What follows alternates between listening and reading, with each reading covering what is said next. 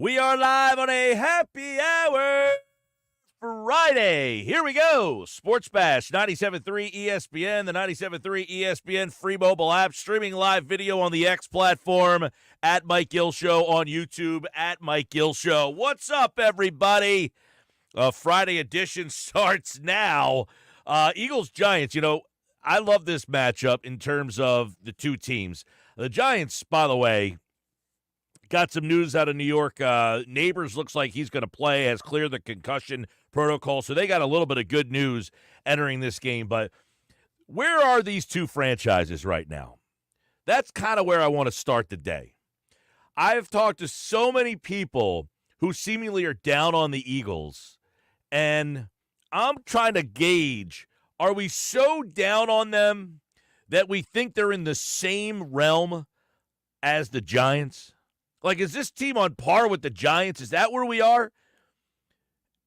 And I get it. Like, you don't just walk into an NFL stadium and win the game. But do you not feel like this would be extremely disappointing if you lost to the Giants? Or are you at the point as an Eagles fan that you think, I'm not surprised if they lose to the Giants? Because if we're at that point, this feels like a lost season to me. If we're at the point that we are not surprised by losing to a team like the Giants, that feels like a lost season to me. Is this going down the road of a lost season? 609-403-0973 on the text board, 609-403-0973 on the text board today. We got a busy show. Sal Palantonio tonight at 5 o'clock, Johnny Mack at 3. Football at 4. We'll go outside view to New York. Pat Leonard from the New York Daily News will join us at 3:30. When the Eagles get ready for this game, they are a road favorite in the game, which is hard to do in the NFL. It's hard to be a road favorite in the NFL. Yet I got to be honest with you, man. The vibe I'm getting from the people that are getting ready for this game are almost in mode. This is Eagles-Giants, man. Like, it's never supposed to be How did we get here? Are our expectations upside down? The Eagles are a 3-point favorite on the road in this game. It should be a major disappointment if you lose this game. And instead, I got the feeling that people are kind of like, I wouldn't be surprised if they lost this game. You should be surprised if they lose this game. They're playing the freaking Giants. This Giants team is miles from where you should be. And I get it. Aesthetics tell the story a lot of times for a lot of people.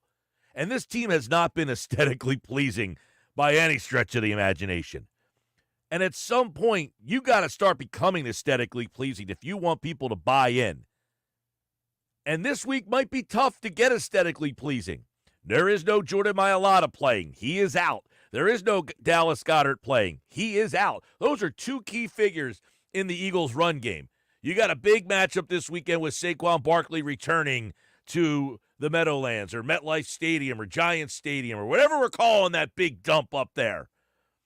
But for the most part, the Eagles are just flat out better than the Giants, and I think we know it. But for some reason, there's so much trepidation, and I think that's just, the Eagle fan, the Philadelphia sports fan, and many of us out there. But living in the moment currently right now as constructed, the Eagles, a 3-point favorite, are just flat out better than the Giants are. So I get it. Is there some trepidation in this game? Okay, I'll give you a couple reasons why you could be somewhat trepidatious. I don't know. Man, if you say to a Giant fan, what's the path to victory in this game? There's a lot of tough paths to find. The one area where the Giants are pretty good is their pass rush. They get 26 sacks. It's 6th in the league. But, man, the emotional part of this game, I think, is going to be interesting. I think if you can get the Eagles' skill players matched up against the Giants' defense. Now, the Giants up front, they've got Burns, they've got Dexter Lawrence. I think that Dexter Lawrence matchup is going to be really interesting. How do the Eagles approach Lawrence? Is Juergens going to get a lot of one-on-ones? You're going to have to use Landon Dickerson in the middle there to help him out. Mekhi Becton, both of those guys. Dexter Lawrence is probably, with Aaron Donald gone, I guess you would say Dexter Lawrence might be the best player at that position in football. But you look at it like this. The Eagles, with Saquon Barkley, he will face this Giants team for the first time since, obviously, the move happened. In 74 games with the Giants, this guy is the second most yards per game in Giant history, only behind Tiki Barber. So this is a weapon on both the pass game and in the run game. So what area do the Eagles focus on utilizing him this week? Because we all know that Saquon Barkley is going to be the Boston Scott this week. He's having a big game this week. Or at least the Eagles are going to try to get him a big game this week. And you look at the matchups here, right? Jordan Mailata being out for the next couple of weeks with this hamstring injury, that to me is a big, big problem for Philadelphia. But the Giants being without Andrew Thomas for the rest of the season, he's out. Which team is at a bigger disadvantage without their left tackle? The Eagles are probably going to go with Fred Johnson at left tackle. And I think if you look at the Giants, the drop-off for them from Andrew Thomas to whoever they decide to go with there, we'll talk to Pat Leonard coming up a little bit later on what the move at left tackle is for them. It's a big loss for them. The Giants are an offensive line that, in years past has been a disaster. They are somewhat competent on the offensive line, but losing Andrew Thomas for them, that's the kind of loss that really could derail a lot of the positivity that they were having with that Giants team, which wasn't a whole heck of a lot. This is not a Giants team that scores all that much. 7 points last week against the Cincinnati Bengals. They're going to get Neighbors back. Dexter Lawrence, Brian Burns, both of those guys on the injury report. We'll see what the injury report says for the Giants. I would imagine they both end up playing. They did get Neighbors cleared. You had Devin Singletary. He missed last week. He should probably be a game time or at least a questionable. Wan'Dale Robinson has been, Wan'Dale Robinson's a tricky guy. For me, Robinson in the slot is an interesting matchup with Cooper DeJean. So there's a lot of interesting matchups here. The Eagles have won 5 of 6, 13 of 16. They have owned this series except for the final game of last year, which almost made it feel like the tide might be turning in this series. That the tide is, hey, the Giants don't look at you as the big bad Eagles anymore. I feel like, and I was listening to a podcast about sports media stuff the other day, and they were discussing about how the Eagles-Bengals game got moved out of the 425 spot, and their reasoning was the Eagles are a painful watch. They're not wrong so far. The Eagles have been a painful watch. And the Giants don't make it any easier because the Giants know they're not that good. So what do they want to do? They want to make it ugly. The Giants want to make it ugly. 609-403-0973. 609-403-0973. I see some text messages coming in. We'll get to them in just a moment. But I do want to also throw this number out at you guys, right? Jalen Hurts, 2 touchdowns last week. He had a season-high quarterback rating of 126.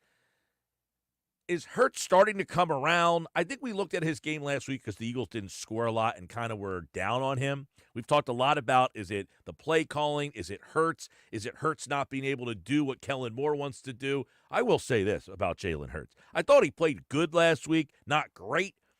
Jalen Hurts is going to be a factor in this game. Jalen Hurts is going to be a factor in this game for a couple of reasons. One, the Giants have a good defense. They do get the pass rush. They come after you. They don't blitz. This is not the Wink Martindale defenses that you've seen the last couple of years, but they'll get after you. And this is where they get after you, and this is where I have a little bit of worry. I just talked about Dexter Lawrence. Where does he rush from? He rushes from the middle, which means he'll be pushing the pocket in Hurts' face. And one thing I do not like about Jalen Hurts is the second he starts to go either direction, it feels like the play is over. I mean, anytime Hurts starts getting on the run and he has to throw on the run, doesn't it feel like he's throwing the ball out of bounds or just the play is completely done? So that's where the Giants, to me, have an interesting kryptonite. They get pass rush up the middle with Dexter Lawrence. And if that's the case and Hurts has to get off his spot and start moving, how many people are listening to me right now and say, as soon as Hurts moves, the play is dead? Now, he every once in a while pulls one out of his keister and starts running around and doing some crazy stuff, but they're few and far between. Most of the time when he's not delivering in the pocket, c'est la vie on that play. 43 rushing touchdowns for Jalen Hurts, tied with Steve Young for the third most by a quarterback in NFL history.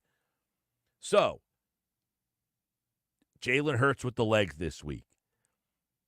It's an interesting game because you're going to get pass rush, I feel, from not having Mailata, getting push up the middle. Do the Eagles counter that by saying, okay, where's Burns on the field? We got pass rush up the middle. We're going to run a lot of quarterback, that play where Barkley leads and Hurts follows. Do we see that a couple extra times in the opposite directions this week? Barkley, Hurts, and we'll get to the receivers and everything coming up here this hour on the Sports Bash. Johnny Mac next hour. Your text messages now at 609-403-0973.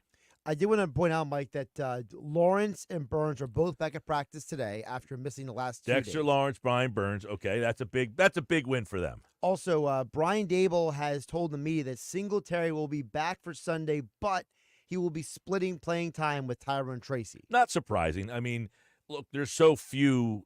Barkley's one of the few. Derrick Henry's one of the few guys that just basically get all the stats. But listen, they made the decision to let Barkley go in part because they felt like they could find guys to fill in that role. Correct. And Tracy has done a solid job filling in for Singletary. I mean, he's obviously not Barkley, but, so it's interesting notes. The Giants are going to have, as you mentioned, Neighbors, Burns, Lawrence, and Singletary all out there. Todd in Brigantine says, Mike, these Eagles are not good. I would be more surprised if they win Sunday than if they lose. Man, we're already at that point of the season where we think the Eagles are actually there's more of a possibility that they could lose to the Giants than beat the Giants. Are we there? Look, I'm not there personally only because of the fact that I still think the Giants are a beatable team. They are not this great football team. Have they won 2 games in a very scrappy manner on the road? Absolutely. Do they have a very underrated defense? Yes. Are they not the dumpster fire we thought they were coming into the year after watching Hard Knocks? Sure. But no one's going to tell me, Mike, that this is a great Giants team. No, they're definitely not a great Giants team. I think the Giant fans know that they're not a great Giants team. That sounds like an Eagles fan who's just down on this team. And I will say, if my memory serves, Todd in Brigantine texted and said he doesn't think this team wins 7 games back at the beginning of the season. Is he more right than we were wrong? Is he saying, listen, you guys missed this. This team was never good. Here's what I would say, Todd. If you told me that I was getting a team without Brown and Smith for most of the season, then I would agree with you. Now, Brown and Smith are back, so I don't think that I could go with you. If you told me Brown and Smith were out for multiple weeks at the beginning of the year and said they're going to miss a chunk of time. Now, Brown missed 3 games, and Right. Smith missed 2 or 1? 1. Because he got the concussion in the Saints game. He got the concussion in the Saints game. Oh, they had a bye. They had a bye week. Yeah. So he didn't play during the bye week, but he missed 1. So if you told me that they weren't going to have Brown and Smith most of the year. Now, they lost one of the games without both of them, the Buccaneer game. Correct. They got beat up in that game. They got A.J. back, and they won that game. Now, if you told me they weren't going to have Lane Johnson for a long period of time, okay, now I'm shifting my expectations. I don't know how long Mailata's out. I'm going to estimate 3 to 4 weeks. I mean, he has not been put on injury reserve. That's why I'm estimating 3 to 4. Yeah, so it's probably less than the 4, as you mentioned. And let's be realistic. They have won games without Goddard in the past. So I'm not saying Goddard is not a valuable piece of this team, but they have shown you the ability in the past to win without him. Well, that's why I'm not where Todd is in saying this is a 7-win team. If you told me at the beginning of the year, hey, they don't have Brown, they don't have Smith, those guys are going to be out for half the season, then I could adjust where the talent on this team is. I just don't see a team, okay? I just don't see a team with this level of talent on offense winning 7 games.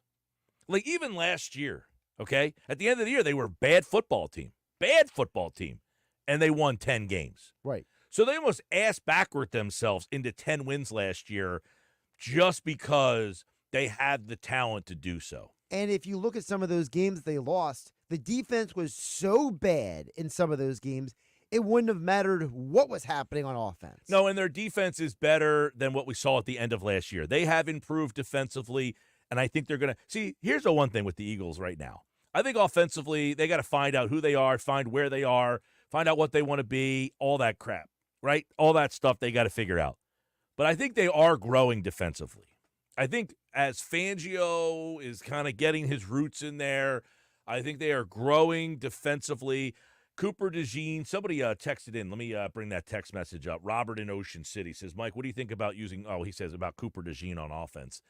Taysom Hill-ish. I wouldn't be against it, but I don't ever see that happening. I think that you want him to keep doing what he's doing right now. Yeah, he had a I'm very say, good game on Sunday. Yeah, I think and I see what your point is. Cooper seems like one of those guys who's just a smart football player that he does return punts. You probably could say, hey, can you play some slot? He probably could do it, but that's not happening, Robert. That being said, what they've done with Cooper, remember, this is only the first week they've had him in this role. Right, in this And when role. they drafted him, what I kept wondering is, I don't know that he's going to be an outside corner or a slot nickel corner or a safety. Are they just going to figure out a way to use him? Like, you don't even have a position. This is where you're lining up on this play, and this is where you're lining up on this play, and this is what you're doing on that play. You know, just completely a made-up position, utilizing the skill sets that he have. I think that Fangio is going to get more and more and more comfortable of how he can use Cooper DeJean like a Swiss Army knife, okay? You're not just, hey, you're the slot guy. There's a guy in the slot. You're lining up mano a mano. No, they might slide a safety up and say, safety, you've got the slot guy, Cooper, you're doing this. I think Cooper DeJean becomes a weapon that they didn't really have for the first couple of weeks. So I think their defense is growing. It's not great, but it's growing, and I feel better about the defense's growth. The offense's growth, I don't know that it's growth because of getting used to the personnel. I think it's growth because you got to get healthy. And if you're – look, they should be able to score more than 20 freaking points with A.J. Brown and Devontae Smith by accident. All right? By accident. You line up and score 20 points with those guys. This organization should be embarrassed by their offensive output, and I don't care about, well, they're missing this guy, and this guy. You should score 20 by accident with these guys. Barkley, Brown. If I was the guy writing the check for these guys and this was the output I got, I'd be furious. And I get it. Injuries are a part of the game. But if Brown, Smith, and Barkley are on the field with a $250 million quarterback and I get 20 points, I ain't happy.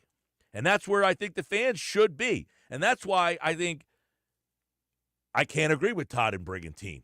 Because with that output should be far better offensively, which should equal more than 7 wins. If I can just backtrack to the defensive point as well, DeJean is actually going to become more valuable in defense when Sidney Brown returns. Because you mentioned about having the safety now come down and take on the slot. Well, if DeJean is doing his Joker thing, being the whatever on the defense, and you tell CJ, hey, go get that slot corner, now maybe your safety tandem is Sidney Brown and Reed Blankenship on the back end. We'll see how much Sidney Brown gets used. He is back at practice. Sports Bash is live, 97.3 ESPN, 97.3 ESPN free mobile app, streaming live video, X platform, and YouTube at Mike Gill Show. You can subscribe and be a part of the show over there. We got so much more to do. Mike McGarry from the Press of Atlantic City. Obviously, this is a big game for both these teams. The Giants lose, you would imagine their season's pretty much done. I don't know that they had any expectations of playoffs, but if they want them, they kind of need this game. Philadelphia, if you lose this game, what is the fallout? We'll ask Mike coming up on the other side. Johnny Mack, football at 4. Sal Paolantonio tonight at 5 o'clock. The Sports Bash on 97.3 ESPN. I want to tell you about my friends over at the Nizam's Indian Restaurant. And listen, if you think the Eagles are going to lose this weekend, then you need to get to Nizam's this weekend to check out their Eagles football special, free tandoori spicy chicken wings, because the Eagles won last week. So the week the Eagles win, for dine-in customers, you get those free tandoori spicy chicken wings. So try those out. It's the number 2 ranked restaurant in all of New Jersey by NJ.com. South Jersey's best Indian restaurant, serving authentic food from different parts of South Asia, serving the best delicacies, that will satisfy your taste buds. I've been there plenty of times, and if you've never been there before, the first time, you'll say, man, we got to come back again. It's a great spot. The Nizam's open 7 days, 11:30 to 9:30. Special lunch buffet on Sunday. Before the game's 11:30 it starts. Visit nizams.com for more information. I'm Mike Gill. This is the Sports Bash on 97.3 ESPN. You're listening to the Sports Bash with Mike Gill. And you're not down with that, we got 2 more for you. On 97.3 ESPN and the 97.3 ESPN free mobile app. Time of year for killer deals. You've had your eye on some hot new wheels. We want to pay off your loan or lease and tell your old car to rust in peace. Get to Matt Black Kia today. Buried in a loan or lease? Matt Black Kia wants to get you released and treat yourself to 0 down, 0 payments until next year. Even 0% up to 72 months on absolutely clearly marked new Matt Black Kia in stock. You won't need a costume to get a brand new Matt Black Kia Forte LXS under 20 grand. That's right, a brand new Kia, just $19,999 with any trade. That's less than most used vehicles. It's gotta be a Matt Black Kia. With first 24 EV9 and 6, $1388 per thousand. Not all will qualify. Credit may affect down payment. Offers can't be combined. Visit MattBlackKiaNJ.com for complete details or 888-505-6670. Price includes all costs to be paid by consumer, except for licensing, registration, and taxes. Through KMF. Rebates and incentives to deal. Expires 10/31/24. Matt Black Kia, 6211 Black Horse Pike, Harper Township, and on Route 37 in Toms River. Hey, if you have ugly yellow toe fungus, you got to hear about the secret 2-minute trick that I found for my husband. It works from both the inside and the outside. Thousands of people are using it to get rid of their toe fungus. You can check it out at crystalflesh.com. Jake started off with a small spot on his big toe, and then it spread and got really bad. His toes were nasty. It was so embarrassing. He was afraid to take his socks off. He hid his yellow and crumbly toes from everyone. He tried everything to get rid of it. Nothing helped. And then we found crystalflesh.com. It was the only thing that worked. In just a few weeks, his toes looked amazing.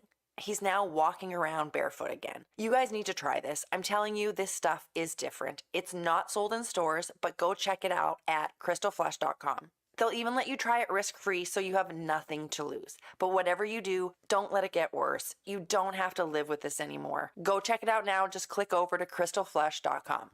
Meet Cheryl. Hey. She's on vacation and lost in the moment. Unfortunately, so is her Chase debit card. It's gotta be somewhere. Maybe she lost it at salsa night.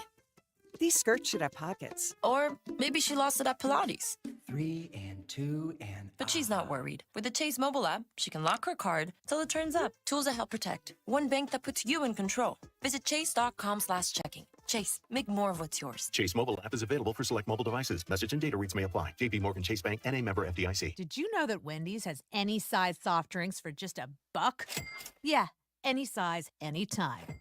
Like $1 Coke, $1 Sprite, or even $1 strawberry Fanta. Okay, could we maybe switch up the sound effect, please? Because I'm losing it. Wow, no, not that. Any size soft drink for just $1? Gotta be Wendy's. Limited time only. Price and participation may vary. A la carte only. Not valid in a combo. Exclusions apply. Get in the zone. AutoZone. Welcome to AutoZone. What are you working on today? I think my battery's dead. With free battery testing and charging, we can help you get back on the road. Get in the zone. So what if I need a new one? We have the right Duralast battery for you, only at AutoZone. Get in the zone. AutoZone. And what about my old battery? We can recycle it right here at America's #1 battery destination. Get in the zone. AutoZone.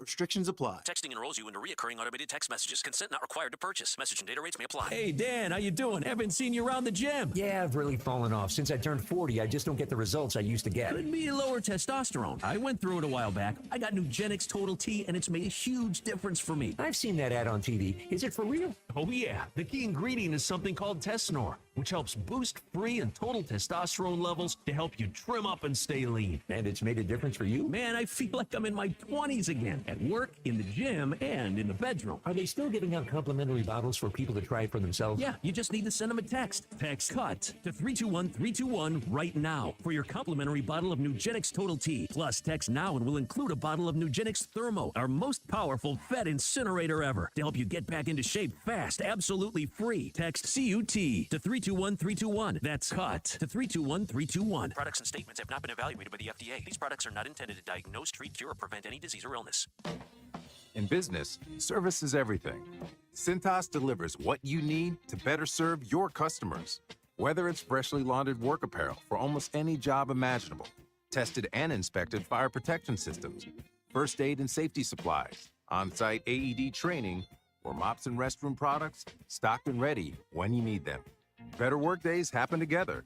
So visit Cintas.com and get ready for the workday. Find the finest fall offers at BMW of Atlantic City. Right now, lease a new 2024 BMW i4 eDrive 40 for $499 a month with $5,679 due at signing. Or lease a new 2025 BMW iX xDrive 50 for $699 a month with $6,419 due at signing, both for 36 months. At BMW of Atlantic City, closer than you think. Located in Egg Harbor Township, online at bmwatlanticcity.com. Offers expire October 31st. For more details, call 609-316-2393. You're listening to the Sports Bash with Mike Gill. Never thought this radio stunt would catch on so big. On 97.3 ESPN. Good players can't overcome bad coaching. Right now, if the playoffs started today, the Eagles would be on the outside looking in. And I don't see anything about that changing. I don't have confidence in this Eagles team because it feels like the beginning of this season is a continuation of the malaise that they ended last season with when they lost 6 of their final 7. Chris Canty, unsportsmanlike, doesn't think the Eagles are making the playoffs, says this team still feels like the team that ended last year. Mike McGarry from the Press of Atlantic City, pressofac.com, joins us now to talk about that and some other things as we get ready for a beautiful fall weekend down the Jersey Shore here on the Sports Bash, live on 97.3 ESPN. Mike, is he right? Does this Eagles team to you feel more like the team that ended last year or the one that started last year? It feels like the team that ended last year. And you remember us talking before the season started, I kind of made the point of somebody has to explain to me why the beginning of this season is not going to resemble the end of last season. And so far, this season has resembled the end of last season. And in fact, it might just be a little worse because of some of the erratic behavior of the head coach. So the Eagles do not appear to be a team heading in the right direction. Having said that, I think the NFC East is so bad this year that they are obviously still a contender to win that division and make the playoffs. You look at this team. Does it feel like there's more opportunity for, hey, this is just not, they've had some injuries, they're going to get better, the defense could be growing, or no, this is who they are? I think this is who they are based on, you had 7 games at the end of last season and you've had, 5 games this season. So that's 12 games right there. That's, 3/4 of a season, basically, that they perform like this. And to me, it just feels like something's missing. It feels like this team should be more explosive offensively. I don't think they've scored a point in the first quarter yet this season. How is that possible with the offensive weapons they had? I think you've got to question the quarterback has gone backwards. The offense has gone backwards. The defense has gotten worse. So, yeah, things are definitely not headed in the right direction. The only caveat or the only saving grace is outside of the Washington Commanders, I don't think the Giants and the Cowboys are headed in the right direction either. So the Eagles might, be able to win the division by default almost. Mike McGarry from the Press of Atlantic City. Obviously, this is a big weekend. If the Giants think they can make the playoff, they have to have a game like this. But give me your thoughts on the whole Barkley thing, how this is going to go down on Sunday, the reaction that will be at MetLife Stadium for Saquon Barkley. Yeah, I'm sure there'll be a mixture of cheers and boos for him. I was just thinking about this before I got on the phone with you. I was reading a story in the paper about Barkley returning to the Meadowlands, basically. And to me, Barkley was a great player for the Giants, but he's not an all-time Giant. This is not like an Eli Manning coming back, or if they had traded Lawrence Taylor coming back, or a Phil Simms coming back, or a Harry Carson coming back, or something like that. And I think the reason is, Barkley had some individual success there, and the Giants were basically okay as a team. More often than not, they were bad with Barkley. So, to me, he was an excellent player for the Giants. He's a standout player. I'm sure it'll be a mixed reaction, but to me, this isn't just like, oh my God, Barkley's returning, and I just don't think he connects with the long-term Giant fans because his teams didn't win. He wasn't involved in a Super Bowl winning team. He wasn't involved in teams that made deep playoff runs. So I think that's the big difference. They got a lot of criticism for it. Obviously, it played out live, not live, but on television on Hard Knocks. But in the end, did they make the right decision? Yeah, I mean, so far, if you look at the production they've gotten from Devin Singletary, who's due back this week, and Tyrone Tracy Jr., I mean, they've kind of equaled what Barkley has done in the past. I think Singletary's run for 221 yards and Tracy's run for 208 yards. Combined, they have 429, and Barkley has 482 for Philadelphia. So if you just look from the straight production angle, the Giants have been able to almost meet Barkley's production with Singletary and Tracy. And again, this is the Giants taking heat for letting Barkley walk. When most people will tell you around the NFL that paying for running backs is not the way to go. So far it has worked out for the Giants. And if Barkley was on, the Giants are 2-4 right now. If Barkley was still with the Giants, you know what their record would be, Mike? 2-4. Do the Eagles have buyer's remorse? They might start having buyer's remorse soon. I mean, Barkley was supposed to be the guy to put him over the top. Now, I'm not going to blame it on Barkley right there. I think it's more or less the overall question of what we talked of, what's going on with the offense, what's going on with the quarterback who has clearly regressed from where he was in 2022. How come Kellen Moore's changes that he brought haven't resulted in this team being more explosive offensively? And why do they get off to slow starts every game? Why can't they come out of the gate? Usually, Mike, teams are at their best, aren't they? They script those 10 or 15 plays. They go out in the first quarter, they go right down the field, and then they kind of die out on you because they used all their great plays, all their scripted plays, all the things they worked on all week on that first drive. The Eagles are just the opposite. I mean, what are they working on during the week? Why can't they get off to faster starts? Mike, if you were writing a column about the Eagles' problems on offense, would it be more catered towards Jalen Hurts has regressed or hasn't continued to grow, or would it be more about the play calling or the play design and the coordinators? To me, it's more on the quarterback and his inability to sort of take a step forward from where he was in 2022, going backwards last year and going backwards this year. And Mike, the other thing I was thinking about, like, where does Jalen Hurts rank now in, the scheme of NFL quarterbacks, right? Because you look at Jaden Daniels coming in and having success at Washington, Caleb Williams coming in, having success at Chicago, Bo Nix looking pretty good for the Denver Broncos. Does Hurts get knocked down a peg or two by the way those rookies are performing?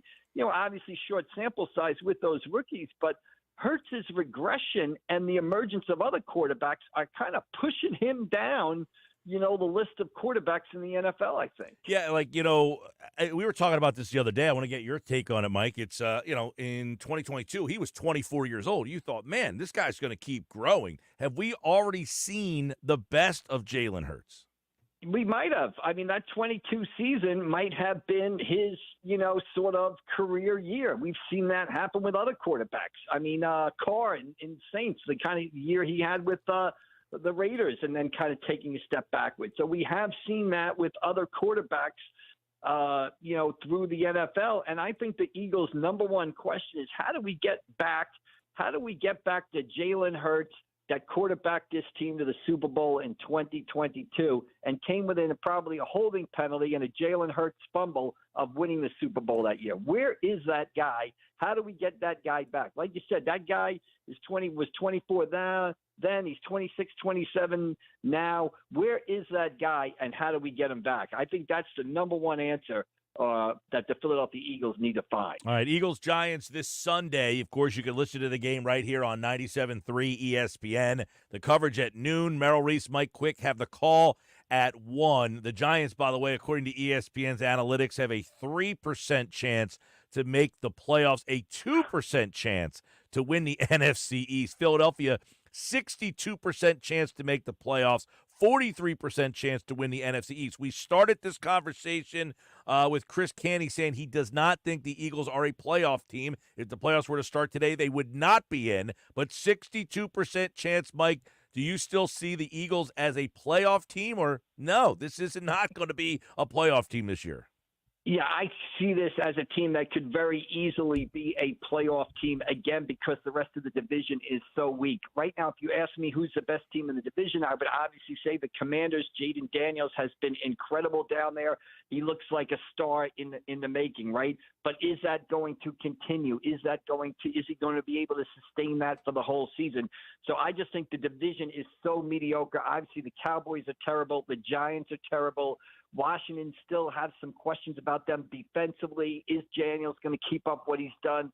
So, yeah, I think the Eagles are going to muddle around this season, and I think they're going to be right there heading into the final 2-3 weeks of the season with a chance to make the playoffs. I would not be surprised at all if they won the division and got in. Now, are they going to go on a playoff run once they get in? I don't think so. But as far as getting in, I think their benefit of the division is they should be happy they're not in the NFC North because then they'd have no shot. I did beat the Packers. We'll get into some baseball now with Mike McGarry. Let's start with that awesome game with the Yankees and the Guardians, to which I tweeted last week when a gentleman named David Fry hit a home run, and I said, where is the Phillies' David Fry? He then hits another one last night to win the game for the Guardians. They're down 2 in the ninth.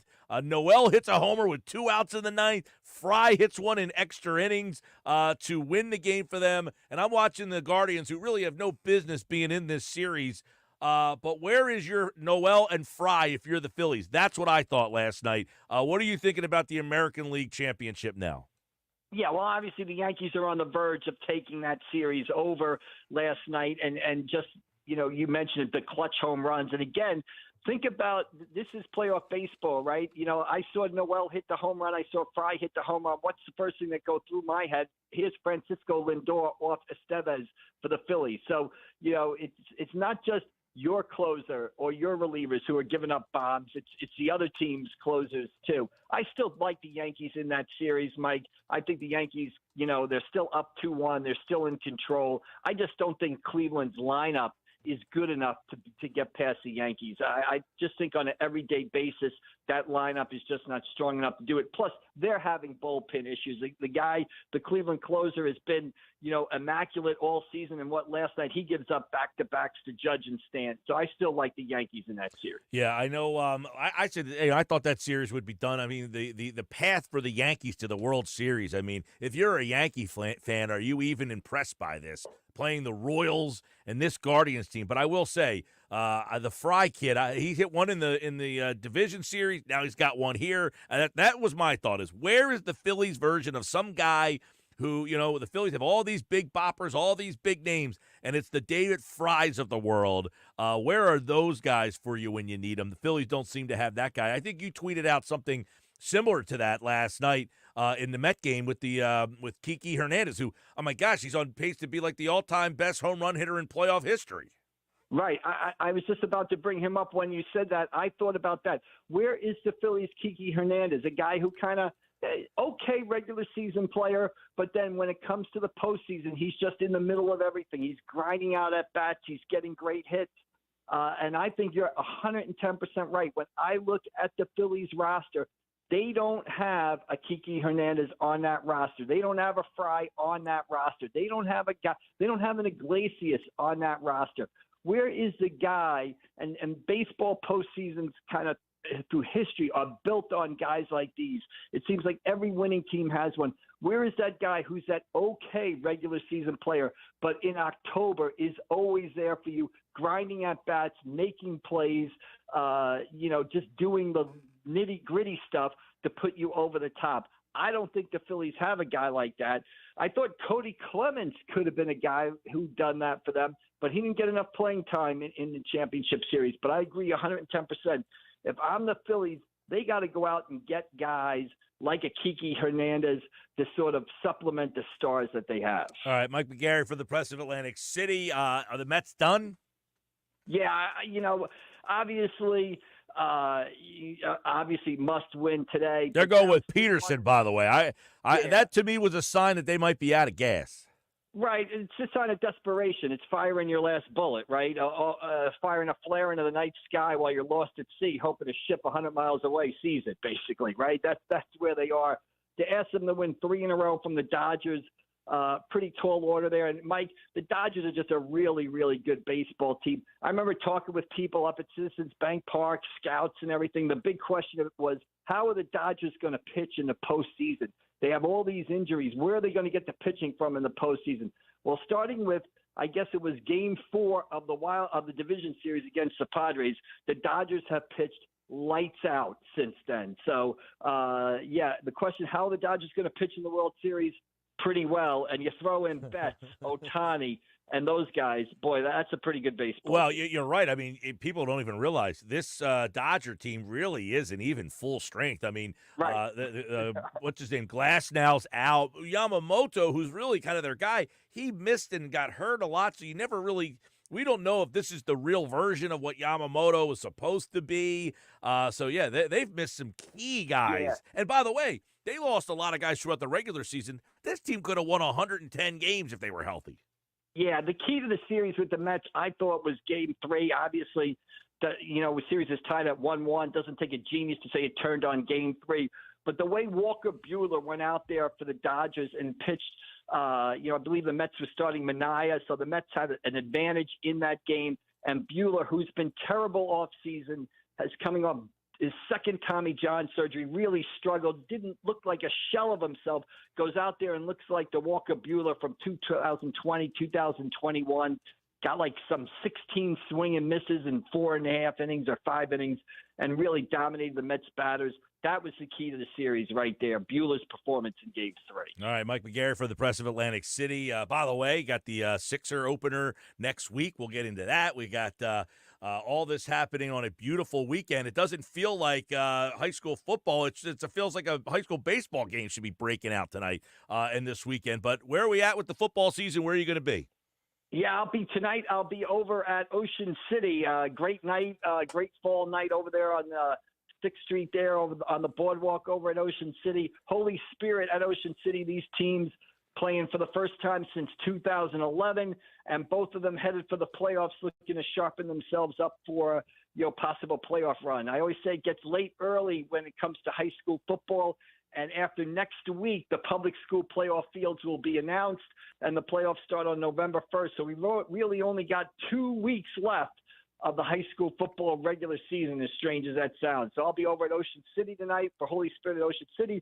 And then tomorrow I'll be up at Willingboro as Pleasantville goes up there. They're trying to scramble their way into the playoffs. Pleasantville at Willingboro tomorrow. All right. You can read about those games in the Press of Atlantic City, pressofac.com. And, of course, Mike McGarry here on the Sports Bash Live on 97.3 ESPN. He is at AC Press McGarry with updates on all the games. All right, Mike, we'll catch up with you Monday. All right, we'll see you down the road. Have a good weekend, everybody. All right, Mike's back Monday. Here's the Sports Bash Live on a Friday. Happy Hour Friday. What do we have in this weekend? I need some good recommendations for the weekend. We got a lot going on. It's a beautiful fall weekend. What do you have in this weekend? Send me a text right now at 609-403-0973, 609-403-0973. I got some good picks for you. I'm going to be out and about this weekend. The weather's too nice to be just doing anything else other than bebopping, skit-scat, getting around, baby. It's a happy hour Friday for you on the Sports Bash. Like to have everybody involved at 609-403-0973 on the text board, 609-403-0973. We'll get back into the Birds and Giants with John McMullen in the 3 o'clock hour. Plus, Pat Leonard from the New York Daily News is our outside view today. He'll give us some insight on this Giants team. And do the Giants think that they can turn this season around? We'll get into that at 3:30 on the Sports Bash, plus Knicks Nuggets coming up at 4:30 today. We've got a busy college football weekend. Georgia, Texas is the big game this weekend. That's kind of the, last weekend you had the Ohio State, Oregon game. This week you got the Georgia, Texas game as the college football season. Man, he talked about the high school football season's flying by. The college football season seems to be flying by as well. You miss it. It gets here, and then it just starts moving. Slow down.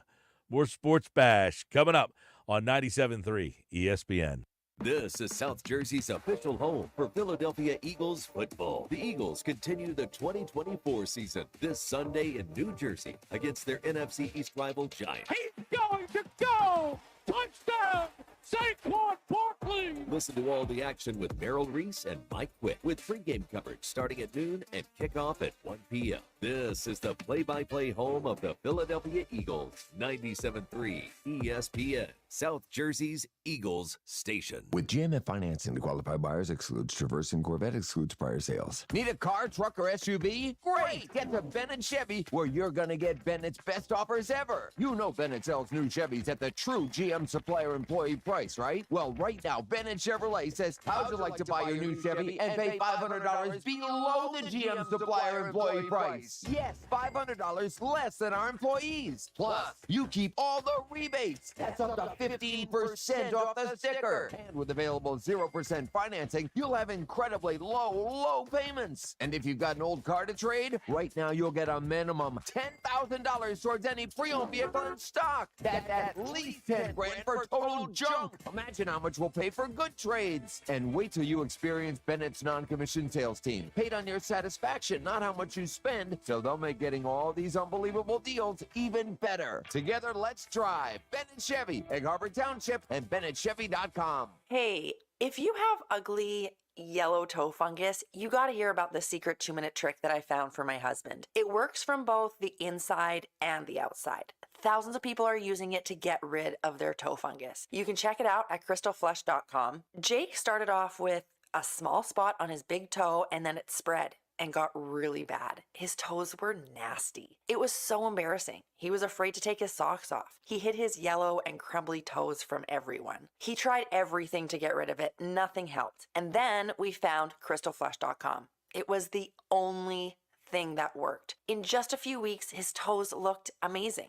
He's now walking around barefoot again. You guys need to try this. I'm telling you, this stuff is different. It's not sold in stores, but go check it out at crystalflesh.com. They'll even let you try it risk-free so you have nothing to lose. But whatever you do, don't let it get worse. You don't have to live with this anymore. Go check it out now. Just click over to crystalflesh.com. $5,000. That's the average amount of money people in the U.S. are now spending on gas in a year. $5,000. That's crazy. If you drive, you have to download Upside, the free app that gives you cash back every time you get gas. That's right. You can earn real cash back with Upside just by buying the gas you're already buying.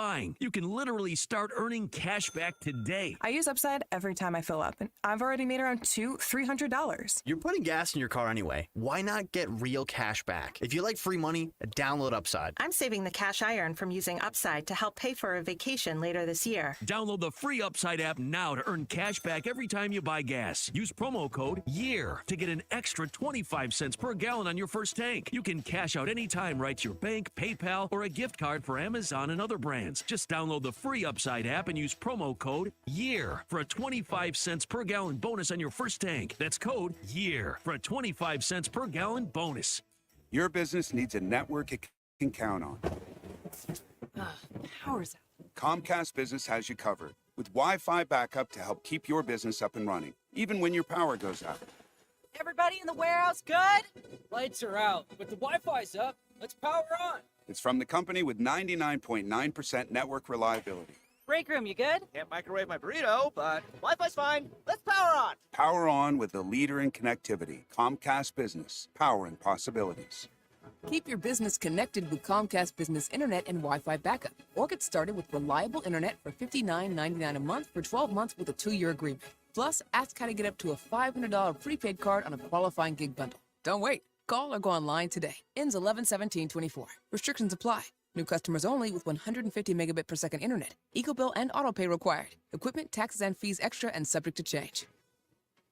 Texting enrolls you into recurring automated text messages. Consent not required to purchase. Message and data rates may apply. Hey, Dan, how you doing? Haven't seen you around the gym. Yeah, I've really fallen off. Since I turned 40, I just don't get the results I used to get. Could be lower testosterone. I went through it a while back. I got Nugenix Total T, and it's made a huge difference for me. I've seen that ad on TV. Is it for real? Oh, yeah. The key ingredient is something called Tesnor, which helps boost free and total testosterone levels to help you trim up and stay lean. And it's made a difference for you? Man, I feel like I'm in my 20s again, at work, in the gym, and in the bedroom. Are they still giving out complimentary bottles for people to try it for themselves? Yeah, you just need to send them a text. Text CUT to 321-321 right now for your complimentary bottle of Nugenix Total T. Plus, text now and we'll include a bottle of Nugenix Thermo, our most powerful fat incinerator ever, to help you get back into shape fast, absolutely free. Text CUT to 321-321. That's CUT to 321-321. Products and statements have not been evaluated by the FDA. These products are not intended to diagnose, treat, cure, or prevent any disease or illness. You're listening to the Sports Bash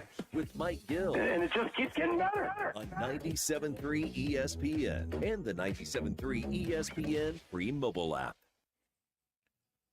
All right, 2:51, Happy Hour Friday, Sports Bash, 97.3 ESPN, the 97.3 ESPN free mobile app, live video on the X platform and YouTube at Mike Gill Show.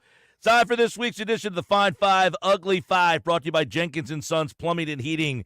For air, heating, installation, service, and maintenance, plumbing, or drain cleaning service, call 609-641-6262, online at jenkinsandsons.com. All right.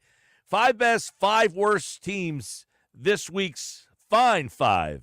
Ugly Five. Here we go. Got Ugly Five first.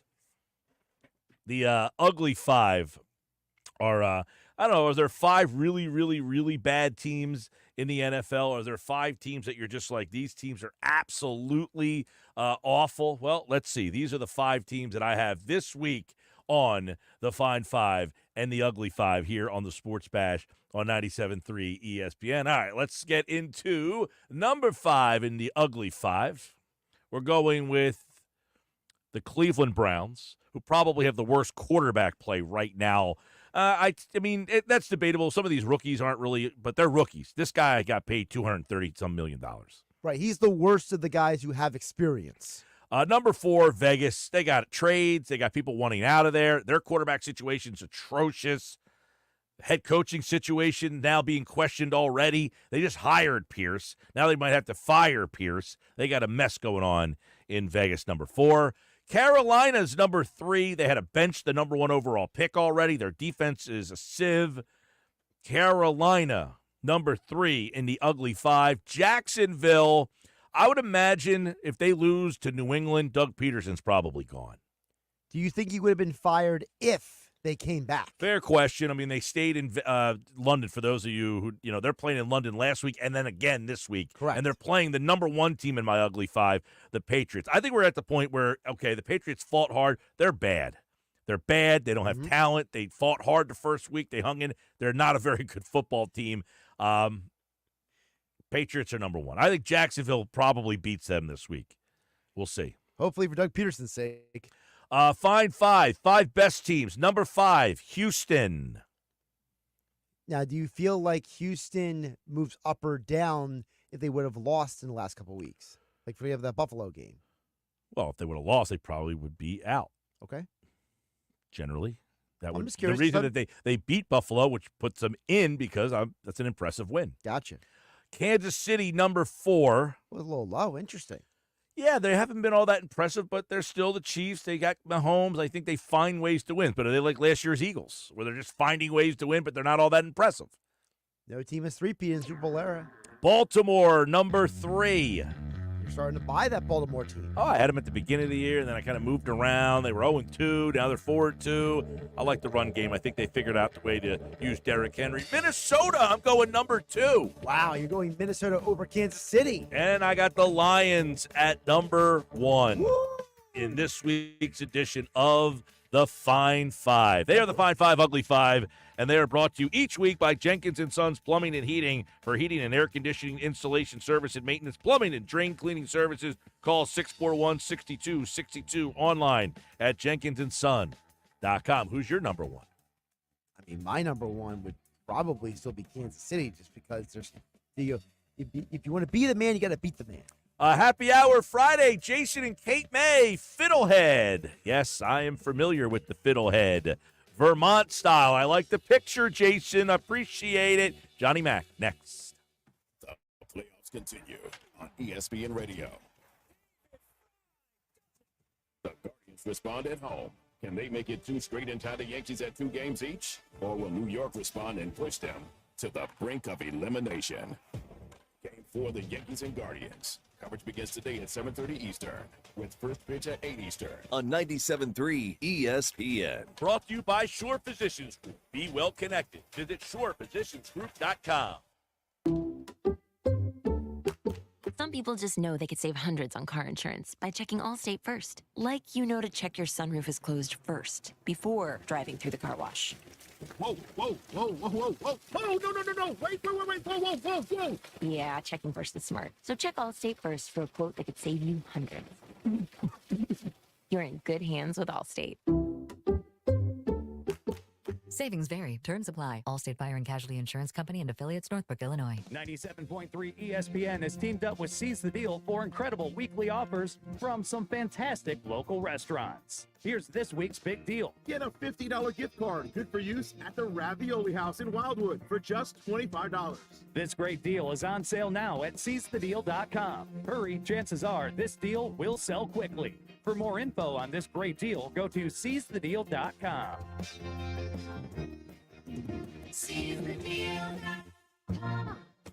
Paid for by Christian Care Ministry. You know, a lot of times you have to choose between something high quality or something that saves you money. But if you could get both, why not? Especially when it comes to health care, and that is MediShare. You get both. Many families save $500 a month with MediShare, and that's huge. But it's also true that people wind up way more satisfied, too. The member satisfaction rate for MediShare is double that of the typical health insurance plan. Double. That's because MediShare works. It has for more than 30 years. It's a community of Christians who have shared more than $5 billion of each other's bills. People love having telehealth. They love the huge PPO network. So, yeah, really, you can save a ton and like it better. Imagine being happy with how you're taking care of your health care. So if you're self-employed or part of the gig economy, or you just want a plan you're happy with, you can call right now and get a price in 2 minutes. Here's the number. Just call 855-51-BIBLE. That's 855-51-BIBLE, 855-51-BIBLE. Jose stands tall atop his sustainable flooring company. Totally. It's renewable and moisture resistant, but we have several green options too. Or we got some beautiful reclaimed oak.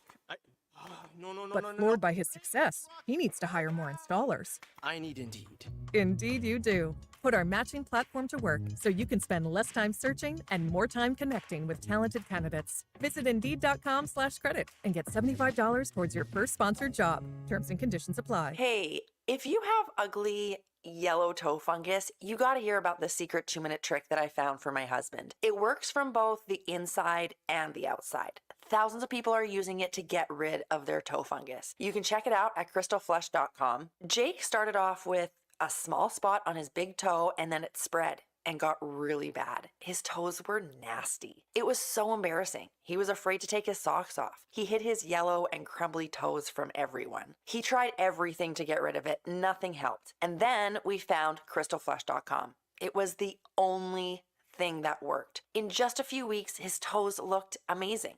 He's now walking around barefoot again. You guys need to try this. I'm telling you, this stuff is different. It's not sold in stores, but go check it out at crystalflesh.com. They'll even let you try it risk-free so you have nothing to lose. But whatever you do, don't let it get worse. You don't have to live with this anymore. Go check it out now. Just click over to crystalflesh.com. Academy Award nominee Chaz Palminteri brings his original one-man show, A Bronx Tale, to Ovation Hall and Ocean Casino Resort Friday, April 11th. Experience this critically acclaimed one-man show that will take you back to the Bronx in the 1960s. A Bronx Tale, written and performed by Chaz Palminteri. Friday, April 11th at Ovation Hall in Ocean Casino Resort. Get your tickets now at oceanac.com. That's oceanac.com. Home of the Philadelphia Eagles. Thank God I'm a girl! Sixers, Bang! It's good! Ball game! and Flyers. Tipped in front of the net! 97.3 ESPN, WENJ, WENJ HD, Millville, Atlantic City, a Town Square media station serving all of South Jersey. This is the Sports Bash with Mike Gill on 97.3 ESPN and the 97.3 ESPN free mobile app. Now live from inside the Ocean Casino Resort studio, here's Mike Gill. 3 o'clock on a happy hour Friday, the Sports Bash, 97.3 ESPN, the 97.3 ESPN free mobile app, live video on the X platform and YouTube at Mike Gill Show. John McMullen covers the Eagles. Birds 365 on the Jacob Media YouTube channel is where you can see the show. Sports Illustrated is where you can get his writing on the Birds as they get ready for the New York Football Giants. And John, you know, it's amazing. The first hour of the show, we were asking the listeners, you know, how many people out there would be genuinely disappointed, or do they actually think, yeah, I'd be not surprised if the Eagles lose this game? Isn't this the kind of game that you would be disappointed and be surprised if they lost, if you really think that this team is a good football team? Yeah, I mean, if you think they're a Super Bowl contender, certainly it would be a disappointing loss. It's even if you believe they're a legitimate divisional championship type team, but maybe not as equipped to go all the way, it still would be a disappointing loss. So, you know, yeah, if they lose this game, it's going to be DEFCON 1 in Philadelphia. I don't think there's any question about it. And if they lose this game, they're probably not that good. That's, you know, I think a lot of people are at that spot right now. They're probably not that good, as we've kind of, you know, hinted at some of the reasons why they are where they are. But do you think this game does tell us a lot about who this team is, or is it still, are we not going to be able to get those answers because of the injury report? Yeah, to a certain degree. Obviously, Jordan Mailata is not going to play. He'll be ruled out today. Dallas Goedert, I expect to be ruled out today. So those are two pretty significant players on this team. And, of course, you went through the stretch without A.J. Brown. Tampa game, no Devontae Smith, Lane Johnson. So, yeah, they haven't been together very much, and that'll continue against the Giants. And that's kind of, I think, where you got to hold on your hope as far as this team being a really good team. Maybe they can grow into that if they start getting a little bit more luck when it comes to the health part of it. But, yeah, I mean, it's one of the best left tackles in football and one of the best tight ends in football, and you just don't roll out Fred Johnson and Grant Calcaterra and expect it's going to be the same, although, you know, some people do. And, you know, and they blame it on the coaches when they're not. That's just part of it. But, you know, the Giants probably have more injury concerns, so very similar to last week with Cleveland, as banged up as you may think the Eagles are, other teams are even more banged up. Yeah, I was going to say, where's that left tackle spot? You've got, obviously, Mailata out for Philly, Thomas out for the Giants. Which team is more affected by their left tackle loss? I think the Giants, simply because at least the Eagles have a bunch of other good offensive linemen. And, you know, the Giants are pretty much Andrew Thomas, and then they're better. You know, John Runyon Jr., he's a solid player. Their center, John Michael Schmidt, is getting a little bit better. But, yeah, there's no, you know, the Eagles still have Lane Johnson and Landon Dickerson, who are all pro-level players, and Cam Jurgens, who's kind of proven himself to be a solid starter, and Mekhi Becton, who's done the same. So from that standpoint, I think I would say it's more of an issue for the Giants. But I would say, and Andrew Thomas is one of the better left tackles in the NFL. I think Mailata's been playing better than him. So that's how well Jordan Mailata's been playing. Yeah, for them it's a big loss. You're right. I mean, their line, John, has been such a problem for them over the years. They're better than they've been. Still not a great offensive line. But if this a week that Vic Fangio's defense should take another step forward. We were talking before I feel like the defense can at least grow, that there's still more growth. I think the offense is more predicated on just getting healthy, whereas the defense, I feel like, is he getting more used to the guys he has? Are they getting more comfortable with him? And should this defense continue to grow and get better? Do we like the path that they're on? Yeah, I mean, I like some of the things and the fact that, they can take advantage of a certain situation, whether it was the game in New Orleans in the six-man front or the game against Cleveland against a struggling quarterback. You see the signs of, all right, well, at least they're able to play well when they're supposed to play well. And then they got to figure out how to do it a little bit better when the offense is maybe more equipped to do some things on the other side. But, you can only play who is on the schedule, and who's on the schedule right now is a pretty nice stretch on paper for the Eagles, and that includes the Giants, who will get Malik Neighbors back, and he looks like he's going to be a pretty good player for them. But, as a receiver, you're limited by the vehicle that gets you the football to a certain extent. And Daniel Jones is going to scare a ton of people. The running game has been a struggle without Saquon Barkley. So this is not one of the more explosive offenses in the NFL. And I think the Eagles will be able to take advantage of that. You mentioned that. Do you think the Giants, they got laughed at a lot? There was a lot of talk about them letting Barkley go. Are they happy with the decision they made now? I know would they be any better than 2-4 if they made the decision to keep Saquon Barkley? No, probably not. I mean, they're in this. I don't understand why it upsets so many Eagles fans. I mean, the NFL is not a vacuum. Each situation is not the same. And the Giants have been through it for literally 6 years. And the history is there. They tried to build their team around Saquon Barkley. It didn't work.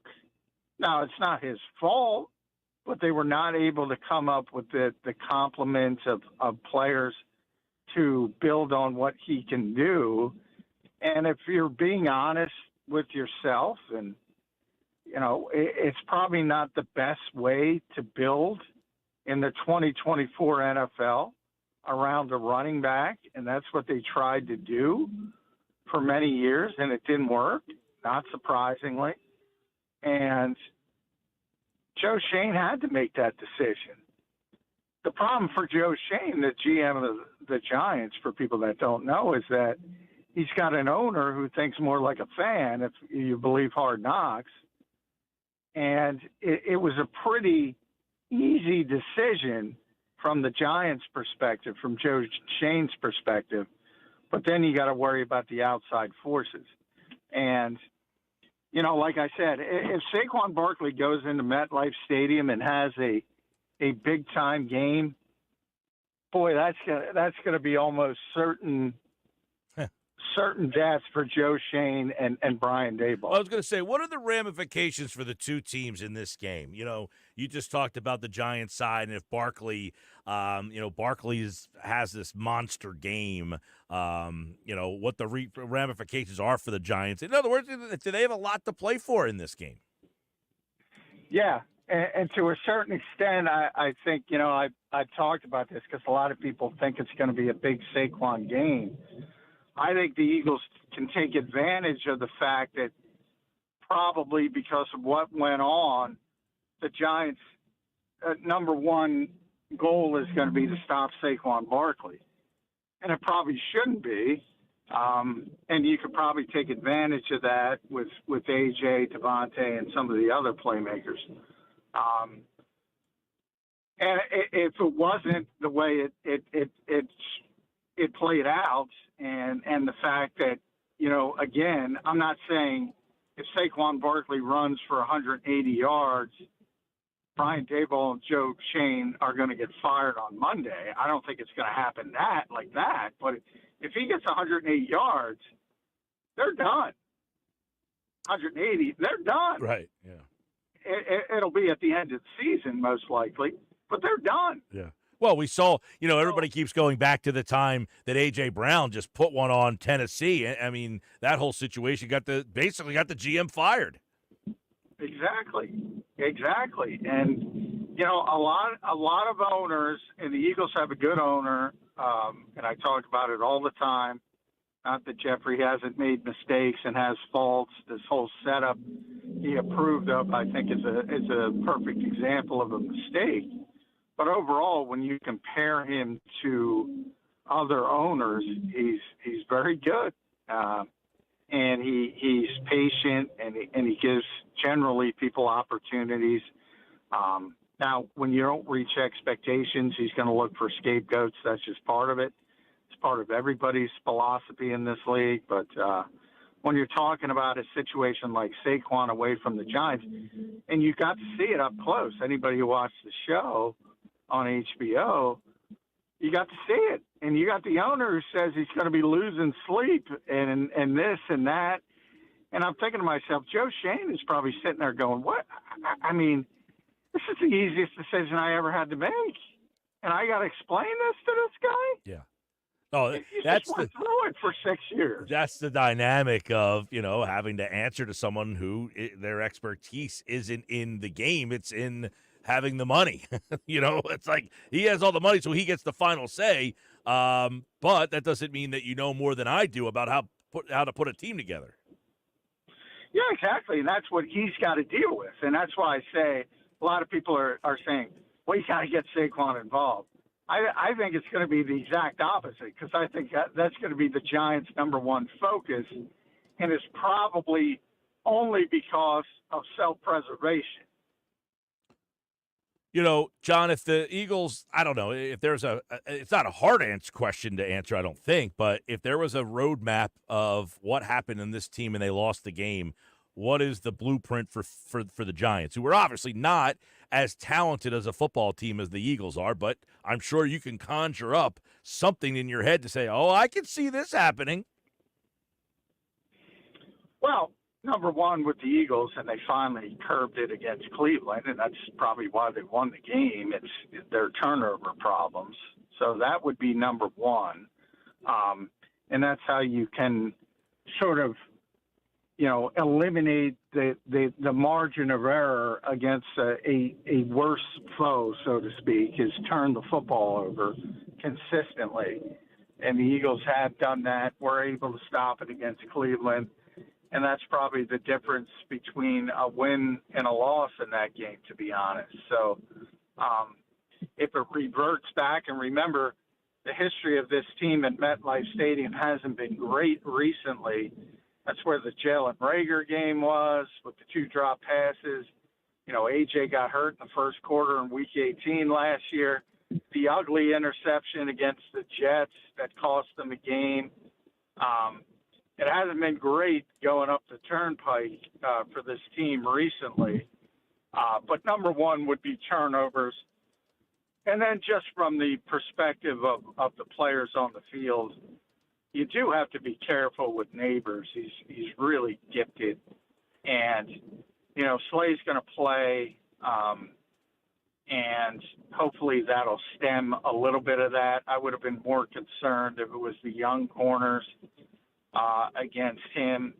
But you do have, anytime the Giants haven't had a playmaker of his caliber really since OBJ.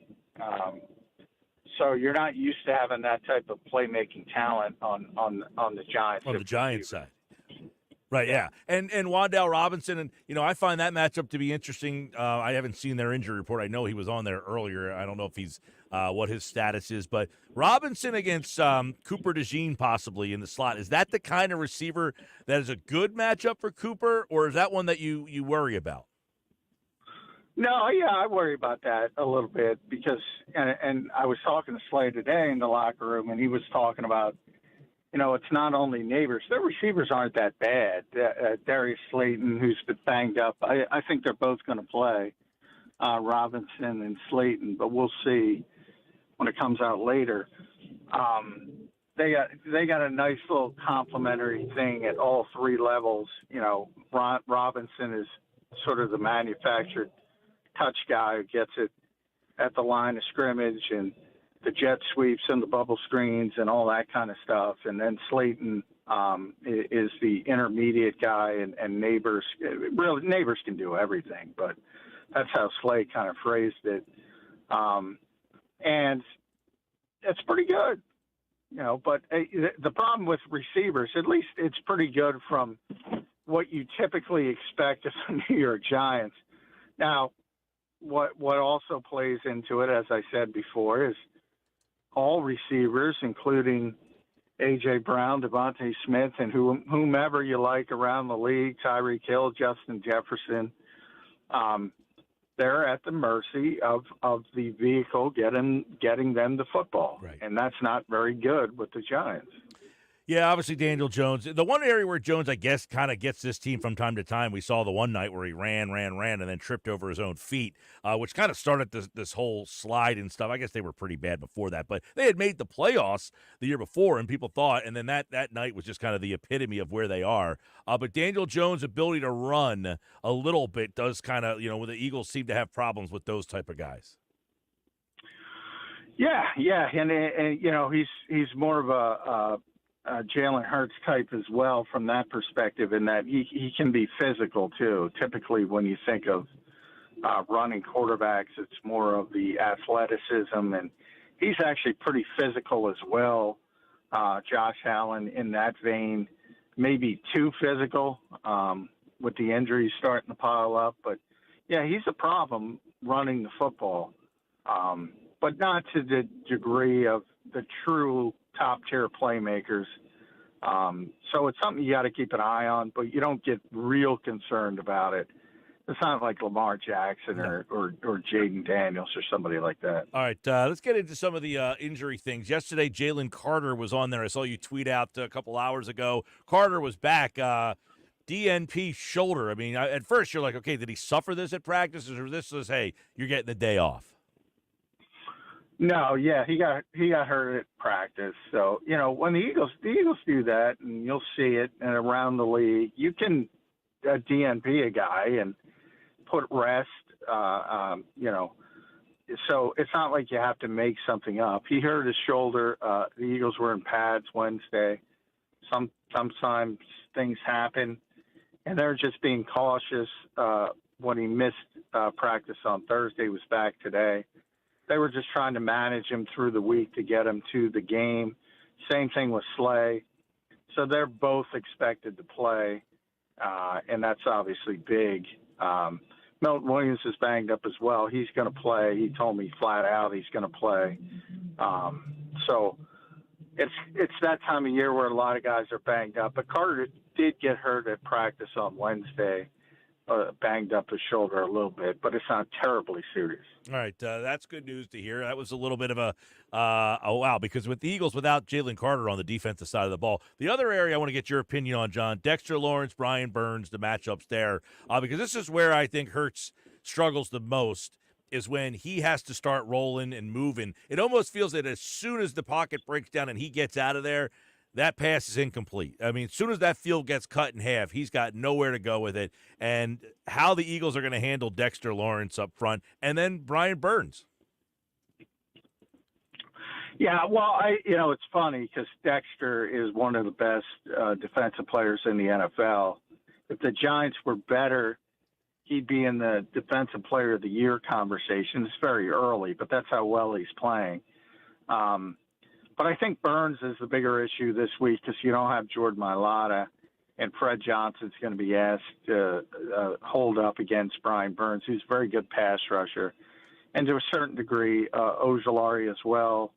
Kayvon Thibodeau is out, so I think they lead the NFL in sacks. They've been very good with the pass rush so far. Dexter is tremendous, and Cam Jurgens is coming off a rare bad game against Cleveland, and that was against Dexter's, ironically, his old teammate Dalvin Tomlinson, who's a very good player, but he's not Dexter Lawrence. So a little bit of concern on how they're going to handle Dexter Lawrence, but that's one of the reasons they didn't consider moving Mekhi Becton outside, because they don't want to do that this week against Dexter Lawrence. So I would imagine, Jason Kelsey always tells the story, the Eagles are the only team to shut out Aaron Donald in his career. Every time the Eagles played the Rams, Aaron Donald never got a sack. They shut him out, and everybody goes, look at how good Jason Kelsey is. And he's the first one to raise his hand and say, he never single blocked Aaron Donald once. I mean, their whole game plan was slide to 99 in that particular case. I imagine it's going to be the same to 97 this particular week.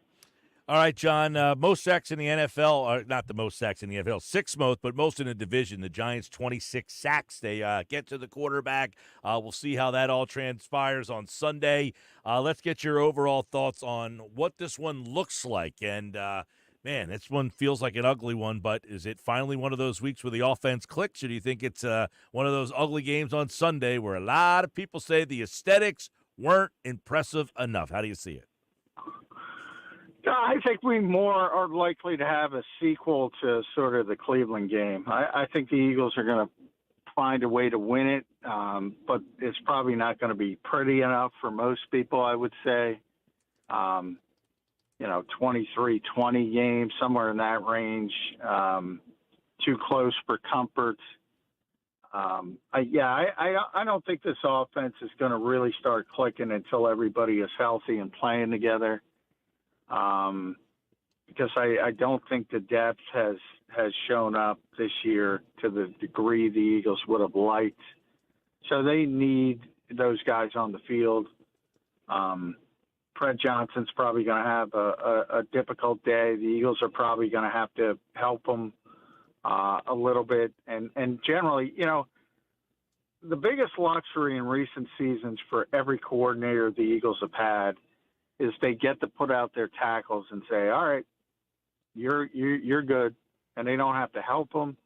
They don't have to chip. They don't have to do anything when Lane Johnson and Jordan Mailata are out there. And when they're not, all of a sudden, well, you got to worry about, all right, do I need Jack Stoll on that side? Do I need Saquon to chip? Do I got to run shorter routes? You got to start thinking about the pass protection.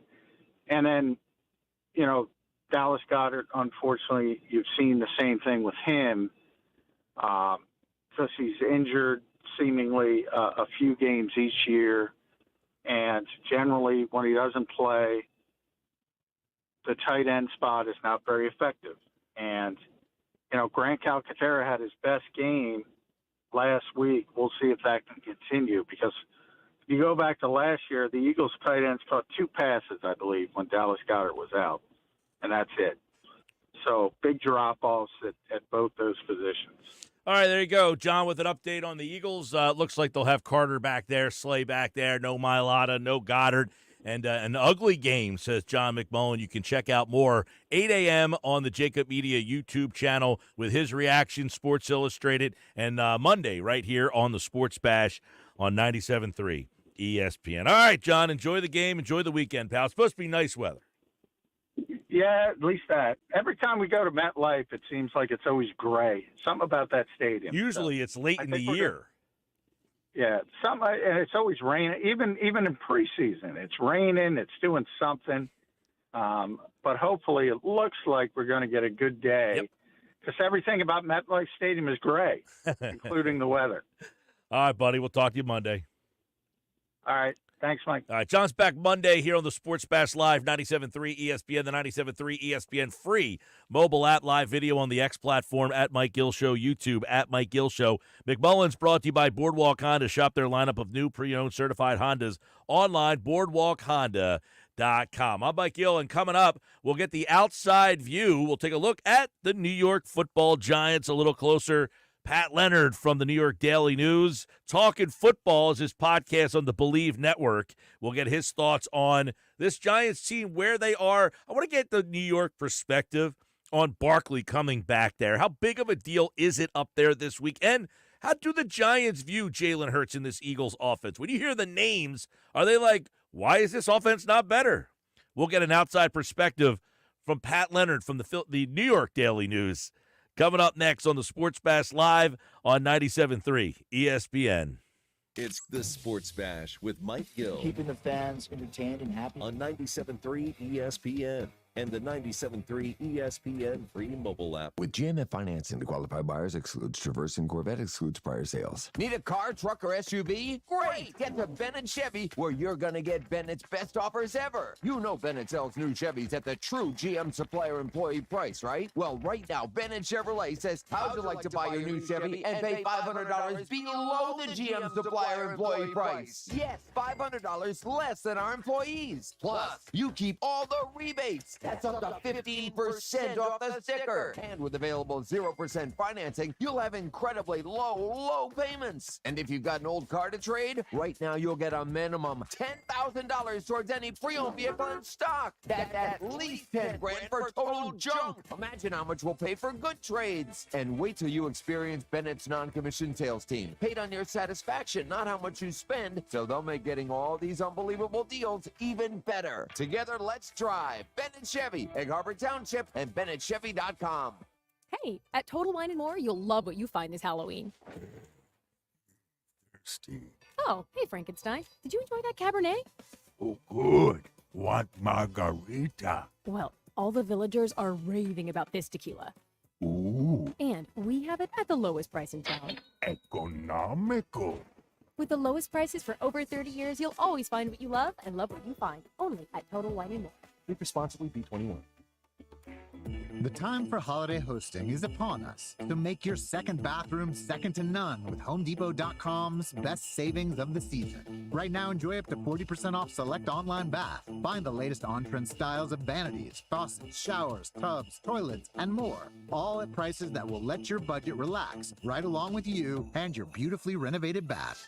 Get up to 40% off select online bath plus free delivery at the Home Depot. Subject to availability, see HomeDepot.com/delivery for details. Hey, if you have ugly yellow toe fungus, you got to hear about the secret 2-minute trick that I found for my husband. It works from both the inside and the outside. Thousands of people are using it to get rid of their toe fungus. You can check it out at crystalflesh.com. Jake started off with a small spot on his big toe and then it spread and got really bad. His toes were nasty. It was so embarrassing. He was afraid to take his socks off. He hid his yellow and crumbly toes from everyone. He tried everything to get rid of it. Nothing helped. And then we found crystalflesh.com. It was the only thing that worked. In just a few weeks, his toes looked amazing.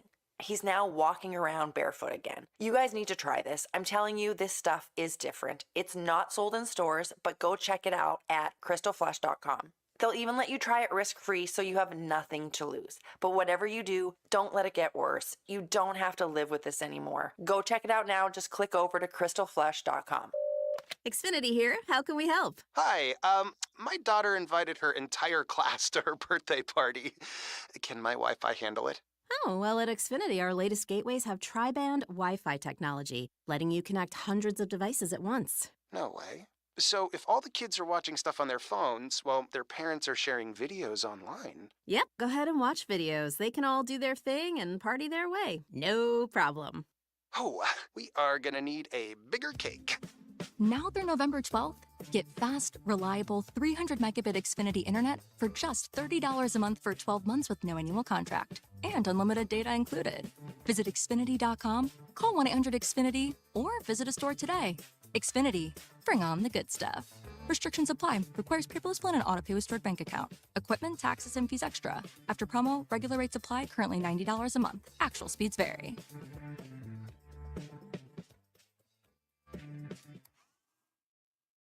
I feel like I'm constantly cleaning hair off my bathroom floor. At least my Swiffer sweeper makes it easy. Sweeper heavy-duty dry cloths have ultra-thick pads to trap and lock hairs, like a hair magnet. And when I'm finished cleaning up my hair, Sweeper takes care of his too. Now the hair's gone, all thanks to Swiffer. Try Swiffer Sweeper heavy-duty dry cloths. I promise you'll love them or your money back. And also try Swiffer Sweeper Wet to make quick work of tough, sticky messes. Shop the Sherwin-Williams fall sale and get 30% off paints and stains from October 11th through the 21st. With prices starting at $34.29, it's the perfect time to transform your space with color. Whether you're looking to revamp your bedroom, living room, or home office, we have you covered with bold hues, soothing neutrals, and everything in between. Shop the sale online or visit your neighborhood Sherwin-Williams store. Retail sales only. Some exclusions apply. See store for details.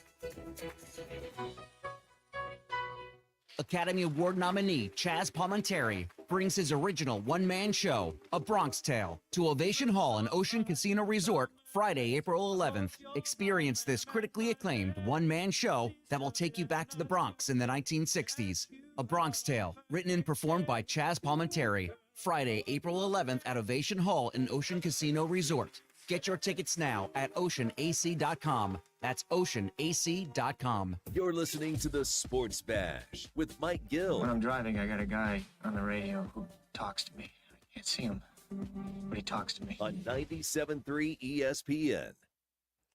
All right, 331 Sports Bash Live, 97.3 ESPN. This hour is brought to you by Broadleaf's Plumbing, Heating, Air Conditioning. Call them at 609-390-3907. Your trusted source for heating, plumbing, service, and installation for generations. Well, the last generation hasn't gone well for Giants fans for the Eagles-Giants matchups. The Eagles have dominated until last year. The Giants finally snuck one out. Are we about to see the beginning of the Giants taking over the series? Pat Leonard from the New York Daily News covers the Giants talking ball on the Believe Network. As he joins us now, give us a little outside view. The G-Men and the Birds, it's my favorite game. You know, a lot of Eagles fans, Pat, they go Eagles-Cowboys. But Eagles-Giants is the one that should make a lot more sense. And it seems that with this Barkley return, how big of an event will this be on Sunday at MetLife? Mike, I couldn't agree with you more. The animosity and the hatred, whether it's, you know, the owners wanting to beat each other's franchises, the front offices battling for supremacy, the players on the field, and obviously, most of all, the fans, and how much distaste there is for the opposing fan base when they come into the other's building. I know a lot of Eagles fans are going to be coming up the New Jersey Turnpike for this one. It's always the best atmosphere, and Saquon Barkley is going to take it over the top. And he's going to take it over the top because the boos are going to rain down for 4 quarters on him. And I know he's ready for it. I know he is going to welcome it. And even though he knows it's coming, it's going to be another thing for us to really see it and feel it. Not to mention, Mike, that I don't know if you see it the same way. I think the Eagles are going to lean completely into it. And really their method to beat the Giants in this game and not open the door for the Giants to upset them at home is to lean all the way into Saquon Barkley and the running game with him and Jalen Hurts. Yeah, no Boston Scott to give the ball to anymore. So it looks like it'll be Saquon Barkley. A lot of people, you know, we were just talking before you jumped on, Pat, about how important this game is for the Giants. I mean, we saw it play out on Hard Knocks. Is it that big of a deal for them that Barkley went to the Eagles, and that if he has a big game and helps them win, that repercussions could happen because of it? No doubt, no question. And the Giants would rather not be out there and discuss that way. But the reality is we all saw it for ourselves. We saw the owner say, here's my preference, but I'm going to let you do what you want. And Joe Shane went that route, let Saquon walk to their rival. John Mara made an interesting comment about this months later after the decision was made. He said, listen, you give them their freedom as far as the GM and coach for what they want to do best. And then maybe sometimes you bitch about it later. And that was a really interesting comment by the Giants co-owner, because it was kind of his way of saying, I still reserve the right to come back on this later, and there could be consequences. Now, the defense is playing well for the Giants, and that's honestly a pleasant surprise given the fact of the turnover with Wink Martindale's resignation and now Shane Bowen, a new defensive coordinator here. But the fact of the matter is, the Giants haven't been able to score on offense. And Joe Shane said it himself on Hard Knocks, Mike. He said, this is our top offensive player as far as Saquon Barkley before they let him go. And so, yes, they tried to replace him with Malik Neighbors. They signed Devin Singletary. They drafted Tyrone Tracy Jr. But if Saquon's running wild in MetLife Stadium, where, don't forget, he wasn't just one of their best players. He was the face of the entire franchise. Right. So now, wearing that hated Eagles green, if the Giants' offense isn't scoring and Saquon's running wild, you're now in year 3 of a program of the Giants where it's not just about Saquon too. It's about Joe Shane and Brian Daboll. If they lose this game, will fall to 1-10-0 against the Cowboys and Eagles head-to-head in 3 years. Pat Leonard covers the Giants for the New York Daily News, talking ball on the Believe Network and the NFL. And, of course, we were talking earlier, what would the Giants' record be because this seemingly was the right decision, though, right? I mean, not bringing him back and kind of like moving forward. What would their record be if they had Saquon Barkley? Are they a better team? Are they a possible playoff team in this landscape? I don't know. Is Joe Shane the fall guy for making the right decision here? Well, you could see the logic behind it, obviously, the positional value argument. And certainly he's trying to turn this more into what they had going in Buffalo with Josh Allen. And it was hard to argue with that result. Obviously, the difference there, the major difference is the quarterback. And so just getting yourself a Josh Allen, it's not like that's easy, but that's the recipe they're looking for. That's kind of the blueprint they're trying to hit. No, I think you're right. I think it's fair for what you just said is in the moment, you could see the logic. I do also, though, think that you're making the offense better if you keep Saquon and add Neighbors versus switching one out for the other. I believe that even though Tyrone Tracy, the rookie running back, has come on these last couple of weeks, one thing Barkley did, even when he wasn't necessarily completely changing games with plays, defenses had to account for him and keep 8 men in the box. That was a very real thing. Like I wasn't even somebody who week in, week out was talking about that Saquon was a transcendent superstar who couldn't be stopped. But when you talk to opposing defensive coordinators and general managers, they tell you that they spend all week worrying about 26 hitting a big one on their defense.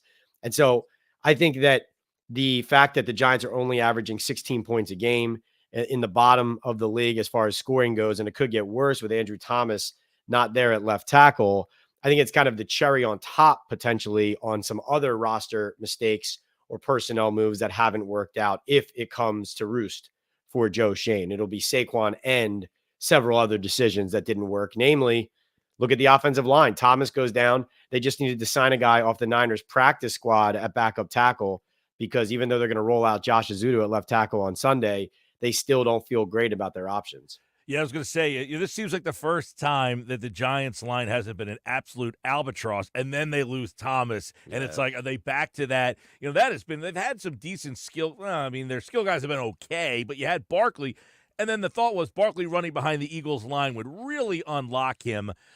He's been very good. We'll see. I mean, this Eagles offense has been a disaster, and that brings us to the Giant defense, which you said a little bit of a surprise. Why are they surprised? Because the Eagles have changed coordinators. They've done different things, and the defense is okay. But this Giants defense, they get sacks, 26. The interesting part, their numbers are weird. 26 sacks, 71% completion percentage, 5.3 yards a carry. It seems that the peripherals say this defense should stink, but they hang in there. That's a really good way of putting it. No, you're right on the mark. They don't stop the run well. They do give up big pass plays. They're bend but don't break kind of zone heavy concept and scheme, though, mixed in with Shane Bowen throwing in some unpredictable week to week kind of third down blitz packages. He drops guys a lot who look like they're coming. So some dummy pressures. So week in and week out, he's throwing those things in with kind of that too deep soft zone. And so the product is they're making teams drive it on them if they're going to go down and score. And so keeping the ball in front of them. And then the front four, that was always the idea with this scheme. It was for Dexter Lawrence, Brian Burns, Kayvon Thibodeau, and whoever else was joining them to tee off and pass rush. And the sacks have come from all different places. It hasn't just been the front, but Brian Burns has played very well. He's kind of gotten better every week, even though he's playing through a groin injury right now. Dexter Lawrence always commands double teams in the middle. has a hip injury, questionable for this game, but he said he is playing.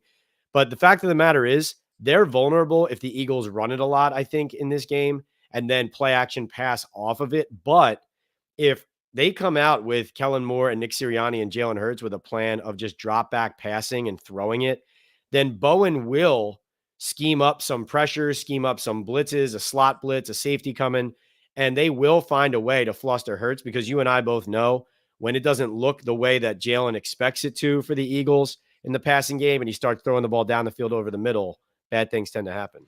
Yeah, I was going to ask you, the follow-up, Pat, was going to be, what's that defense think about this Eagles offense? Brown, Smith, Barkley, this offensive line. Well, it hasn't gotten the job done. So when you talk to the Giant players about all this skill, talent, offensive line, look, there's teams in this league that would kill to have the Eagles offensive line, which is why it's now Mailata being out. Johnson missed the game. They've had some stuff in game that they've had to deal with. Becton's playing right guard for the first time. But when you ask about the Eagles offense and skill players, what kind of reaction do you get from Giants defenders? Yeah, no, I mean, they respect them as much as you can respect a skill group. I mean, they are very well aware, while being confident that they can compete with them. They are, like Dexter Lawrence said about Saquon, who he knows very well. He's a good friend and also a longtime teammate. He said, you can't let him get his feet going. So you have to stop him before he gets his feet moving, because once he gets moving downhill, then it all snowballs and the big chunk plays can happen and he can take it all the way to the house. AJ Brown, he's one of those guys always open, right? That's what he likes to say, but that's the reality. You could be draped all over him. He's still strong enough, great hands, and a great run after catch guy. Devontae Smith has done plenty of damage in this matchup in the past. It was funny you just mentioned Boston Scott not here. Obviously, the Giants can breathe a sigh of relief. The interesting thing is, even though this is a new defensive coordinator, I thought Martindale showed a good blueprint for the Giants and for defenses around the league at the end of last year against Hurts, and that is to pressure him on his throwing side and force him to his left. And when he has to roll to his left and throw on that side, moving to his weak side, he is not as effective as a quarterback.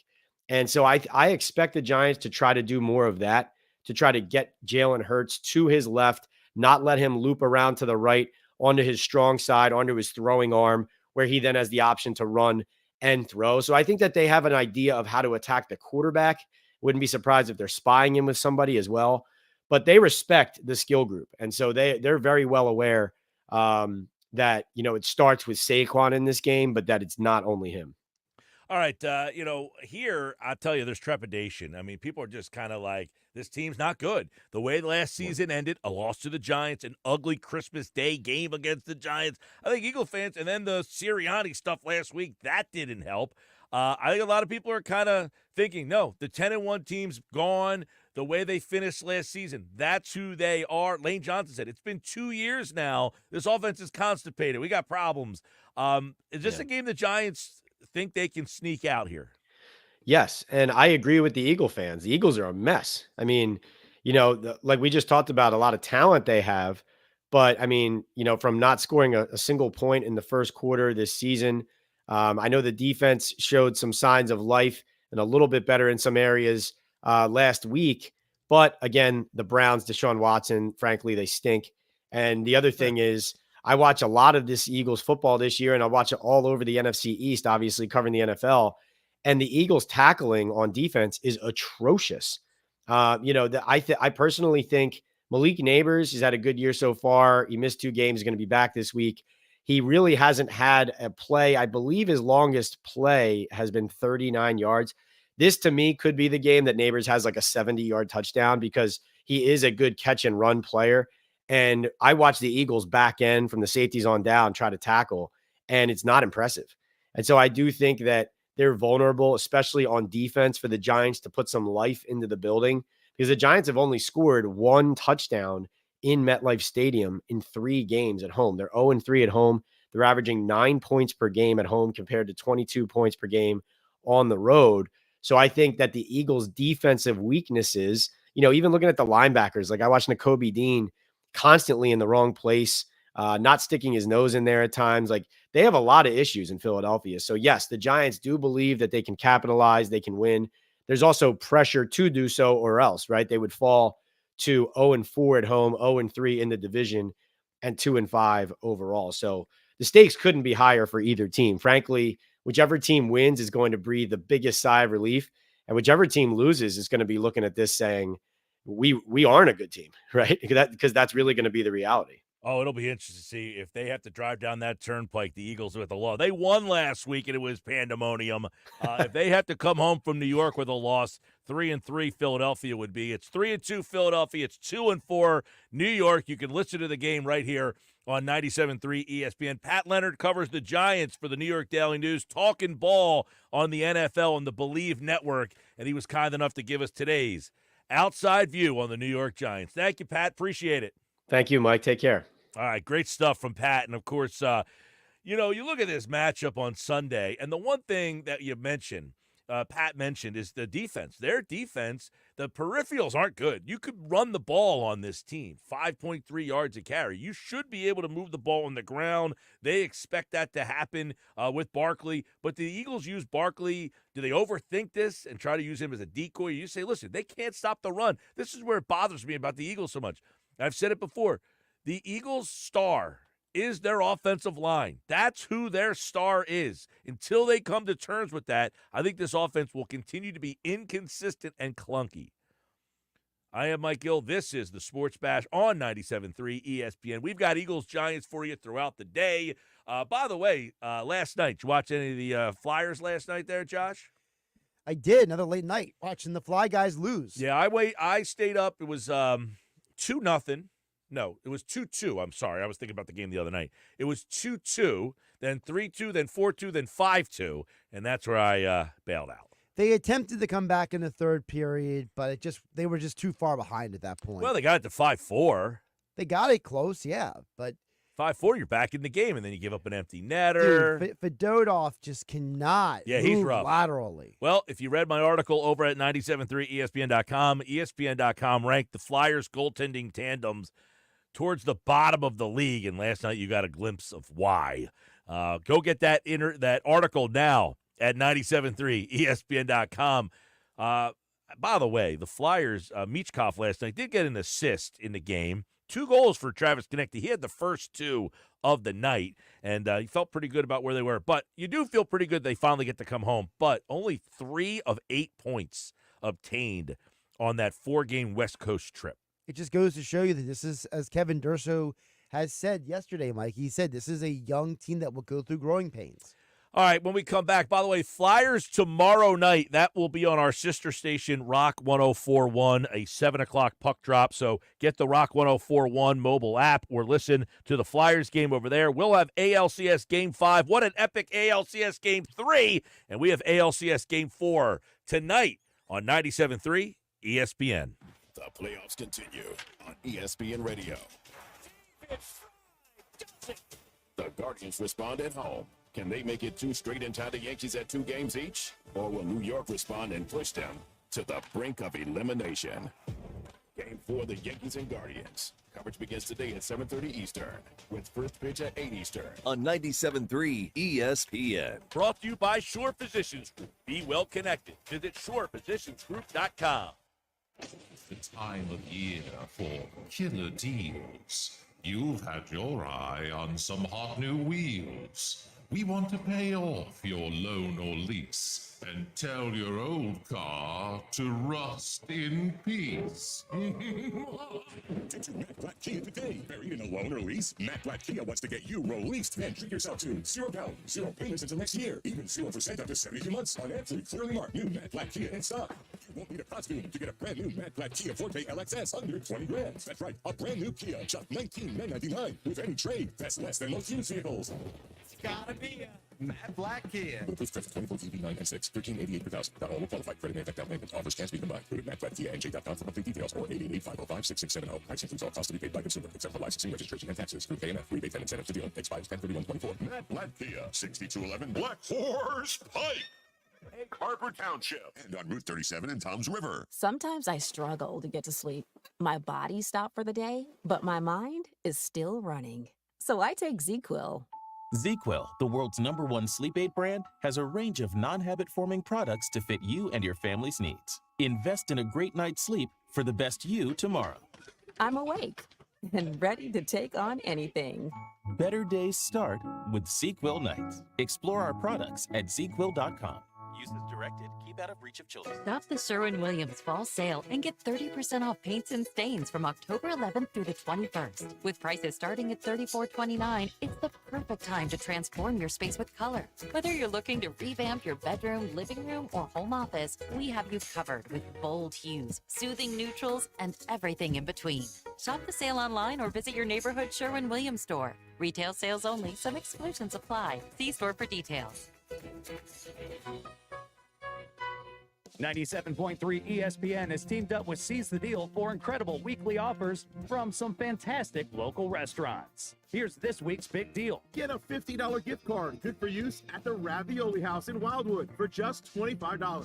This great deal is on sale now at seizethedeal.com. Hurry, chances are this deal will sell quickly. For more info on this great deal, go to seizethedeal.com. Seize the deal. When you're hiring for your business, ZipRecruiter's powerful matching technology makes finding qualified candidates for your job easy. This made us wonder, what if the rest of the world was as easy as ZipRecruiter? Math problems wouldn't be so problematic. K equals 42. Escape rooms? Elementary. And summiting Everest would be a walk in the park. In the meantime, if you want to make your hiring easier, use ZipRecruiter. And right now, you can try it for free at ZipRecruiter.com/free. In fact, 4 out of 5 employers who post on ZipRecruiter get a quality candidate within the first day. Simple. So, see what the world is like when ZipRecruiter does the hard work of hiring for you. Just go to ZipRecruiter.com/free to try ZipRecruiter for free. Once again, that's ZipRecruiter.com/free. ZipRecruiter.com/free. Hey, if you have ugly yellow toe fungus, you got to hear about the secret 2-minute trick that I found for my husband. It works from both the inside and the outside. Thousands of people are using it to get rid of their toe fungus. You can check it out at crystalflesh.com. Jake started off with a small spot on his big toe and then it spread and got really bad. His toes were nasty. It was so embarrassing. He was afraid to take his socks off. He hid his yellow and crumbly toes from everyone. He tried everything to get rid of it. Nothing helped. And then we found crystalflesh.com. It was the only thing that worked. In just a few weeks, his toes looked amazing. He's now walking around barefoot again. You guys need to try this. I'm telling you, this stuff is different. It's not sold in stores, but go check it out at crystalflesh.com. They'll even let you try it risk-free so you have nothing to lose. But whatever you do, don't let it get worse. You don't have to live with this anymore. Go check it out now. Just click over to crystalflesh.com. Prices are tumbling down during the Fall Into Savings event at Boardwalk Honda. Get fantastic fall pricing on our entire lineup of new Hondas. Right now, lease a new 2024 Honda Prologue for only $189 a month. Or lease a new 2025 Honda CR-V LX for just $269 a month. Both for 36 months. And remember, from Maine to Miami, nobody beats a Boardwalk deal. Visit HondaBoardwalk.com for low lease payments. Toll free 848-424-6654 for more details. You're listening to The Sports Bash with Mike Gill on 97.3 ESPN and the free mobile app. Sports Bash Live, 97.3 ESPN. This hour is brought to you by Broadlee's Plumbing, Heating, and Air Conditioning, your trusted source for heating, plumbing, service, and installation for generations. Online, broadlees.net. Nick Earnshaw has the Nuggets next hour. I got my Friday 5 tonight. Sal Paolantonio at 5 o'clock on the Sports Bash. A Sal Pal Friday. It is a happy hour Friday. Somebody already hit me up with a fiddlehead, but it's making me think I want to get the heck out of here, man. You're already thinking about the weekend. Absolutely. Fiddlehead, good spot there. I mean, good pick there on the happy hour Friday. What are you having this weekend? Let us know at 609-403-0973. Tech Sport's been pretty active today. I got to figure out what I'm going to be doing for the game this weekend. It's supposed to be really nice. It looks like 75 degrees on Sunday. That's an outside kind of game. Let's get up to 80 next week. Yeah, it's an outside game, though. Outside game. Are places still open? Like, do they still have their outdoors open? I know some places do, yeah. Like, are they outside watching the game still? I would like that very much. Yeah, that's something that I got to do a little investigation on. I actually have one of the places I'm planning on going this weekend. They're only open Fridays and Saturdays. Ooh. Yeah. Really? But I'm going to try to go probably Saturday. They're not open Squeeze it Sunday, in. though. But I just wrote an article about 10 places that you need to visit this fall. Even though they're open Friday and Saturday, that's one of them. Really enjoyed my time there. I'm thinking about watching some college football there tomorrow. Okay. Check out the article at 973ESPN.com. When we come back, Adam Kaplan's in the house for Football at 4. This is South Jersey's official home for Philadelphia Eagles football. The Eagles continue the 2024 season this Sunday in New Jersey against their NFC East rival Giants. He's going to go! Touchdown! Saquon Barkley! Listen to all the action with Merrill Reese and Mike Quick with pregame coverage starting at noon and kickoff at 1 p.m. This is the play-by-play home of the Philadelphia Eagles, 97.3 ESPN, South Jersey's Eagles station. Progressive knows finding your new home was a dream come true. You wanted a colonial with high ceilings, hardwood floors, and a peaceful neighborhood. And you found it. Now, every Saturday at 6 a.m., you get to wake to the sound of your neighbor's leaf blower. Progressive can't save you from your noisy neighbors, but we can save you money when you bundle your home and auto with us. Get a quote at Progressive.com. Progressive Casualty Insurance Company, affiliates, and other insurers not available in all states. Did you know your skin is the largest organ of your body? Huh? That's why you should shower with Old Spice Super Hydration Body Wash instead of plain old bar soap. Love your skin by super hydrating it with vitamin B3 and glorious notes of vanilla and shea. Did you know that my super hydrated skin is the second largest organ of my body? The first is my heart. Old Spice. Men have skin too. Old Spice Super Hydration Body Wash. 24/7 renewing moisture. With daily use. Every day, Cintas service reps help businesses get ready for the workday. They provide freshly laundered workwear delivered every week. Mats, mops, restroom and cleaning supplies. First aid and safety products to help your employees stay safe. They even test and inspect fire extinguishers and emergency lights. Cintas helps keep your business running smoothly. See what Cintas can do for you. Visit Cintas.com. Oh, I'm ready! And get ready for the workday. It's common knowledge that after age 30, our metabolism changes. We have less energy and gain weight easier. There's a way to feel better, not in years or months, but sometimes in just days. I'm Chuck Norris. I tried everything. Working with a team of health experts, we came up with Morning Kick. Morning Kick is a revolutionary new formula that combines all my favorite supplements into one daily drink. Morning Kick has probiotics to help you lose weight, prebiotics for digestion, superfoods for muscles and joints, and powerful anti-aging supplements. It'll help you feel youthful, energized, and helps manage stress. I look and feel better than I have in years. Go to roundhouseprovisions.com, use code SUPPORT, or text SUPPORT to 511-511 and claim 40% off. Roundhouseprovisions.com, code SUPPORT. Every purchase comes with our 90-day money-back guarantee. You could be feeling these changes within just a couple of days. Text SUPPORT to 511-511. These statements have not been evaluated by the FDA. This product is not intended to diagnose, treat, cure, or prevent any disease. Tax fees may apply. Some people just know they could save hundreds on car insurance by checking Allstate first. Like, you know to check you have a full tank of gas first, before road tripping through the desert. Empty? Seriously? Maybe I can walk. Yeah, checking first is smart. So check Allstate first for a quote that could save you hundreds. Maybe I can't. You're in good hands with Allstate. Savings vary. Terms apply. Allstate Fire and Casualty Insurance Company and affiliates, Northbrook, Illinois. Lowe's knows it's easier to make the right calls when you have the right team. That's why our Lowe's Red Vest associates can help with game time decisions. Plus, use in-store mode on the Lowe's app to find what you need. Under pressure at home and want it soon? Order online by 2 p.m. to get it same day. Same day valid on eligible in-stock items and select zip codes only, subject to driver availability. Fees vary based on purchase. Exclusions and more terms apply. See Lowe's.com/same-day delivery for details.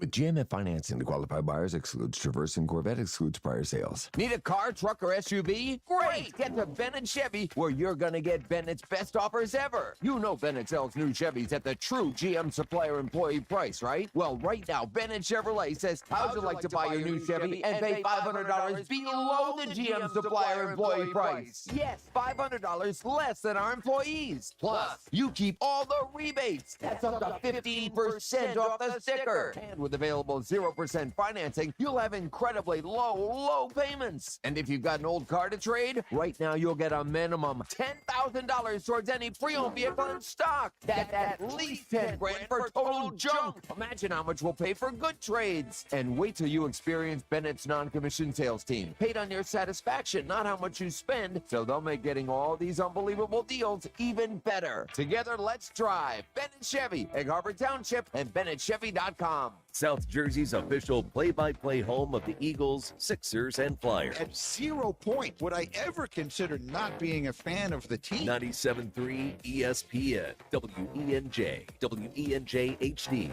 Millville, Atlantic City. A Town Square media station serving all of South Jersey. 97.3 ESPN presents The Sports Bash with Mike Gill. It's time for Football at 4 with Adam Kaplan, powered by the Inside the Birds podcast. I give my heart and soul to this franchise, as so many of us do. Now live, this is Football at 4. And this is the least prepared football team in the NFL. They've had 5 opening drives this season. They got 22 yards. So you mean to tell me an offense that has Jalen Hurts and A.J. Brown and Devontae Smith and Dallas Goedert and one of the best offensive line in football and Saquon Barkley, they got 22 yards? In the NFL, how you finish games is really about players. How you start games is really about coaching. Dan Orlovsky said this is the most unprepared team in the NFL. Football at 4 is powered by the Inside the Birds podcast. It's brought to you by Bet365. Whatever the sport, whatever the moment, it's never ordinary at Bet365. Well, they're going to be underprepared because they got a couple of guys out. Dallas Goedert, Jordan Mailata, the Eagles injury report fresh, but there are some names that were on yesterday that are not on today. Giants missing a couple of guys as well. Well, let's bring in Adam Kaplan from the Inside the Birds podcast, InsideTheBirds.com, which you can get on all podcasting platforms and their YouTube channel. Just search Inside the Birds, Adam. Well, you heard Mr. Orlovsky there. This is the most unprepared team in football, and they're going to have to be shorthanded again, at least for a couple of weeks at left tackle. We'll see how long Goddard is out for, but, man, the vibes around this offense have not been good. No, it's kind of weird. I know Dan a little bit. I mean, that's pretty strong to say that, but it is kind of embarrassing that you can't score a first-quarter point. We know the Eagles set a team record, an NFL record of scoring points in the second quarter 2 years ago. It was the strangest thing ever. Look, it's one thing if they were scoring 30, 35 points a game, but yet they wouldn't score in the first quarter. You go, all right, well, they got to start faster. But, look, they're still scoring a lot, so who cares? It's not good. Mike, it's not good. And, by the way, one correction on the injury report, just so you understand, like the guys that don't have a game status, that doesn't mean their injury is going away. Like you said, these guys, they're still on the injury report. They just don't have a game status. They don't have an injury designation or a game status designation. This changed like 6 years ago. Players are rarely pulled off the injury report. That rarely happens. So, like Darius Slay, for instance. Now we'll talk about Slay. He actually took all his reps today. He's expected to go. Now they list him as questionable. I'm not sure why they do that, Mike. When they know he's going to play, like Milton Williams, for instance, he took all his reps. He doesn't have a game status. He's not listed as questionable, doubtful, or out. But the injury didn't go away. He's still listed with the ankle injury today. So just know that. So the only players they're not worried about Darius Slay. It would have to take a bad setback for him not to play, Mike. Because when a player takes all his reps Friday, the guy's playing Sunday barring a setback. Yeah, I mean, you got right now the only guys out are Goddard and Mailata and Byron Young. Yep. The questionables are Ricks and Slay. Yesterday, though, you saw Jalen Carter pop up on that list, and you were like, whoa, what's happening here? And now he's not even he did not appear. I do not see him on at all. No, he's a full guy today. So they caught a little break with that because yesterday you had Carter, Goddard, Mailata, Slay. You're thinking, okay, that's 2 key guys on defense. But things look better there. Sidney Brown, a full 2. So that's interesting as well. But the Eagles missing Mailata, Goddard, that is going to be obviously the big key there. Yeah, couple things here that you should know, Mike. So the Eagles, if they want to activate Anais Smith, who came back from the ankle issue from at the end of August, or Sidney Brown, who had his ACL injury last January, they have till 4 p.m. Eastern tomorrow to activate them. If not, they've got one more week. If they don't activate them in another week, they can't play this season. So we'll see. Like, what we have to understand is, Mike, when guys are out for a long period of time, particularly Sidney Brown, they need what's called a ramp-up period. Like, you can't bring them back after 3 days. Like, the only way you would do it, if they had a playoff game and you absolutely needed them, you could do that and just deal with it. But there was no reason to do that. So, someone on our this is actually kind of comical. And this guy clearly was listening to our show. So on our YouTube channel, where our comments are, because we had mentioned that if Anais Smith and Brown were brought back tomorrow and added to the active roster, the two guys likely to be released to make room would be Eli Ricks, who was healthy and active last week, and Byron Young. And wouldn't you know it, both went on the injury report this week. It's just coincidence. I just thought that was funny because that guy said it. Maybe these are phantom injuries. By the way, teams could get fined if the NFL catches them doing that. So you got to be careful with that. But we'll see what happens tomorrow. But by the way, we should mention, Mike, the Giants. Their injury report cleared up pretty well. They kind of surprised me. It didn't sound good earlier in the week, but they're going to have most of their guys. Well, let's get into them because, the Eagles are without Jordan Mailata. That's one big injury for the Giants. They are missing their left tackle, and he is done for the year, Andrew Thomas. But the rest of their injuries kind of worked out well for them. Yeah, talking to the Giants, this Josh Azudu, who's going to start for Andrew Thomas, he's really a guard right tackle, but they think he's so smart that he could play left tackle. He doesn't have the ideal size. He's under 6'5", but they really had high hopes for him. He's had two major injuries. One of them was an ACL. He spent his first 2 seasons. He would end his seasons on IR, so that's a problem. They're going to have a backup punter. They have a backup kicker going on. It's actually weird. The Eagles are going to face a left-footed punter for 2 weeks in a row, which is extremely rare. But yeah, the big one is Andrew Thomas, and we're going to see Malik Neighbors, Mike. He was terrific in training camp. They're a heavy 11 personnel team, so they're going to spread the Eagles out. This could be a game, Mike, where we see Cooper DeJean in coverage, where we didn't see him a lot last week, where he was a great blitzer. Let's see what happens, what he looks like in coverage. Well, I'm glad you brought that up because that's a matchup that I'm interested in. Is Wan'Dale Robinson, kind of a slot guy, shifty, quick, against Cooper DeJean, big, more fit. Are those the kind of matchups that are better for him, or are those the ones that not the best matchups for him? Well, Wan'Dale Robinson he does 3 things really well. He runs well after the catch. He could definitely handle reverses and orbit motion, stuff like that. And he's great with short area quickness. And that's the way that they use him. So you got him. He's a guy you're going to see a lot play inside. And by the way, Neighbors will line up inside. They move him everywhere. And Darius Slayton is their best deep threat, who, by the way, was drafted the same year with Daniel Jones. Now, their chemistry has been off and on down the field, but the Eagles really know Darius Slayton. He's had some big plays against them. I know Jalen Hyatt does next to nothing. He has 1 catch this season. Last year, he had some big catches. The guy could absolutely fly. And don't forget, they've got Theo Johnson, the tight end from Penn State, who's a pretty good athlete, a 4th rounder. So they've got a lot of talent. I know their offense is underachieved in the passing game, but they're going to get Devin Singletary back this week. They got Tyrone Tracy. It's going to be 2-man backfield. We'll see what happens. Adam Kaplan, Football at 4, looking at Eagles-Giants, some of the injury news that is happening here. And, of course, the Eagles looking for, their offense to kind of get things in action here. It's going to be tough to do without both Mailata and Goddard. You heard some of the injury issues for the Giants here, but the Giants have some special teams problems as well. Yeah, it's crazy. So, yeah, it's Matt Hawk, who's a veteran punter who is filling in for Jamie Gillen. Jamie Gillen, the Eagles know very well. He had that muffed punt a couple years ago at the Meadowlands.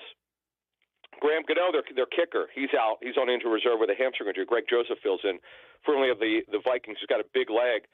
And even their punt returner, Gunnar Olszewski, he's out on injury reserve.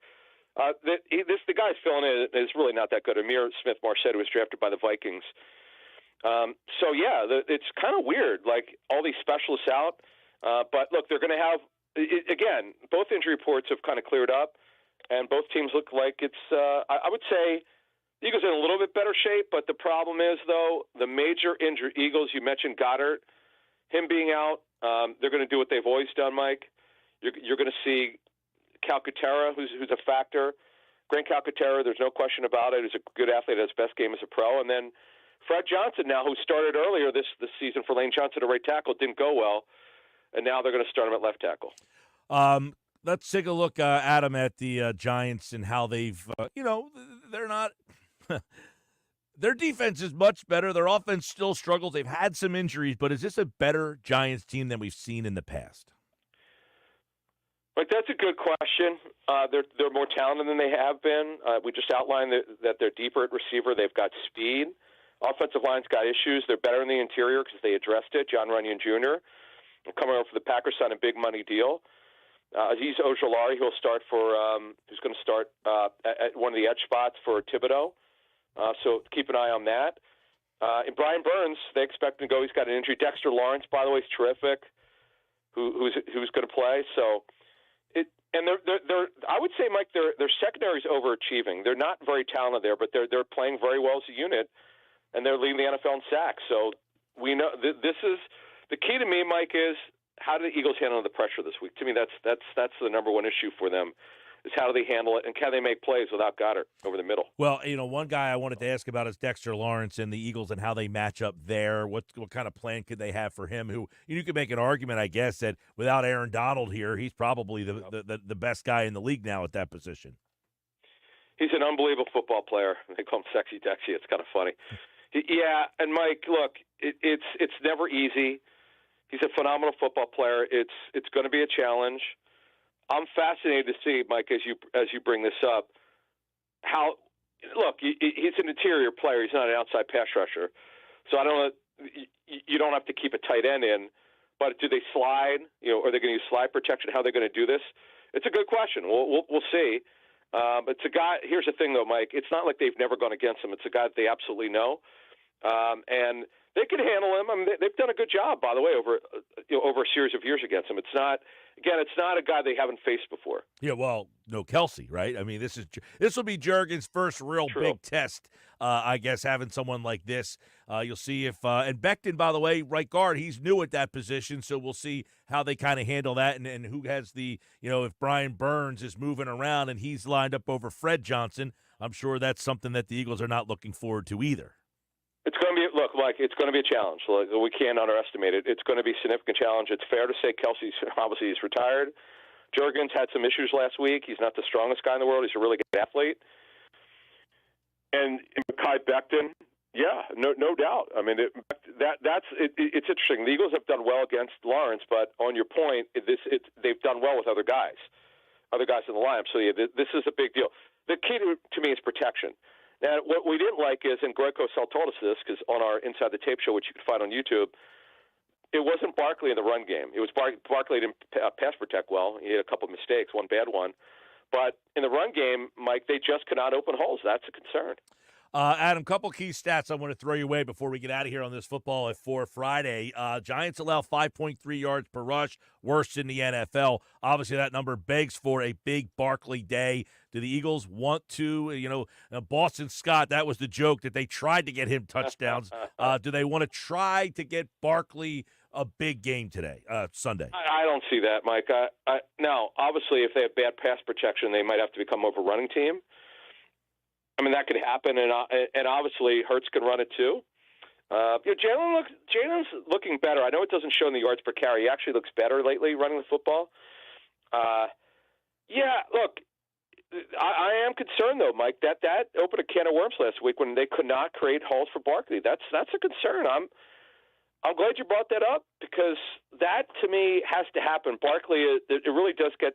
Their offense does kind of get started with Barkley. Let's call it like it is. We know, obviously, they have two great receivers. But without Goddard, Mike, they got to get their running game going. They're not in a position right now that their passing game is good enough for it to carry it like it did in 22 where Hurts was incredible. So keep an eye on that. Last one for you here.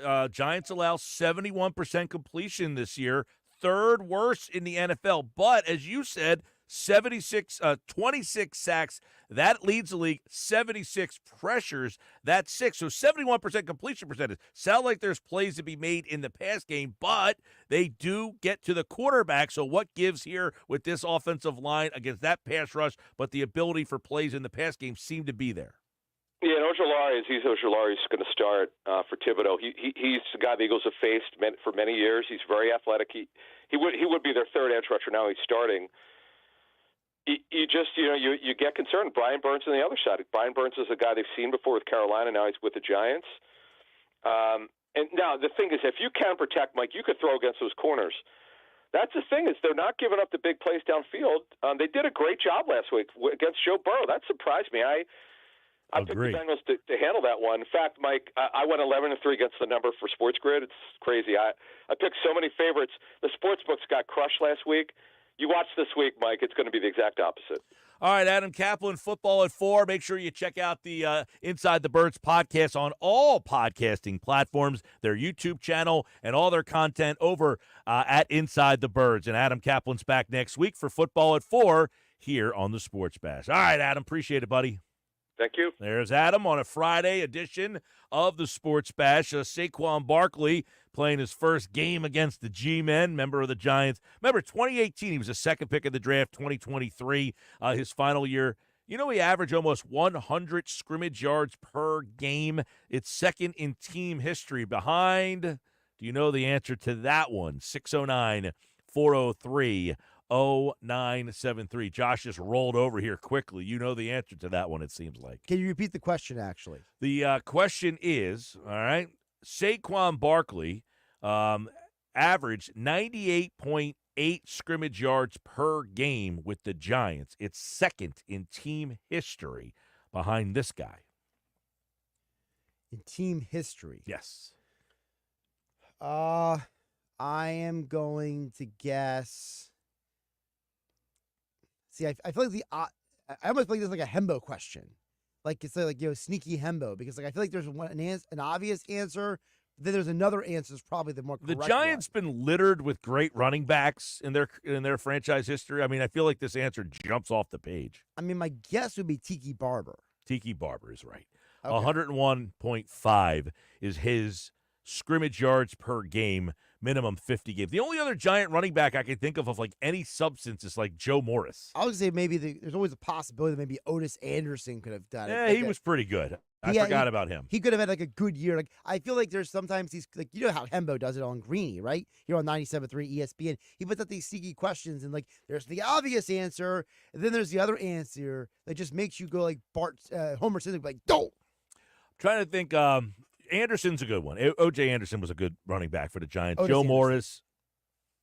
I mean, Ahmed Bradshaw was there for a little while. He was there. He was good for a hot minute for all the injuries. Yeah, I mean, the Giants just haven't been littered with, like, am I forgetting somebody? Oh, what's his name was there? Brandon Jacobs. Brandon Jacobs.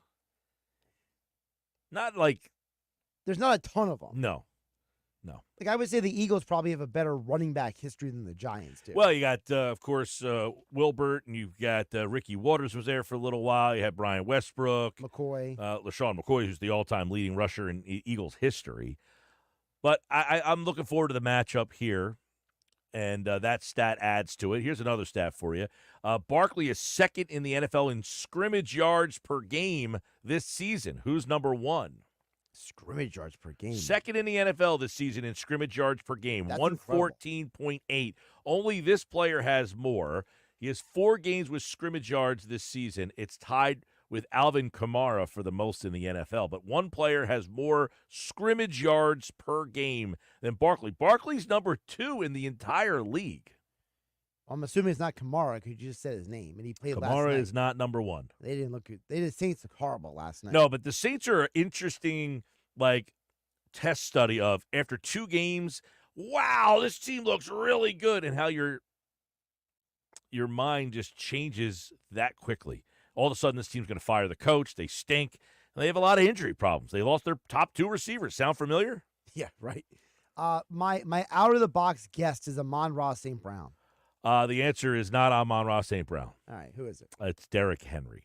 Oh, nice. Interesting. Derrick Henry. He had a slow start to the season, too. It's a little surprising. Derrick Henry is averaging 125.5 yards per game, scrimmage yards, this year. All right, there you go. Sports Bash Live, 97.3 ESPN, the 97.3 ESPN free mobile app, live video on the X platform and YouTube at Mike Gill Show. Subscribe and watch the show. Listen to us here, of course, every day. The free mobile app powered by First Bank of Sea Isle City. We got some more news you can use on the Eagles and the Giants, including the Eagles, the second best road winning percentage in the league since 2021. They are 19-9 on the road. Only Kansas City has a better road record than the Eagles do. See that Nick Sirianni? He can even win on the road. He's so good.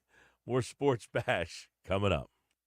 Wake up weekday mornings from 6 to 10 a.m. with Unsportsmanlike on 97.3 ESPN with Evan Cohen, Super Bowl champion Chris Canty, and Michelle Small. Can't wake up without it. Brought to you by the Gallery Bar Book and Games at Ocean Casino Resort in Atlantic City.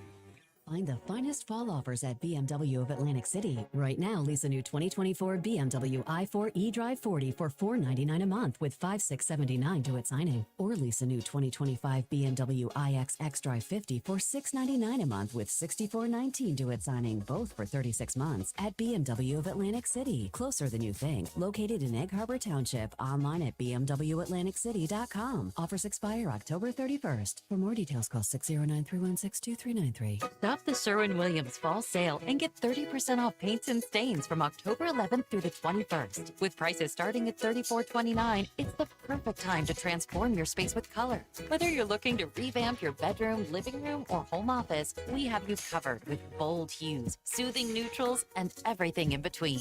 Shop the sale online or visit your neighborhood Sherwin-Williams store. Retail sales only. Some exclusions apply. See store for details.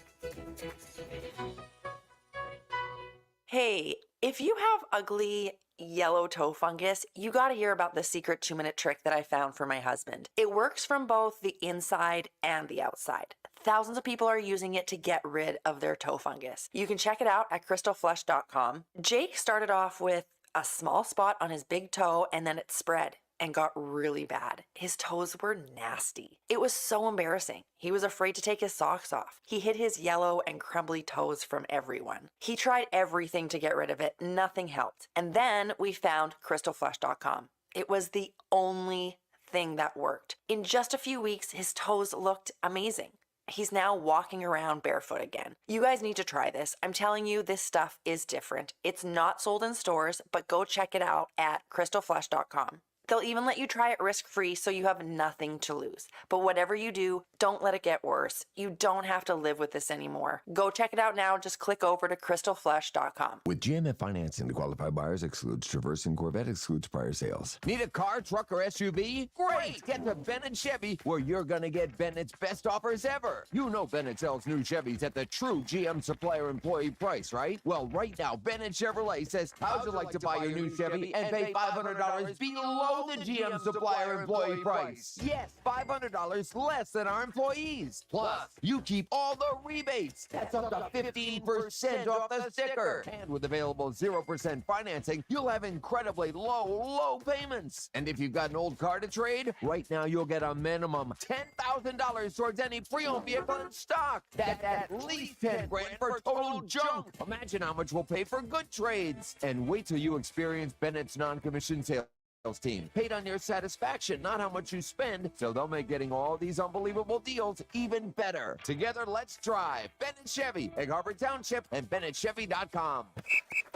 All right, gentlemen, this is Emmett Smith on behalf of Depend, and I've got the perfect play. Run straight to your doctor's office for a life-changing kit. Because when prostate cancer is caught early, it's up to 99% treatable, and one blood test might be all it takes. And now through November, Depend is donating to the Prostate Cancer Foundation for select purchases. Talk about a great play. From September 1st to November 30th, Depend is donating 40 cents to the Prostate Cancer Foundation for Depend Shield Guards Real Fit products purchased in the U.S. up to a maximum of $300,000 void in Mississippi. Hey, Total Wine & More has all your Halloween favorites at the totally lowest prices. Economical. Find what you love and love what you find. Only at Total Wine & More. Drink responsibly, B21. This is the Town Square, New Jersey Info and Weather Network. Progressive Insurance presents the Sports Flash on 97.3 ESPN. NFL, the Eagles head to MetLife Stadium and they'll take on the Giants Sunday. A return to New York for Eagles running back Saquon Barkley. Philadelphia sitting at 3-2, while the Giants are 2-3 and only putting up 16 points per game. New York should have wide receiver Malik Neighbors back after missing the last 2 games with a concussion. Philadelphia tight end Dallas Goedert will be out with a hamstring injury. 97.3 ESPN will have coverage starting at noon on Sunday. NHL, the Flyers lost their 3rd straight game Thursday night as they fell to the Seattle Kraken 6-4. This wraps up their 4-game road trip to start the season. Seattle scored 4 goals in the second period. Scott Laughton scored twice for Philadelphia. Their home opener will be Saturday against Vancouver. NBA, the Sixers will wrap up their preseason schedule tonight in Orlando to take on the Magic. Philadelphia beat Brooklyn on Wednesday, and they open up the regular season next week against the Milwaukee Bucks. I'm Tony Desiri, and that's your Sports Flash on 97.3 ESPN. New Jersey might be small, but there's a lot of wow packed into this little state. We got your down at the beach wows, your top of the mountain wows, your show-stopping wows, your cork-popping wows. New Jersey, it's one wow after another after another. Find your wow at visitnj.org. New Jersey, little state, lot of wow. From the Towns for New Jersey Info and Weather Network, I'm Chief Meteorologist Dan Zarrow. Lots of blue sky, dry air, and dry weather in the forecast with a warming trend pushing temperatures well into the 70s this weekend. Tonight will be chilly, though. Clear skies, low temperature 47. Sunny and mild tomorrow, high of 70. We'll see more sunshine on Sunday with a high of 74, and the sunny, warm weather continues next week. I'll just come out and say it. We could come close to 80 Monday and Tuesday. Get weather 24/7 wherever you are. Download our free mobile app today. 97.3 ESPN has teamed up with Seize the Deal for incredible weekly offers from some fantastic local restaurants. Here's this week's big deal. Get a $50 gift card, good for use at the Ravioli House in Wildwood for just $25. This great deal is on sale now at seizethedeal.com. Hurry, chances are this deal will sell quickly. For more info on this great deal, go to seizethedeal.com.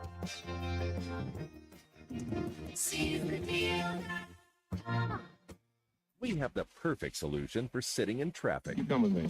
The Sports Bash with Mike Gill on 97.3 ESPN and the 97.3 ESPN free mobile app. 426, a happy hour Friday. It's the Sports Bash Live, 97.3 ESPN, the 97.3 ESPN free mobile app, live video on the X platform and YouTube at Mike Gill Show. Nick Earnshaw's back for another edition of Nick's Nuggets. They're brought to you by the Piccalilli Inn. Visit them on Facebook or at Piccalilli.com for their pick game specials. And be sure to pre-order to guarantee your spot in Sunday's lineup. Nobody beats the Piccalilli Route 206 in Chemung. Yes, it's Eagles-Giants weekend. When the Eagles play the Giants, by the way, the pick gets a little crazy. So you better get those wings. Speaking of which, somebody owes me some wings, some drums, no flats. I want the drums. Nick Earnshaw, host of The Shift and producer of the Locker Room Weekends on 97.3 ESPN. He's back with another edition of Nick's Nuggets. What's up, Nick? What's going on, Mike? Nice to see you. Yes, I still owe you the drums. I will fulfill that bet. Hopefully this weekend. If not this weekend, maybe the following weekend. It's coming. It's coming to you. I got a busy weekend this weekend. I'm with Schweiner 2 days. That's a lot. It's a lot of hanging out with Schweiner. That makes it perfect that you'll be down here twice. Yes, so that I'll have to figure it out. We're going to go to the pick. I'm going to make sure that they know drums only. I have to fulfill the bet from the Sports Bash on Mike Gill because the Phillies couldn't do their job and hit, Mike. They couldn't do their job. Well, Sunday, maybe I'll just invite you over to my house to watch the Eagles games. You can bring the wings. You can bring a bunch of drums and have the flats for yourself. We will watch the game at my place. All right, it sounds good. Sounds like a plan. We got to talk about this game heading to MetLife against the New York Giants this week. And, you know, I was doing some research for the Nuggets today, and I forgot I missed this earlier this week. Mekhi Becton used to play for the Jets, right? Now on the Philadelphia Eagles, they've moved him to guard, had some injury trouble, but played a lot of games at MetLife. And there's been plenty of issues. People have complained about the turf up there plenty of times. The amount of injuries that have gone on since 2020 to 2023, 14 players have suffered lower body injuries, 12 of them being ACL or Achilles. So, with all the injuries going on in the NFL today, I mean, why doesn't the Giants ownership, the Jets ownership just go to grass? Just go to grass, because they have to change it to grass for the World Cup coming up in 2026, Mike. This is just a terrible stadium for a new stadium not to be able to go to grass and have the logistics to be able to fix for other events. It's just crazy. But Mekhi Becton was very critical of his time with the Jets because of how awful playing on that turf is. Yeah, and we've seen the Eagles play on awful surfaces that have kind of attributed to games. The Super Bowl in Vegas was a terrible situation out there with the surface there, and then the Brazil game this year. So these bad surfaces can be a factor in these games. And a lot of players have gotten injured on that Giant Stadium turf. You wonder why there isn't a surface that is almost universal that all the teams have to play. Hey, this is the type of grass that we want everybody to play on. So everybody has the same type of turf, whatever, grass, I guess, all over the league here. I'm surprised it hasn't gotten to that point. Yeah, I mean, just go get the sod father. He'll fix it for you, right? I mean, he was doing it for years. You don't want to go get the sod father again? Wasn't that the guy who messed up the situation it was. In Arizona? Vegas? Yes, in Arizona. Arizona, he messed it up for the Eagles Super Bowl. Oh, yeah, the Arizona. What did I say? Vegas. Vegas was last year. Yes. They were in Arizona. Yeah, the Arizona turf surface was a disaster. Yeah. So Mekhi Becton talking about this. Does it concern you, like, heading into this game at all, that with the injuries the Eagles have had, that this could be trouble heading in this week because you're playing on such a crappy surface in MetLife? Why not just change it? Just change it to grass.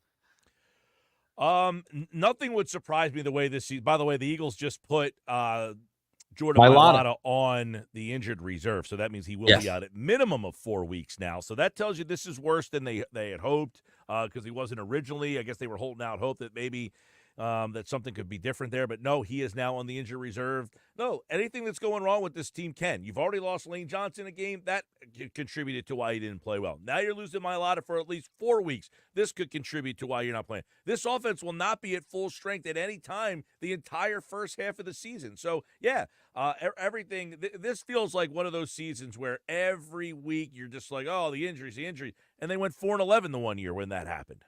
Yeah, it's concerning because of how bad the turf is up there, the injuries. Mekhi Becton complaining about it, going back and play there. Not looking forward to it. Now Jordan Mailata on the IR. He has to miss a minimum of 4 games. I guess Fred Johnson slides into that spot, correct, Mike?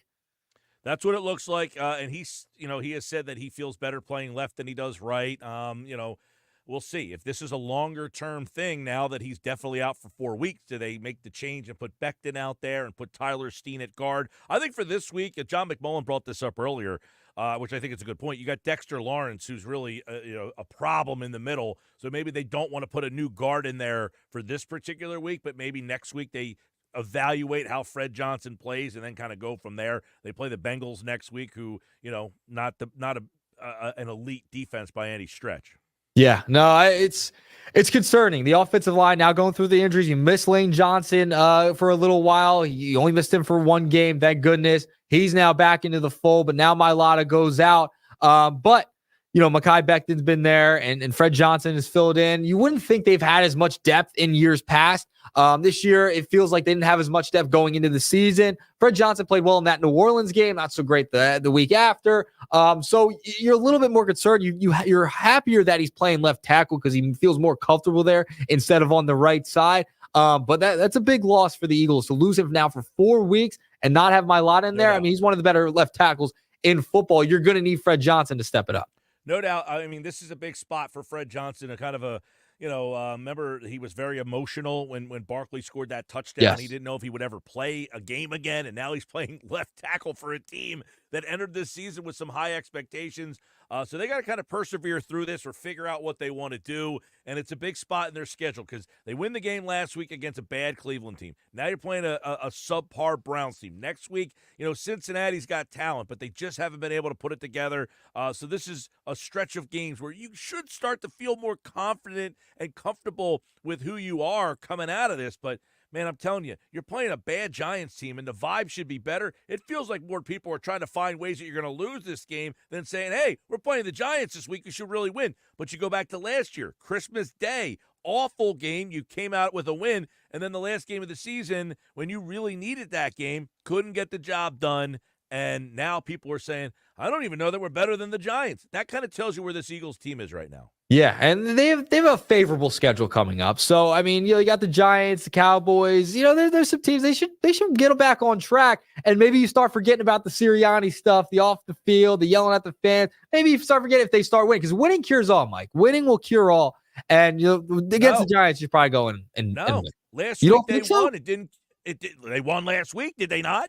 They did. They did win last week, but was it the worst win you've ever seen? It was one of the worst wins I've ever seen. Well, that's what I'm saying. Then winning doesn't cure all. You're saying it's a win, but it's the worst win. What's the difference? If you Multiple win, wins. Whoa. Multiple wins. You string together multiple wins in a row, it starts to ease the pain. It starts to ease the pain. Multiple wins. Well, then you I said winning cures all, and I said they won last week. It didn't cure anything. We didn't even talk about the win. We talked about everything but the win. And if they win ugly again this week, I'm going to tell you something, Nick Earnshaw. People are not going to be impressed by beating a Giants team 17-7. That's not going to get people. You got to. Listen, I don't care what the aesthetics or the score is, but to win the people back over, you're going to have to put a game together, that you win 30-14 or something where it's like, all right. A convincing win. A convincing win. Now, to me, a convincing win doesn't mean any more than a lousy win, an ugly win. There's teams that win in this league one week 50-10, and then they lose the next week. What did that 50-10 win mean for them? Nothing. So whatever the score of the game is shouldn't matter. But the fans care. And if the Eagles don't win convincingly this week, people are not going to believe in them. Yeah, I listen, my thoughts on the coach. How I feel about the coach right now. I don't think he should be here, even after the win last week. But if they're able to string together a couple in a row and they can get back on track, and Sirianni really tones it down. I mean, I'm so done with him anyway. He's got to tone it down a little bit. But if they win a game convincingly here, they have some solid wins over the next couple of weeks, I think people will start to feel more confident about this team. I think that's where they're at. That's if they're convincing wins, but if they're winning ugly 17-10 against the Giants and it's a 22 18 win against Cincinnati, I think people are going to say, look, I just can't trust this team. I don't believe in them. And that's the mentality of the fan. If the win is not aesthetically pleasing, they will not believe in you. Yeah, no, I get it. It's because of what happened last year. It's the PTSD of last year. They don't want Groundhog Day to happen over and over and over again. Like they're squeaking by, and then the collapse happens at the end of the season. I think that's why people are so frustrated, and they need that convincing win to just breathe a little bit. I think that's where the Eagles are at. All right, I want to move along to nugget number 2. We mentioned Mekhi Becton, but the big name returning to MetLife Stadium, who actually had 2,600 rushing yards, 22 touchdowns at that stadium in 6 years, is Saquon Barkley's making his return to MetLife Stadium, Mike. I think it's a lock. I'm going to say it right now. This is going to be my best bet for the week, Mike. A best bet from the Nuggets. 2+ touchdowns for Saquon Barkley this week. I think he wants to have a big day. I think they're going to actually hand him the ball, maybe get him involved in the passing game, replenish what he did and go back to what they did before. He drops the pass against Atlanta. Maybe he redeems himself a little bit this week against his former team. I think they utilize Saquon Barkley because it's against his former team, and he's had success there in the past, obviously being with the Giants for that many years. 2+ touchdowns, Saquon Barkley this week, Mike. Well, I don't know that I'm betting that one, but I wouldn't be shocked. 5.3 yards per carry the Giants give up on the ground. So yards should be there, but as we talked about during football at 4 today, there wasn't a lot of running lanes. You don't have Jordan Mailata. Dexter Lawrence is a problem. This will be a big matchup for the first time where Cam Jurgens will be challenged big time with having Dexter Lawrence on top of him. So we'll see what ends up happening here. But 5.3 yards per carry the Giants give up.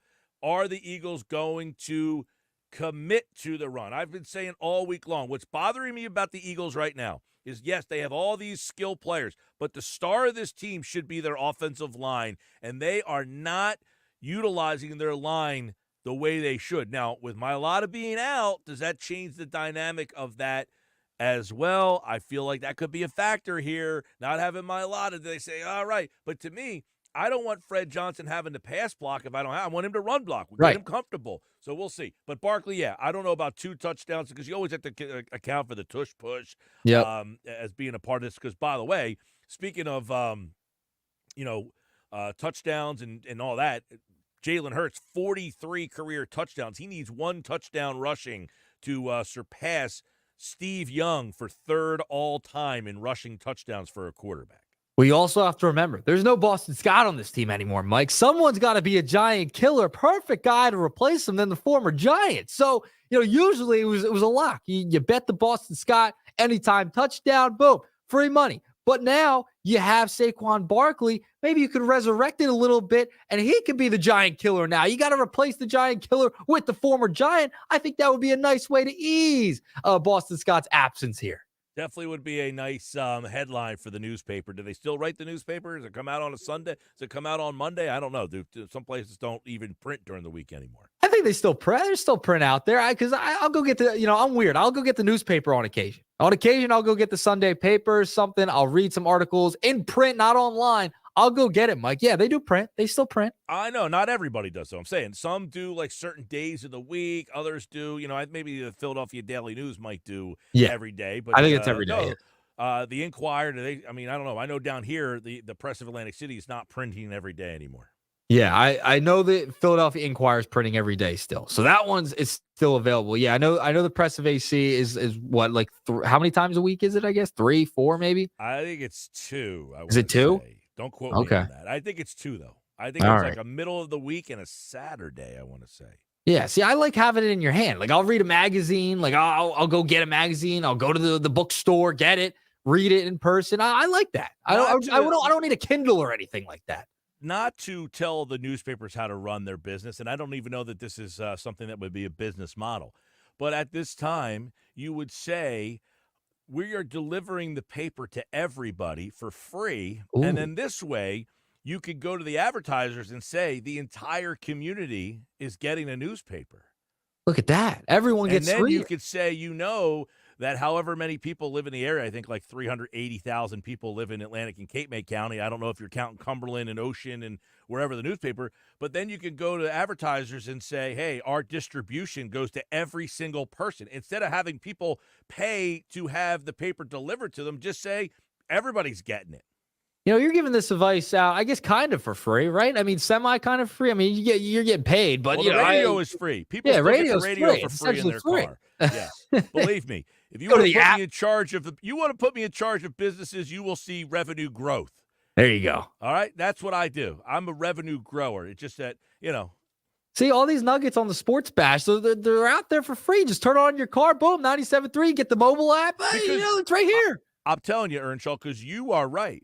I think people like to have the paper in their hand and read it. They just can't justify paying to get it delivered to them. But if you gave it to them for free, they would feel compelled to say, hey, it's right there. I'm going to read it. What about DoorDash in a paper? I mean, you could do that. You could add, you have a paper with every meal that gets DoorDashed or something like that. You could do collabs here. I mean, that's what you could do. I think my idea is better. All right. I'm just saying it could be I tell Josh all the time, the sale has already been made. You don't need to sell me anymore. The idea is newspaper for free and then make more money because your distribution is higher. Yeah. I mean, listen, if you want to get the younger demo, demo, I'm an outlier. I'm an outlier. You do the DoorDash thing. That's the target demo there. Yeah, okay. The Grubhub, the DoorDash. Trust me, it's used a lot. All that type of stuff is used all the time. All right. Well, it's like back in the day, when you go to a hotel, they used to put the USA Today on your doorstep. Right. When you woke up in the morning, you open up the door to USA Today was on the floor. Yeah. Because bang, there it is. You don't get that anymore. No, it's all online. Is it the USA Today still in business? Yeah, USA Today. I have the app. I have the app on my phone. I got all the apps. I'm saying the newspaper. Oh, the newspaper. Well, that's a good question. I'm not too sure. Have the different color sections. It was like red for sports, green for business, blue for life.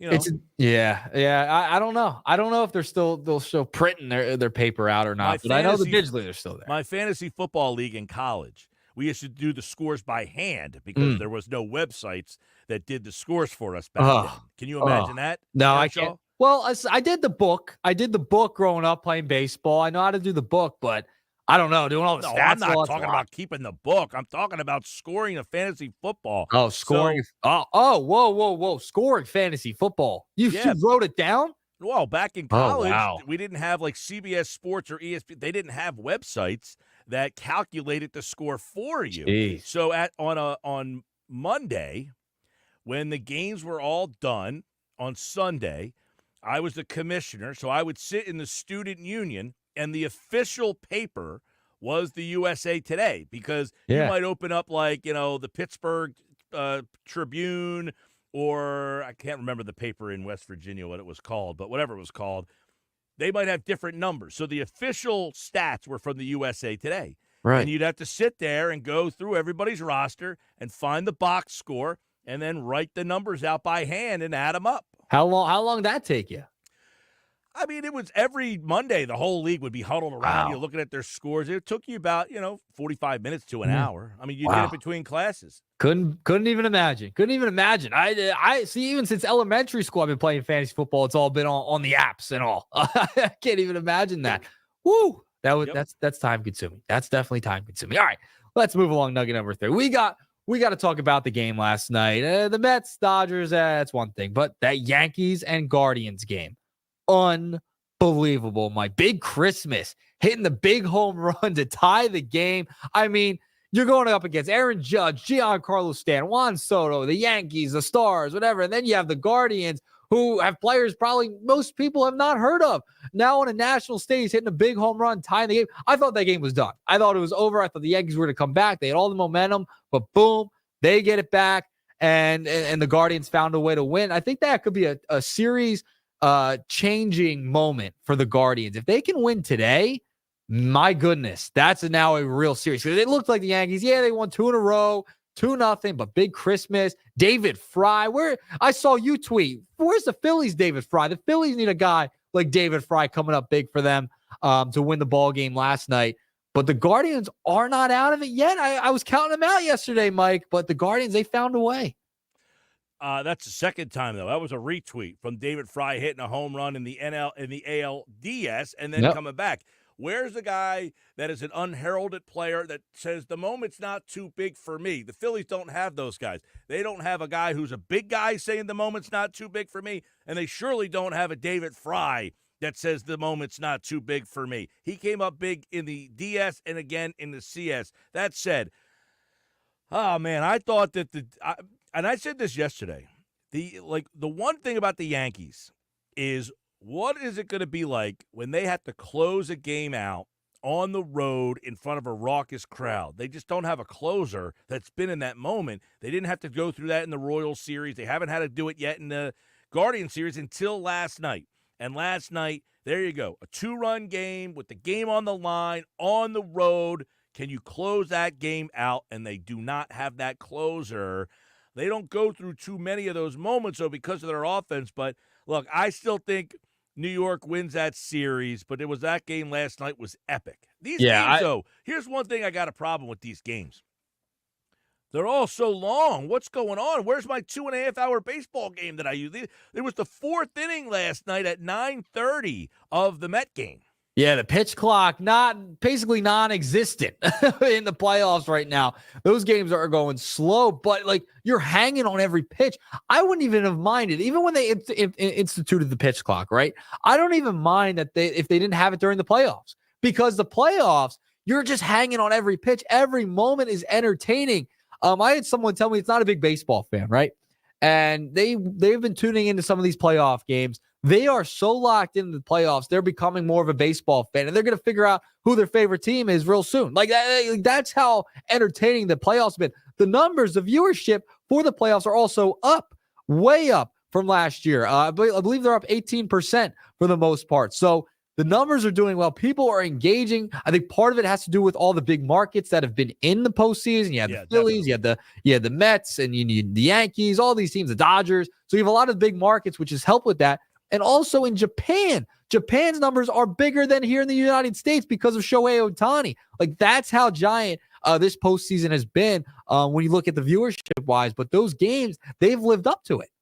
Yeah, and I did talk about this when they put the pitch clock in, that you should possibly think about getting rid of it for the playoffs. Right. But, quite frankly, I don't even I don't notice I was not a fan. I was not a fan of the pitch clock when they put it in, but I really don't notice it. So I can't say one way or the other. I'll tell you what. The Shohei Ohtani thing. I was listening to a podcast about this, about the business angle of what they paid him and how they're already getting an ROI of the $700 million. I mean, it's unbelievable that people are buying ads, road teams are buying ads for when the Dodgers come to that town and getting ads for those series just because they're picking up that many more people to watch those games. So, they've sold out. The Dodgers have completely sold out the stadiums, the jerseys, and all that stuff. So they were talking about how his ROI for the $700 million that they signed him for is already they're already seeing the impact of it. Yeah, it's finally baseball is marketed a player pretty much almost correctly for the most part, because they've had trouble marketing their players in the past. Ohtani is the guy. He's the face of baseball. You had the whole thing in the beginning of the season. That's kind of got pushed down to the corner with the interpreter and all that. But he's a superstar, and they're finally marketing a guy that is marketable, who could be the face of their game. And he's right now the face. Him and Aaron Judge. If it's him and Aaron Judge in the World Series, man, I mean, that baseball is going to be doing jumping up and down, jumping jacks, all types of things. If it's those two into the World Series. Yeah, by the way, Ohtani, $700 million. They're first in attendance, first in jersey sales, $30 million in ad revenue. Jeez. And the Japanese brands bought ad space in other stadiums during Dodgers away games. So in other words, if he came to Philadelphia, you would have Japanese companies paying the Phillies to put billboards up in the stadium because they know the influx. It's unbelievable. So you talk about a $700 million contract. Is that worth it? It seems that for him it is. But, hey, is that going to help, a guy like Juan Soto or somebody else that's looking for that mega deal? I don't know that there's anybody else that can get the ROI that Ohtani has. I don't think there is. I think Shohei Ohtani's one of a kind, especially since he can pitch. He can do it all, Mike. But that is my final nugget. 3-pack of nuggets. Your drums are on their way soon, too. All right. Well, by the way, did you see there was a story real quick about the Phillies? Apparently, they are one of the teams that is interested in the top Japanese pitcher for this offseason. His name is Roki Sasaki. The Phillies, Mets, Blue Jays, Yankees, Padres, Giants, Astros, Red Sox, Rangers, and Rays. They're all interested in Sasaki. He's got a 2.02 ERA through 69 career starts in Japan. It always seems like there's one guy every year that emerges as the guy.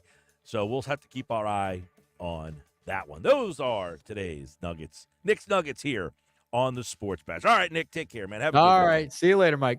All right, there's Nick. And, of course, the Nuggets are brought to you today on a Friday by the original Piccalilli, Route 206 in Chemog. Make sure if you want the pick wings for your games this weekend, you get them in now because the line is long. Visit them on Facebook or Piccalilli.com. This hour of the Sports Bash, it's brought to you by Jersey Cow, a great place for the family to hang out and eat ice cream every day, noon to 10 p.m. Northfield Brigantine. Ice cream's a year-round thing at Jersey Cow. Sal Palantonio next. Saturday morning in the locker room with Billy Schwein, producer Nick Earnshaw, and the intern Andrew Leeds join me in the studio. We will talk about the Eagles and hear from former Eagle and Fox 29 News Eagles analyst Gary Cobb. Hour 2, we'll talk with Mr. Negadelphia PJ Corda, brought to you by Callaway Pool Service. Coach Sirianni will be in Negadelphia's crosshairs. Next, founder of TicksForGood.org, Tim Chu, checks in and talks about some new prizes. All that and more. It's the locker room with Billy Schwein, Saturday morning from 10 a.m. to noon on 97.3 ESPN. Halloween's coming alive at Target. Jackie and Gordy, the jack-o'-lanterns, here with a front porch view of Target's Halloween deals, like 20% off costumes with Target Circle. We're talking rock stars, witches, princesses. Ooh, I think I'd look good with a cape. I think so too, Gordy. Plus, hit the trick-or-treat jackpot with 20% off candy. Now that's how you get porch traffic. This week only, save 20% on costumes with Target Circle and 20% off candy. Make your Halloween come alive at Target. Restrictions apply. Hey, at Total Wine & More, you'll love what you find this Halloween. Thirsty. Oh, hey, Frankenstein. Did you enjoy that Cabernet? Oh, good. Want margarita? Well, all the villagers are raving about this tequila. Ooh. And we have it at the lowest price in town. Economical. With the lowest prices for over 30 years, you'll always find what you love and love what you find. Only at Total Wine & More. Drink responsibly, B21. What's better than one win?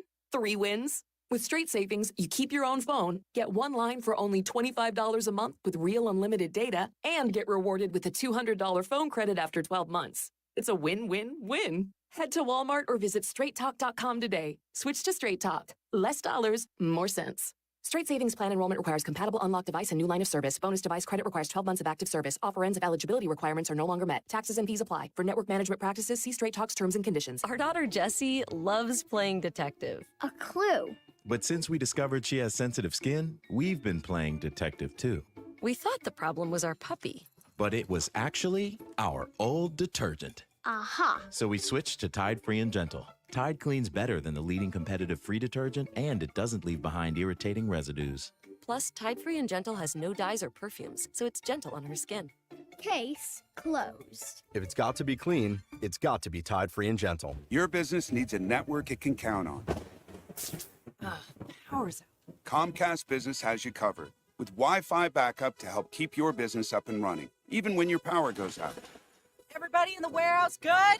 Lights are out, but the Wi-Fi's up. Let's power on. It's from the company with 99.9% network reliability. Break room, you good? Can't microwave my burrito, but Wi-Fi's fine. Let's power on. Power on with the leader in connectivity, Comcast Business, powering possibilities. Keep your business connected with Comcast Business Internet and Wi-Fi backup, or get started with reliable internet for $59.99 a month for 12 months with a 2-year agreement. Plus, ask how to get up to a $500 prepaid card on a qualifying gig bundle. Don't wait. Call or go online today. Ends 11/17/24. Restrictions apply. New customers only with 150 megabit per second internet. Eco bill and auto pay required. Equipment, taxes, and fees extra and subject to change. Prescriptions require an online consultation with a healthcare provider who will determine if appropriate. Restrictions apply. See website for details and important safety information. Subscription required. Price varies based on product and subscription plan. Hi, I'm Dr. Peter Stahl, board-certified urologist and senior vice president of men's sexual health at HIMSS. In my 12 years of practice as a reproductive urologist, I've helped many guys with ED, and it has never been more convenient to treat than it is right now, thanks to HIMSS. It really wasn't easy before. You had to take time out of your day, come to a physical office, and see a specialist like me in person. Now, through HIMSS.com, you can get world-class sexual health care and a full range of treatment options for ED through a 100% online process. It starts with a free assessment from a medical provider licensed in your state who can determine if ED treatment is right for you. If prescribed, your medication is shipped to you for free. So don't wait. Join the hundreds of thousands of guys who've gotten help for their ED through HIMSS. To start your free online visit and find ED treatment at up to 95% off brand name prices, go to hims.com/joy. That's hims.com/joy for your free online visit. Did you know that Wendy's has any size soft drinks for just $1? Yeah, any size, anytime. Like $1 Coke, $1 Sprite, or even $1 strawberry Fanta. Okay, could we maybe switch up the sound effect, please? 'Cause I'm losing it. Wow, no, not that. Any size soft drink for just $1? Gotta be Wendy's. Limited time only. Price and participation may vary. A la carte only. Not valid in a combo. Exclusions apply. With GMF financing to qualify buyers excludes Traverse and Corvette excludes prior sales. Need a car, truck, or SUV? Great! Get to Bennett Chevy, where you're going to get Bennett's best offers ever. You know Bennett sells new Chevys at the true GM supplier employee price, right? Well, right now, Bennett Chevrolet says, how'd you like to buy your new Chevy and pay $500 below the GM supplier employee price? Yes, $500 less than our employees. Plus, you keep all the rebates. That's up to 15% off the sticker. And with available 0% financing, you'll have incredibly low payments. And if you've got an old car to trade, right now you'll get a minimum $10,000 towards any pre-owned vehicle in stock. That's at least $10,000 for total junk. Imagine how much we'll pay for good trades. And wait till you experience Bennett's non-commissioned sales team. Paid on your satisfaction, not how much you spend. So they'll make getting all these unbelievable deals even better. Together, let's drive Bennett Chevy, Egg Harbor Township, and BennettChevy.com. In business, service is everything. Cintas delivers what you need to better serve your customers. Whether it's freshly laundered work apparel for almost any job imaginable, tested and inspected fire protection systems, first aid and safety supplies, on-site AED training, or mops and restroom products, stocked and ready when you need them. Better work days happen together. So visit Cintas.com. Oh, I'm and get ready for the workday. Common knowledge that after age 30, our metabolism changes. We have less energy and gain weight easier. There's a way to feel better, not in years or months, but sometimes in just days. I'm Chuck Norris. I tried everything. Working with a team of health experts, we came up with Morning Kick. Morning Kick is a revolutionary new formula that combines all my favorite supplements into one daily drink. Morning Kick has probiotics to help you lose weight, prebiotics for digestion, superfoods for muscles and joints, and powerful anti-aging supplements. It'll help you feel youthful, energized, and helps manage stress. I look and feel better than I have in years. Go to roundhouseprovisions.com, use code SUPPORT or text SUPPORT to 511-511 and claim 40% off.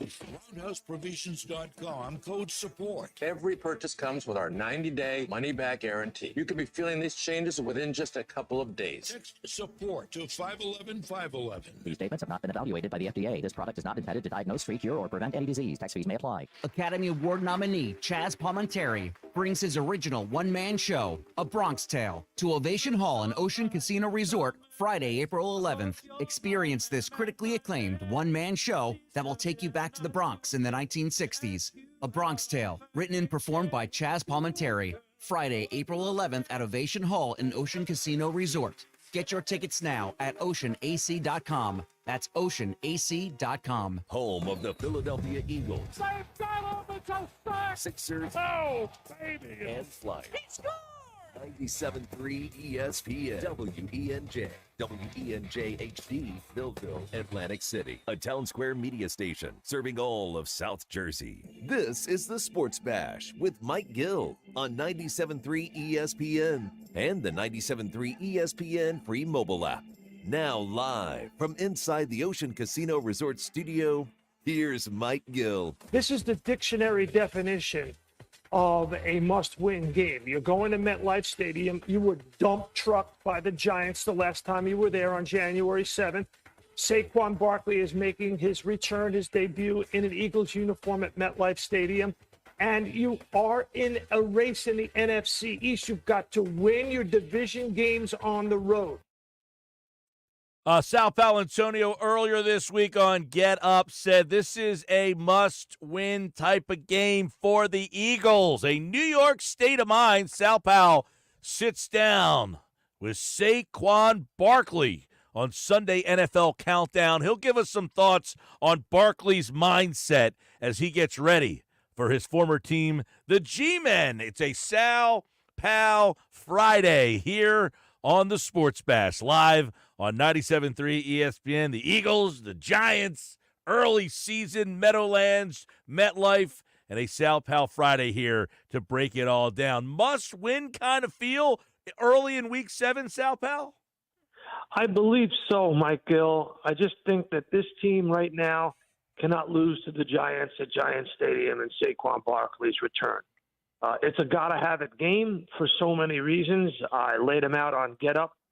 I'll lay them out for you right now, but I think the number one thing is the Giants are only scoring 16 points a game. They're without their starting left tackle. The Eagles are rushing the passer very, very well. Their offense is getting better. They're better in tackling now than they have been early in the season. The trajectory should be up for this football team. And if you take a step back here, it opens up all kinds of question marks, especially against the New York Giants. Yeah, this is a Giants team that doesn't have a lot offensively. They're going to get Neighbors back and Singletary. They lost Andrew Thomas. But the Eagles' defense, are they playing better, or do you still have questions about that defense? I think they're playing better. And I think they're playing better for two reasons. One, I like putting Cooper DeJean into the starting lineup as the slot corner. You saw some slot corner blitzes last week against Deshaun Watson that were very effective. Vic Fangio's put the hammer down, from what I'm told. The practices are tough. They're very specific. They feature tackling drills that are new, that were put in by Nick Sirianni and the entire defensive coaching staff. They went into pads on Wednesday as opposed to Thursday this week. And, they really practiced, as you saw from the comments from Nick Sirianni in his most latest press conference, bringing a body part down to the ground when you tackle. That's the key. You know, Sirianni comes from a coaching tree that's been pretty successful at the collegiate and high school level, and his dad is a very successful championship coach in Western New York, and he's had some principles that he has instituted in his life, and so we should not take that too lightly. You know, I know you're going to bring up the Sirianni sideline stuff, and I think it's really important for people to have perspective on Nick Sirianni. And I've said this a little bit during the week, and I didn't really get a chance to say it on Get Up. It wasn't that much of a topic of conversation.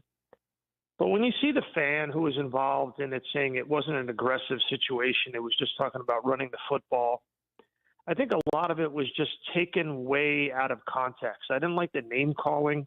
Nick's a good family man. You know, he is a good guy, and he did bring the team to the Super Bowl in year 2. I don't like dumping on Nick Sirianni. Does he want to have that moment back, Mike? Absolutely. Mm-hmm. It's not a good look. It's not a good look. It's not what you want your head coach doing at the end of the game. You want him focused on his football team, his coaches, and on the win, and not on what fans are saying in the stadium. But, Mike, you know,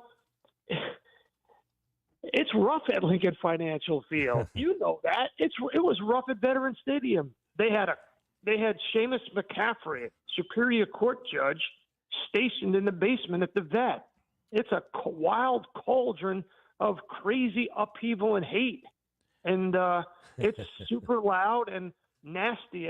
We've seen the clips. It's bad. Yeah. Well, and, you know, the distractions that you bring off the field diminish the fact that they won that game. And what I talked about throughout the week, Sal, is this disconnect between, you know, here's Nick and the organization saying it's hard to win in this league, and the fans are saying, I don't care, you beat a bad Browns team and you didn't beat them bad enough. So fans say that team's not good enough. And the result of the game wasn't what I expected. And they're saying, well, we won an NFL game. And there's where the disconnect comes crashing in, you know, where I think it's an interesting dynamic if this game is an ugly one again on Sunday. Yes, it is an interesting dynamic. There's no question about that. The Eagles were the largest favorite last week. I do believe it got up to 9.5 points when you and I were talking last Friday.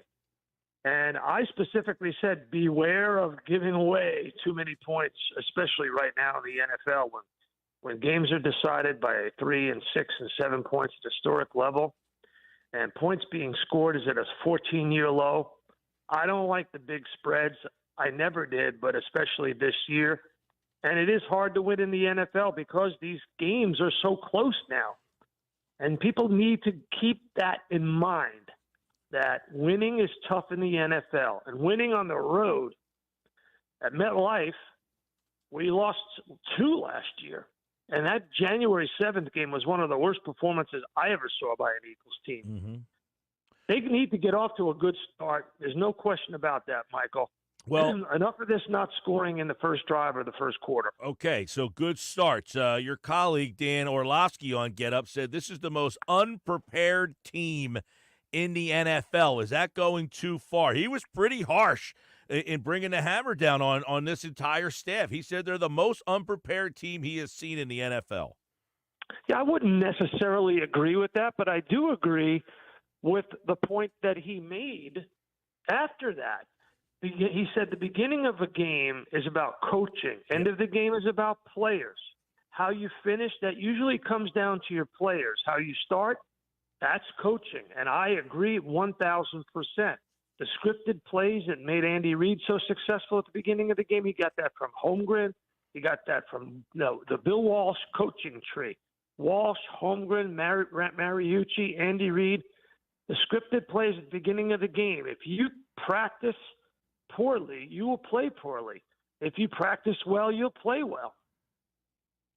Well, yeah, and listen, I know one of the things that you brought up as well during your appearance was that the defense has played better, but you still have questions about the offense. And I think a lot of people still have those questions. We keep coming up with, you got Smith, you got Brown, you got Barkley, you got this great offensive line, you got Jalen Hurts. Why is it still this? Lane Johnson called it constipated, and he said It's been like this now going on 2 years. So is this who they are offensively?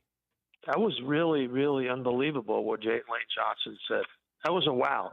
That got your attention, right? Yeah, it sounds like the frustration is not only on the fans, but now it's percolating through some of the players in that locker room.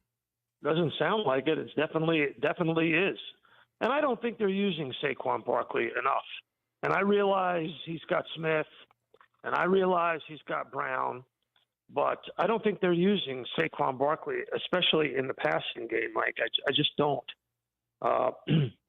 Barkley's got, 14 catches for just 92 yards as a receiver. And he, of course, had that bad drop in week 2 against the Falcons. And you look at the Giants, they replaced Barkley with 2 guys, Devin Singletary and Tyrone Tracy Jr., and the 2 of those guys have 429 yards rushing to Barkley's 482. Yep. Very, very close. And the 2 of them have 21 catches for 171 yards. Well, Barkley only has 14 for 92. So to me, the evidence is overwhelming that they're not using Barkley enough. Speaking of Barkley, New York State of Mind will be a feature on Sunday NFL Countdown. Sal Palantonio, our guest, he sat down with Saquon Barkley as he returns to MetLife. It was a big story in the offseason. It played out on Hard Knocks. You sat down with him. What is something that you take away from that conversation as he gets ready to face his former team? Yeah, thanks for mentioning that, Mike. It is a pretty good piece put together by some really fabulous and creative ESPN producers. And the conversation happened over the summer.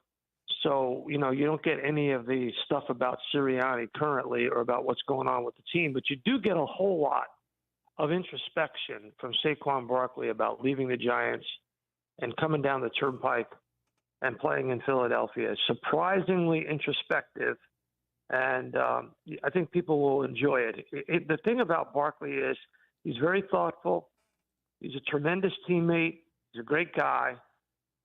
And, he was just caught in the switches of a salary cap situation and shown the door by the Giants. Basically, that's what it was, Mike. I mean, you can't really call it anything else. The Giants didn't bring him back. And he was up for Man of the Year, and he's one of the best running backs in team history. So he goes into it pretty good. I gave a little bit of a snippet to our guy, Johnny G., the Grenner team at Berger Realty in Ocean City, New Jersey. We had breakfast at Uncle Bill's. I love that Uncle Bill's on Asbury Avenue in Ocean City. We had breakfast this week, and Johnny was grilling me about it, and I gave a little bit of it. I'm surprised it wasn't all over social media, but Johnny's a good friend, and I don't think he would do that. Well, was he grilling you about how Nick Sirianni and Jalen Hurts, are they on the same page during that bye week? Did they have a little kumbayage? Well, it's pretty clear from what Jalen said after the Tampa game. We have our moments. You and I discussed that on your show. I thought that was eye-popping, what Jalen said. And, after during the bye, the 2 of them got together, and Jalen changed his tune a little bit and said, bottom line is we got to get in this thing together, and we support him and he supports us, and we want to be on the same page here going forward.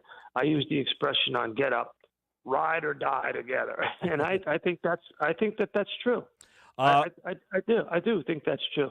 I mean, I don't think we're on a trajectory at all. Now, I may eat these words, but there's no indication that I'm getting from the Eagles organization right now as we speak today on Friday, October 18th. I don't get any indication that we're on any kind of trajectory that Nick Sirianni will be fired anytime during the 2024 season. That would be out of character for the Eagles, but I do want to ask you about something you also said on Get Up, which was this here. I'll let you listen to it. This was Sal Powell this week on Get Up about the Eagles offense. Take a listen. I agree with Dan. This is not Kellen Moore's offense. You don't see the formation variation to create favorable matchups. You're not seeing the pre-snap motion that Kellen Moore was supposed to bring to this football team. I don't think that they are running his offense. I think there's too much interference from wherever. All right, so what comes first, the chicken or the egg here? Is this someone else's offense? Can the quarterback not execute Kellen Moore's offense? Why, as you see aesthetically, they are not running what we thought was a more innovative style of offense? Yeah, it's not very creative, and I don't have an answer for that specific question, Mike. I think the evidence is that if you look at Kellen Moore's offenses in the past and this one, they're not the same. And Nick Sirianni was asked about that. And he said, it's a matter of consensus. It's a coalition that puts together the offense. And it should be. It should be. There should be input. I'm a great believer, first of all, there should be input from the quarterback. If the quarterback's doesn't like what he sees, he's not comfortable with what he sees in the meeting room or in the game plan, you got to throw that out. Mm-hmm. We've seen many instances on NFL films where quarterbacks get together with the offensive coordinator and they go through what they like and don't like. This was a major issue between Doug Peterson and Carson Wentz. Yeah. As you remember. And I remember Doug just saying to me once, we would go into the room with Nick Foles and we say, we want to run this, this, and this, and this. And Nick would be, okay, fine. Yeah. I do remember that whole situation when they changed from Wentz to Foles because of the injury there. Sal, as you chronicle here, you get the win against Cleveland. Okay, not aesthetically pleasing. We got the Giants here, but this is a stretch where we're going to really find out if this team is a real contender or just kind of maybe a wild card team that gets bounced in the first round again. This stretch starting last week up till, I guess, through Dallas. Well, let's look at it, Mike. And this is a good point that you make. You beat the Browns, and like I said, a win is a win. I'm all for the win is a win. You don't have to destroy teams by 24 points to convince me that you're good, bad, or indifferent. You got better in certain critical areas. The quarterback didn't turn the ball over. The tackling was better.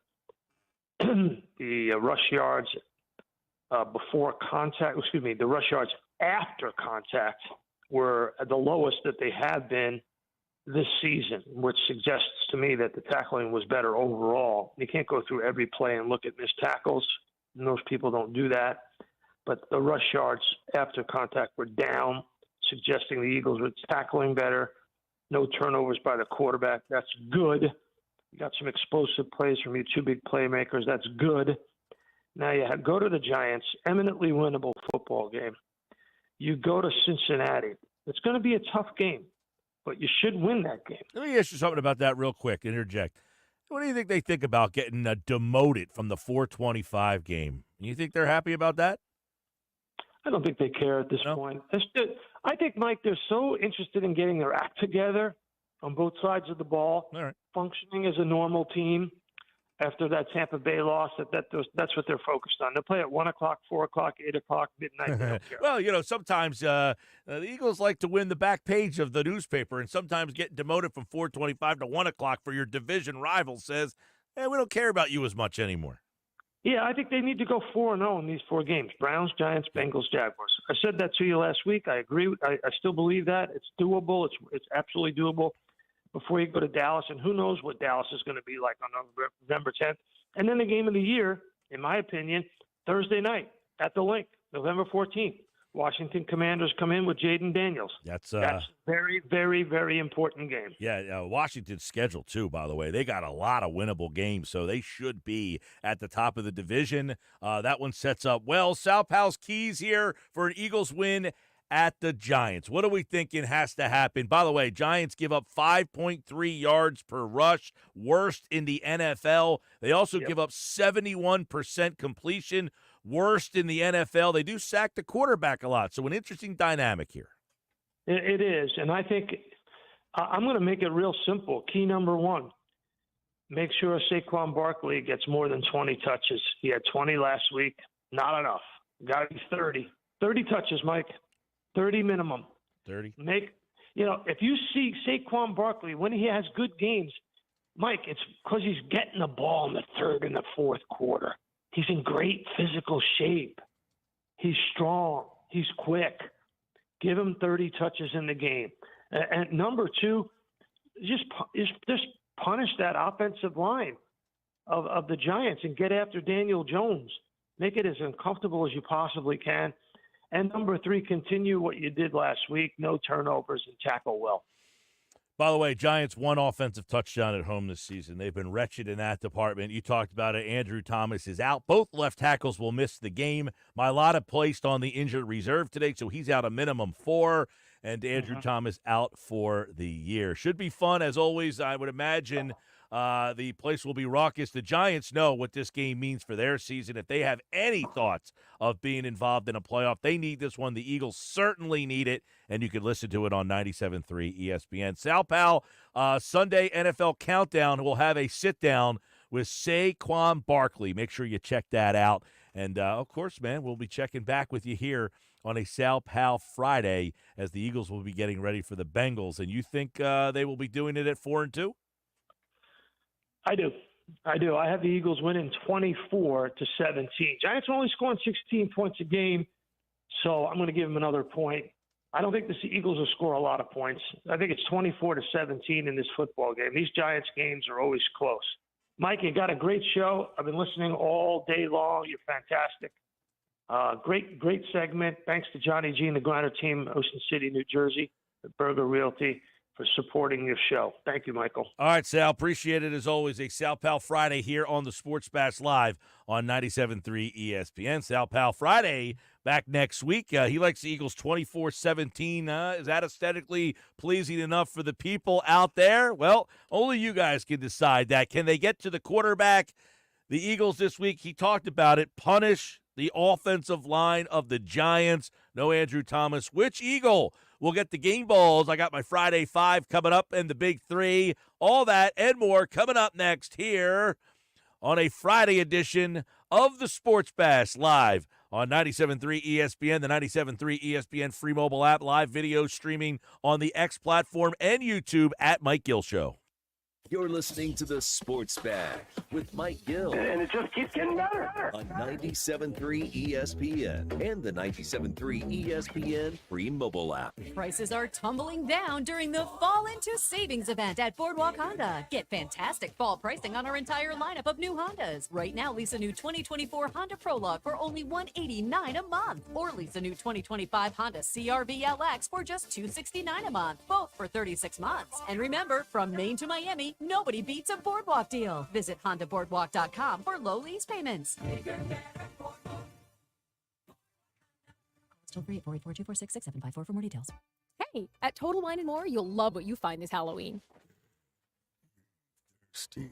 Oh, hey, Frankenstein. Did you enjoy that Cabernet?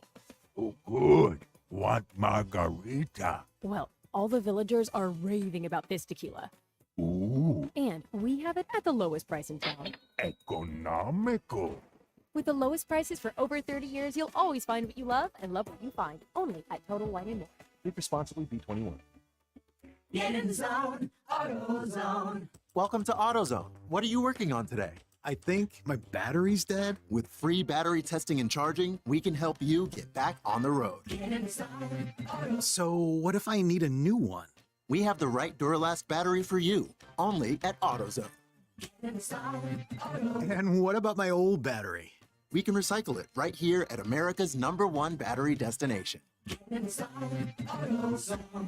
Restrictions apply. 97.3 ESPN has teamed up with Seize the Deal for incredible weekly offers from some fantastic local restaurants. Here's this week's big deal. Get a $50 gift card, good for use at the Ravioli House in Wildwood for just $25.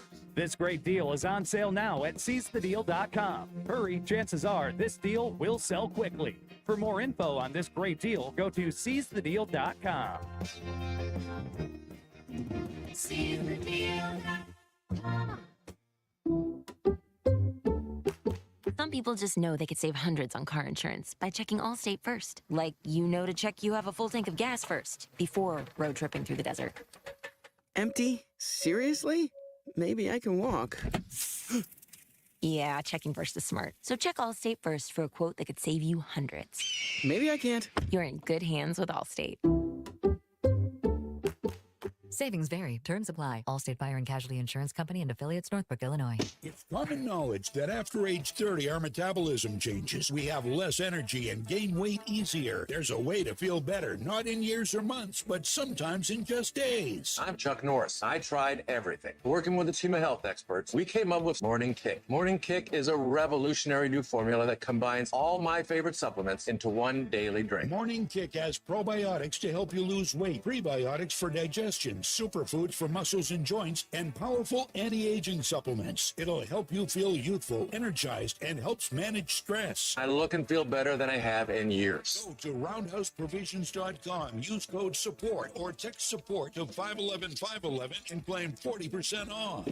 Roundhouseprovisions.com, code SUPPORT. Every purchase comes with our 90-day money-back guarantee. You could be feeling these changes within just a couple of days. Text SUPPORT to 511-511. These statements have not been evaluated by the FDA. This product is not intended to diagnose, treat, cure, or prevent any disease. Tax fees may apply.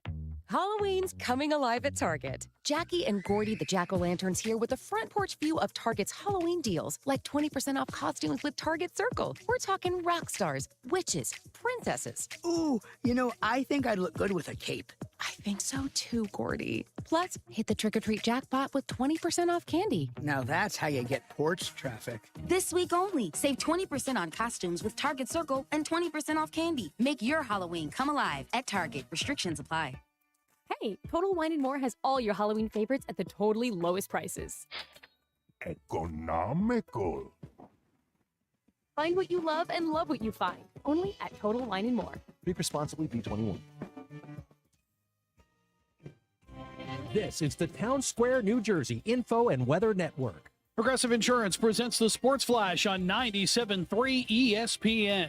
NFL Week 7, the Eagles head to New York to take on the Giants at MetLife Stadium. Philadelphia sitting at 3-2, and they've won 5 of the last 6 meetings against New York. The Giants sit at 2-3, an offense that's only putting up 16 points per game. It's a return to New York for Eagles running back Saquon Barkley. He's 4th in the NFL in rushing. Philadelphia will be without tight end Dallas Goedert. He's out with a hamstring injury. 97.3 ESPN has coverage for you starting at noon on Sunday.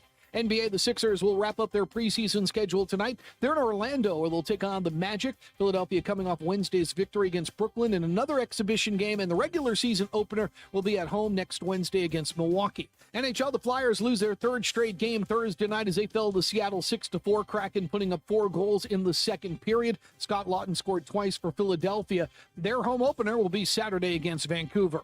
I'm Tony Desiri, and that's your Sports Flash on 97.3 ESPN. Earn entries for your chance to be one of the lucky winners of a complete his or hers YSL collection now through October 26th. Show your timeless sophistication during the YSL collection drawing. Only at Borgata. Must be 21 or older. Gambling problem? Call 1-800-GAMBLER.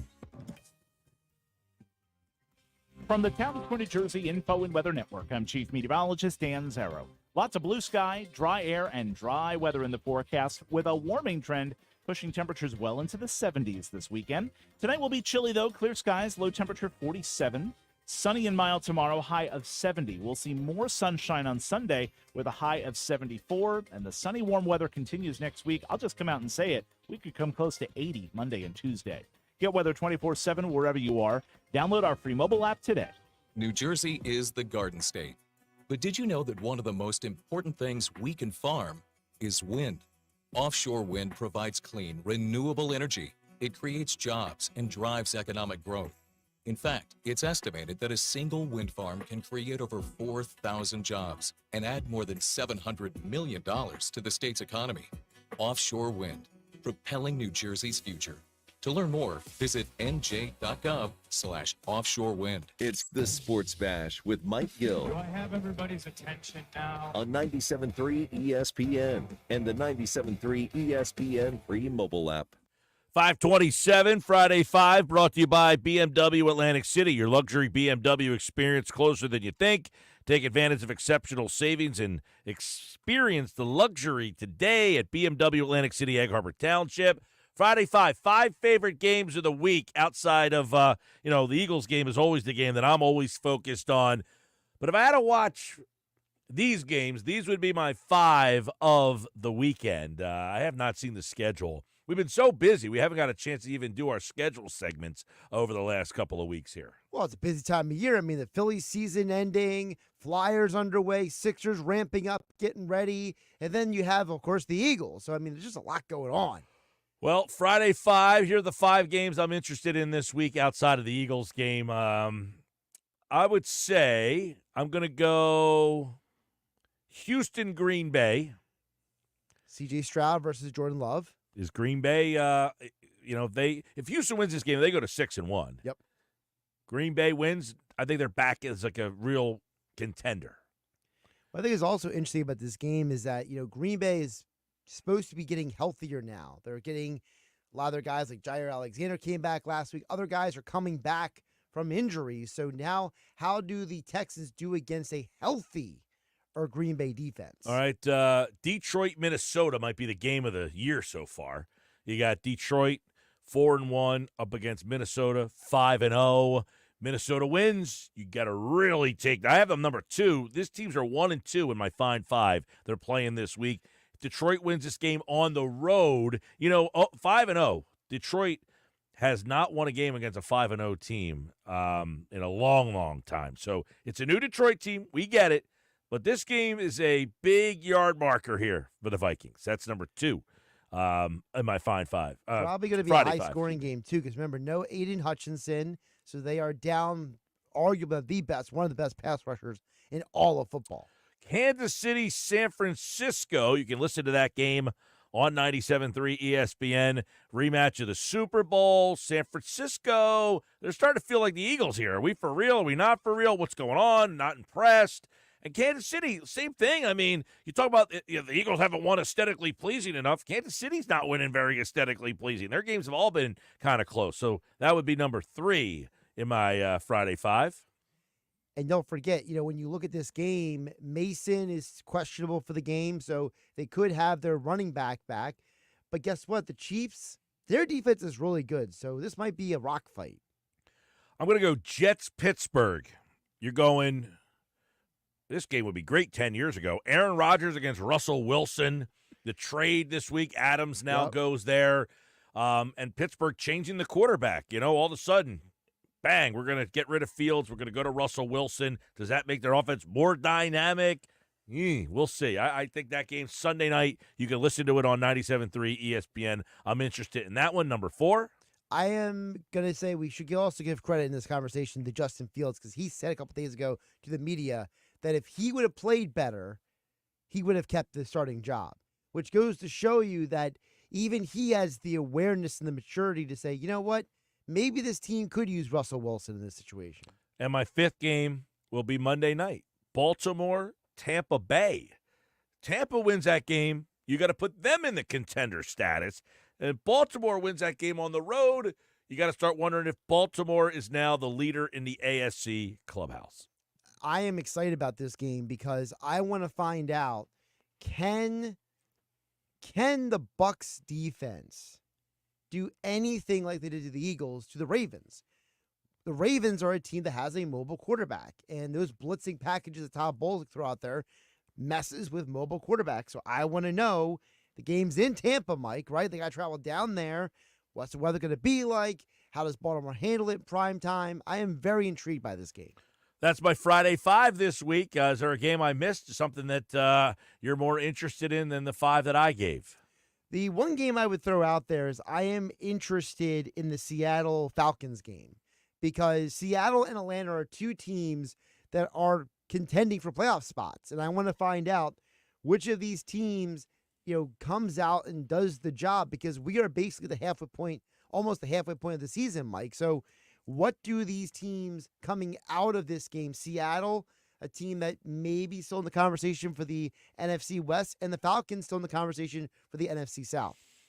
All right, there you go. A look at this week's Friday 5 favorite games outside the Eagles game. It's brought to you by BMW of Atlantic City. Your luxury BMW experience is closer than you think. Let's get into today's Friday Big 3.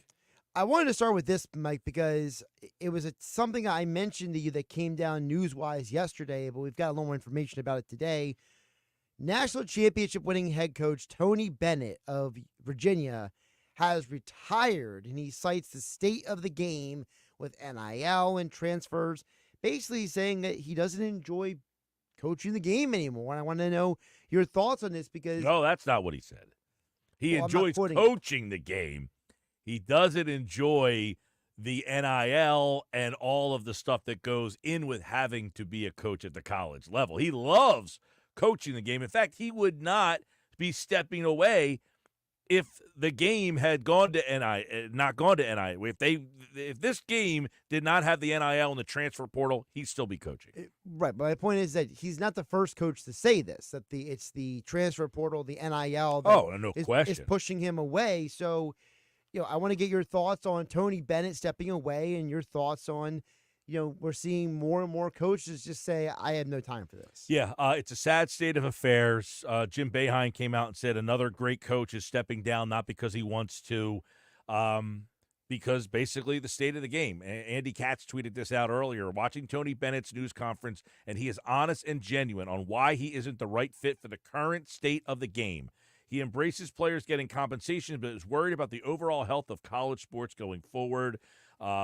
Listen, to me, college sports should not be about compensation. If we're more worried about compensation, it's ruined the game. It's ruined the spirit of what collegiate sports are about. And I can hear the first person saying they've been making money and the kids haven't been making money. I get it. Students want and deserve something. But this could have been rectified years ago, and the greed of the colleges come to play here. But at the other side, they went to the extreme so far. If anybody thinks that the compensation is good for the game, then why are all these coaches walking away? You're bringing in, it's the Wild West. It's just ruined everything. No one, looks at it and says, I said, the students want and deserve something. But I said this, I tweeted this out earlier. I was the student, I was the sports director at the student-run station. I got a check, a stipend, for $150 every 2 weeks. It might have been $125, actually. That's big money back then. I got it every 2 weeks, okay? Every 2 weeks, I got that check. And I was flipping thrilled. When I got that check for $150, it was like, oh, my gosh, this is unbelievable. If you gave the football players $5,000 a month, here's your stipend, $5,000 a month. You don't think the football players would be thrilled to death? The basketball players, here's $3,500 a month. Here you go. You're getting $3,500 a month to be on this team. And all other sports, the non-revenue generating sports, you're all going to get $1,500 a month. If you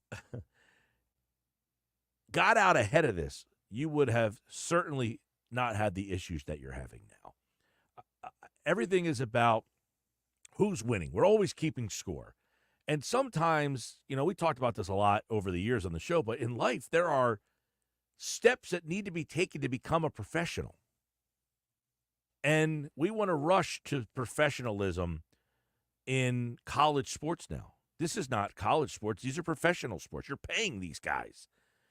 When I see the Tony Bennett and Jay Wright and even Nick Saban, you think Nick Saban would be gone from coaching if the game hadn't changed the way it is now?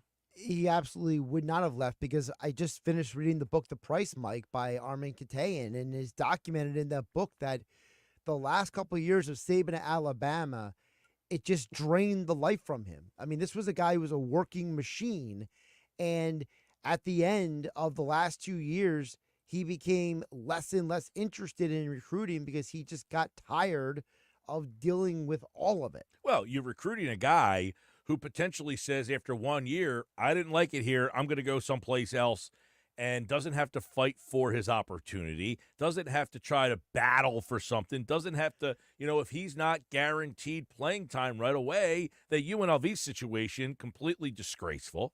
I hope that kid never gets to play football again. I hope no one ever takes a shot on him. These people act like, look, most of the kids are playing college football, college basketball. They ain't making it to the pros. Correct. Right? They're not making it there. So we have made a system for the exceptions, not the rules. Right. And you've now ruined it for everybody because you made rules for the exceptions and not the rules.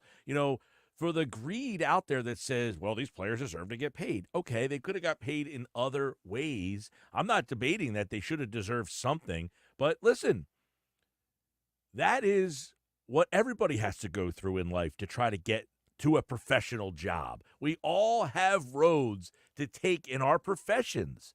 And for people to be arguing against that, it's preposterous.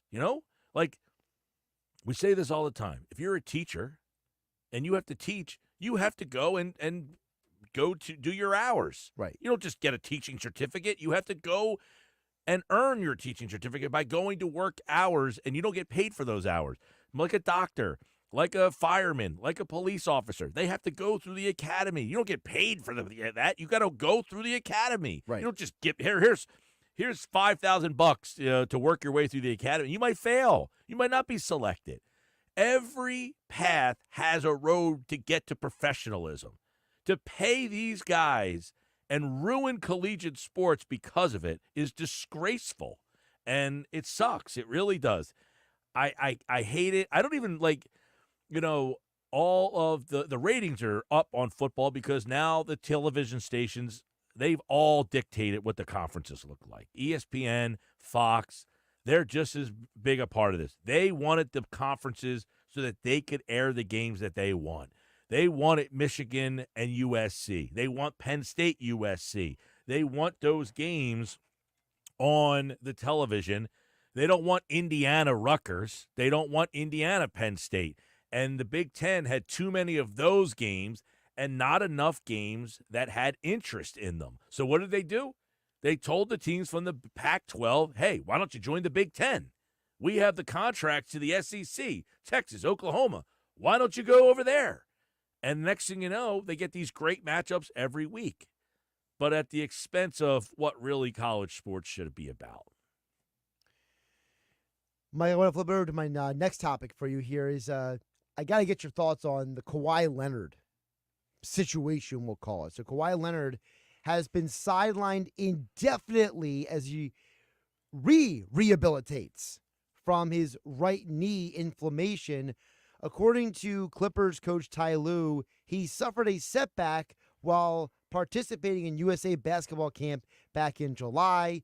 Apparently, he came back a little too soon from his rehab, re-aggravated his knee, and now there is now no timetable for his return. Is it about time, Mike, to start saying that the era of Kawhi Leonard is done? Yeah, I think, listen, he play again possibly, but he's not the same player. I mean, he's just not going to be able to carry a team to the finish line. There's just no way that you're going to be able to count on him. You got everything you could have gotten out of him in that Toronto year. The way that they managed him, they load managed him, and how they used him. He's 33 years old now. He's never played an entire season with the Clippers. And quite frankly, at 33, you don't feel like this is going to get better. It's sad. It's unfortunate. And, you look at it right now, you wonder if he's ever going to be able to play, again. I mean, he might just be like to the kind of point where it's like, hey, he's trying, timetable indefinite, and you might just say, hey, this guy has to shut it down. According to Clippers President of Basketball Operations Lawrence Frank, the issue of inflammation continues to be the problem, even though he has gotten it to go down, and they've got, quote, a better handle on it. They have not been able to ensure that Leonard can be inflammation-free. Look, he had that injury. He had an ACL. He missed out the entire season back in 2021, 2022, I guess that was, with the Clippers, and he has not been the same, but he had problems before that with the Spurs. So this guy unfortunately has chronic knee problems, and it's a shame because he could have been he wasn't the most exciting guy, to watch or anything, but he was just such a solid two-way player. Right. He was so steady. He was so reliable, and now he can't get on the court. Sadly, his healthiest year was the year that he beat the Sixers. Yeah, double doink, or quadruple doink, actually. The 20 million bounces from hell. The ball goes in. Mike, before we get out of here, I know you love the topic of the business of sports, so it is official, Mike. Diamond Sports Group, which is currently going through bankruptcy, has now reached an agreement where they will be rebranded as FanDuel Sports Network. FanDuel is taking over Diamond Sports programming. They will no longer be called Bally Sports as of October 21st. All the networks are going to be FanDuel television programming. So now, if you are in those markets that have Bally Sports, all of your networks will now be FanDuel programming. Yeah, just to give some people some insight on that. Basically, we have NBC Sports Philadelphia. There's a lot of markets that don't have NBC Sports whatever city. They have Bally Sports Midwest or Bally Sports Atlanta or Bally Sports, wherever it is. They're the ones that operate the quote-unquote what they're called regional sports network. So NBC Sports Philadelphia is our regional sports network. It carries all the Philadelphia teams. If you go down to Washington, they have NBC Sports Mid-Atlantic, and they carry the Washington teams. So other areas of the country have these Bally Sports who basically went bankrupt. And so teams from all over the country, it seems how lucky we are here. There's been some teams that haven't had anybody pick their games up. Correct. For instance, like the Phoenix Coyotes. They had no place. Their games weren't on television anywhere because the regional sports network went out of business and no television station wanted to pick them up and put them on. So the Suns put their games on over-the-air television, which would be like if you put on 3, 6, or 10, they put them on like the CBS affiliate in Phoenix.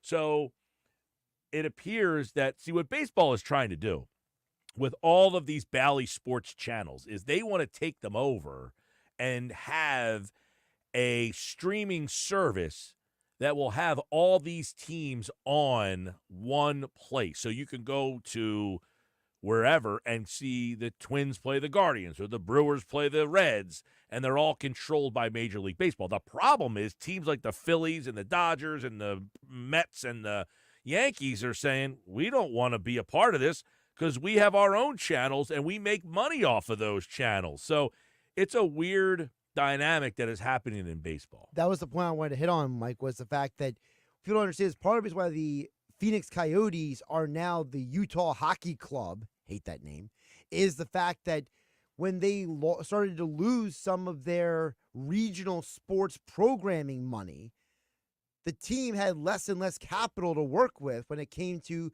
potentially building a new arena and all the issues that led them to be taken over by the owners of the Utah Jazz, Ryan Smith. These markets, like you mentioned, the Dodgers, the Phillies, the Yankees, the Padres, but it goes to basketball and hockey too.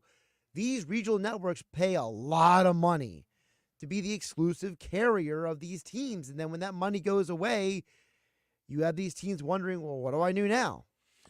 Yeah, I don't know. And, the Phillies could be affected by this big time. Or, there's a story that said basically Major League Baseball, that NBC Universal would make the company's regional sports network, NBC Sports Philadelphia, have to stream on Peacock, which means you would have to get Peacock then to stream the Phillies games over there because Major League Baseball is trying to get all of these teams on the same platform so that they can control all of the packages. I don't know how it's going to work. It's a clunky fit because of the haves and the have-nots, really. The Pittsburghs, the Cincinnatis, the Clevelands of the world are saying, okay, fine, we don't really have any options here. The Philadelphias, the New Yorks, the LAs are saying, whoa. Well, we're not in on that, so we'll see where that all ends up. But that is that's an ugly mess that is happening in the world of baseball. So that's my big three for the day, Mike. All right, Friday 5, big three. And I got my Bet365 play of the day. I think I was a winner last night. Yes, you did. The Denver Broncos didn't just cover the 2.5. They smashed. Yeah, it was a risky proposition to bet the road dog on the road at New Orleans. But if you watch any of that game last night, the real dog in that game was New Orleans. They were going to say terrible. fans, but well, that too. I didn't watch much of that game. I watched more of the baseball last night. By the way, Mets are up 3-0. We'll close out the show with my Bet365 play of the day. Eagles pick and game balls next. ESPN Radio. The Guardians respond at home? Can they make it 2 straight and tie the Yankees at 2 games each? Or will New York respond and push them to the brink of elimination? Game 4, the Yankees and Guardians. Coverage begins today at 7:30 Eastern, with first pitch at 8 Eastern. On 97.3 ESPN. Brought to you by Shore Physicians Group. Be well connected. Visit shorephysiciansgroup.com. Find the finest fall offers at BMW of Atlantic City. Right now, lease a new 2024 BMW i4 eDrive 40 for $499 a month with $5,679 due at signing. Or lease a new 2025 BMW iX xDrive 50 for $699 a month with $6,419 due at signing, both for 36 months at BMW of Atlantic City. Closer than you think. Located in Egg Harbor Township. Online at bmwatlanticcity.com. Offers expire October 31st. For more details, call 609-316-2393. Our daughter Jessie loves playing detective. A clue. But since we discovered she has sensitive skin, we've been playing detective too. We thought the problem was our puppy. But it was actually our old detergent. Aha. So we switched to Tide Free and Gentle. Tide cleans better than the leading competitive free detergent, and it doesn't leave behind irritating residues. Plus, Tide Free and Gentle has no dyes or perfumes, so it's gentle on her skin. Case closed. If it's got to be clean, it's got to be Tide Free and Gentle. Get in the zone, AutoZone. Welcome to AutoZone. What are you working on today? I think my battery's dead. With free battery testing and charging, we can help you get back on the road. Get in the zone, AutoZone. So what if I need a new one? We have the right Duralast battery for you, only at AutoZone. Get in the zone, AutoZone. And what about my old battery? We can recycle it right here at America's #1 battery destination. Get in the zone, AutoZone. Restrictions apply. It's common knowledge that after age 30, our metabolism changes. We have less energy and gain weight easier. There's a way to feel better, not in years or months, but sometimes in just days. I'm Chuck Norris. I tried everything. Working with a team of health experts, we came up with Morning Kick. Morning Kick is a revolutionary new formula that combines all my favorite supplements into one daily drink. Morning Kick has probiotics to help you lose weight, prebiotics for digestion, superfoods for muscles and joints, and powerful anti-aging supplements. It'll help you feel youthful, energized, and helps manage stress. I look and feel better than I have in years. Go to roundhouseprovisions.com, use code SUPPORT or text SUPPORT to 511-511 and claim 40% off. Roundhouseprovisions.com, code SUPPORT. Every purchase comes with our 90-day money-back guarantee. You could be feeling these changes within just a couple of days. Text SUPPORT to 511-511. These statements have not been evaluated by the FDA. This product is not intended to diagnose, treat, cure, or prevent any disease. Tax fees may apply. Order for Jennifer C. Is this my double shot, double cream, double froth, double pump, double hot, double whip, double sleeve? Yeah. Can you handle that much caffeine? Hey, did you know Discover automatically doubles all the cash back you've earned at the end of your first year? Well, I do now. Seriously, did you know Discover automatically doubles all the cash back you've earned at the end of your first year? Yeah, you just said that. Did you say I just said that? Yeah, I'm cutting you off. Did you say you're cutting me off? You earn, we match. Unlimited cashback match. See terms at discover.com/creditcard. Hey, if you have ugly yellow toe fungus, you gotta hear about the secret 2-minute trick that I found for my husband. It works from both the inside and the outside. Thousands of people are using it to get rid of their toe fungus. You can check it out at crystalflesh.com. Jake started off with a small spot on his big toe and then it spread and got really bad. His toes were nasty. It was so embarrassing. He was afraid to take his socks off. He hid his yellow and crumbly toes from everyone. He tried everything to get rid of it. Nothing helped. And then we found crystalflesh.com. It was the only thing that worked. In just a few weeks, his toes looked amazing. He's now walking around barefoot again. You guys need to try this. I'm telling you, this stuff is different. It's not sold in stores, but go check it out at crystalflesh.com. They'll even let you try it risk-free so you have nothing to lose. But whatever you do, don't let it get worse. You don't have to live with this anymore. Go check it out now. Just click over to crystalflesh.com. With GMF financing, the qualified buyers excludes Traverse and Corvette excludes prior sales. Need a car, truck, or SUV? Great! Get to Bennett Chevy, where you're going to get Bennett's best offers ever. You know Bennett sells new Chevys at the true GM supplier employee price, right? Well, right now, Bennett Chevrolet says, how'd you like to buy your new Chevy and pay $500 below below the GM supplier employee price. Yes, $500 less than our employees. Plus, you keep all the rebates. That's up to 15% off the sticker. And with available 0% financing, you'll have incredibly low payments. And if you've got an old car to trade, right now you'll get a minimum $10,000 towards any pre-owned vehicle in stock. That's at least 10 grand for total junk. Imagine how much we'll pay for good trades. And wait till you experience Bennett's non-commissioned sales team. Paid on your satisfaction, not how much you spend. So they'll make getting all these unbelievable deals even better. Together, let's drive. Bennett Chevy, Egg Harbor Township, and BennettChevy.com. You're listening to The Sports Bash with Mike Gill on 97.3 ESPN and the free mobile app. All right, 5:53, get ready to get out of here on this Friday night. The Bet365 play of the day. We had a winner for you last night. We gave you the Broncos in a pretty much blowout win over the Saints. Bet365 play of the day for this weekend will go Devontae Smith over 50, Drake London over 50, Addison 3 receptions, and Brock Purdy 225 yards passing. Put those all together, and there you go. It's your Bet365 play of the day. Devontae Smith over 50, London over 50, Addison 3 catches, and Purdy 225 yards. Put those 4 together. You'll thank me on Monday. Eagles over the Giants this weekend. I'm going to go, how about 23-13? Eagles over the Giants, 23-13 is the final score there. Game balls for the weekend. I'm going Smith. I just told you he's going to go over 50. I think he has the big game receiving-wise. Devontae Smith for the Eagles gets the game ball. And on the defensive side of the ball, I'm going to give it to my guy, Quinyon Mitchell. I think Mitchell has a interception this week, gets it done, and we'll be talking about him on Monday. 23-13 Eagles over the Giants. And, of course, you can listen to the game right here on 97.3 ESPN. That means Mike Gill likes the under in the game as well.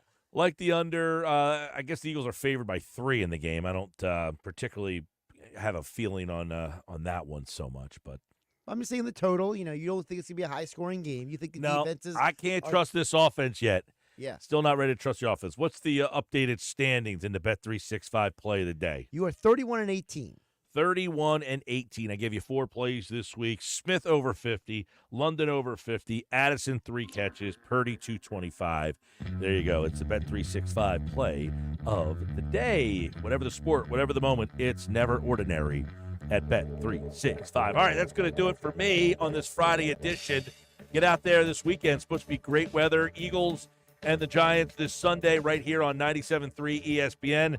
Coming up tonight, we got the Yankees and the Guardians. That game is coming up at 7:30 on 97.3 ESPN. By the way, Dodgers just scored a run, 3-1 now in that one. So we'll have the game tonight, little game 4 of the ALCS. Tomorrow, Bama, Tennessee. Good one there. ALCS game 5, Flyers, Vancouver tomorrow. The home opener over on Rock 104.1 and the Rock 104.1 mobile app. Eagles, Giants Sunday, Niners, Chiefs Sunday, Jets, Pittsburgh Sunday. And I'm back Monday right here on the Sports Bash. Have a great weekend, everybody. Hey, Eagle fans, this is Josh Hennigan inviting you to join me this Sunday for our 97.3 ESPN Eagles vs. Giants watch party at Doyle's Poorhouse in Tuckerton. Come out for your chance to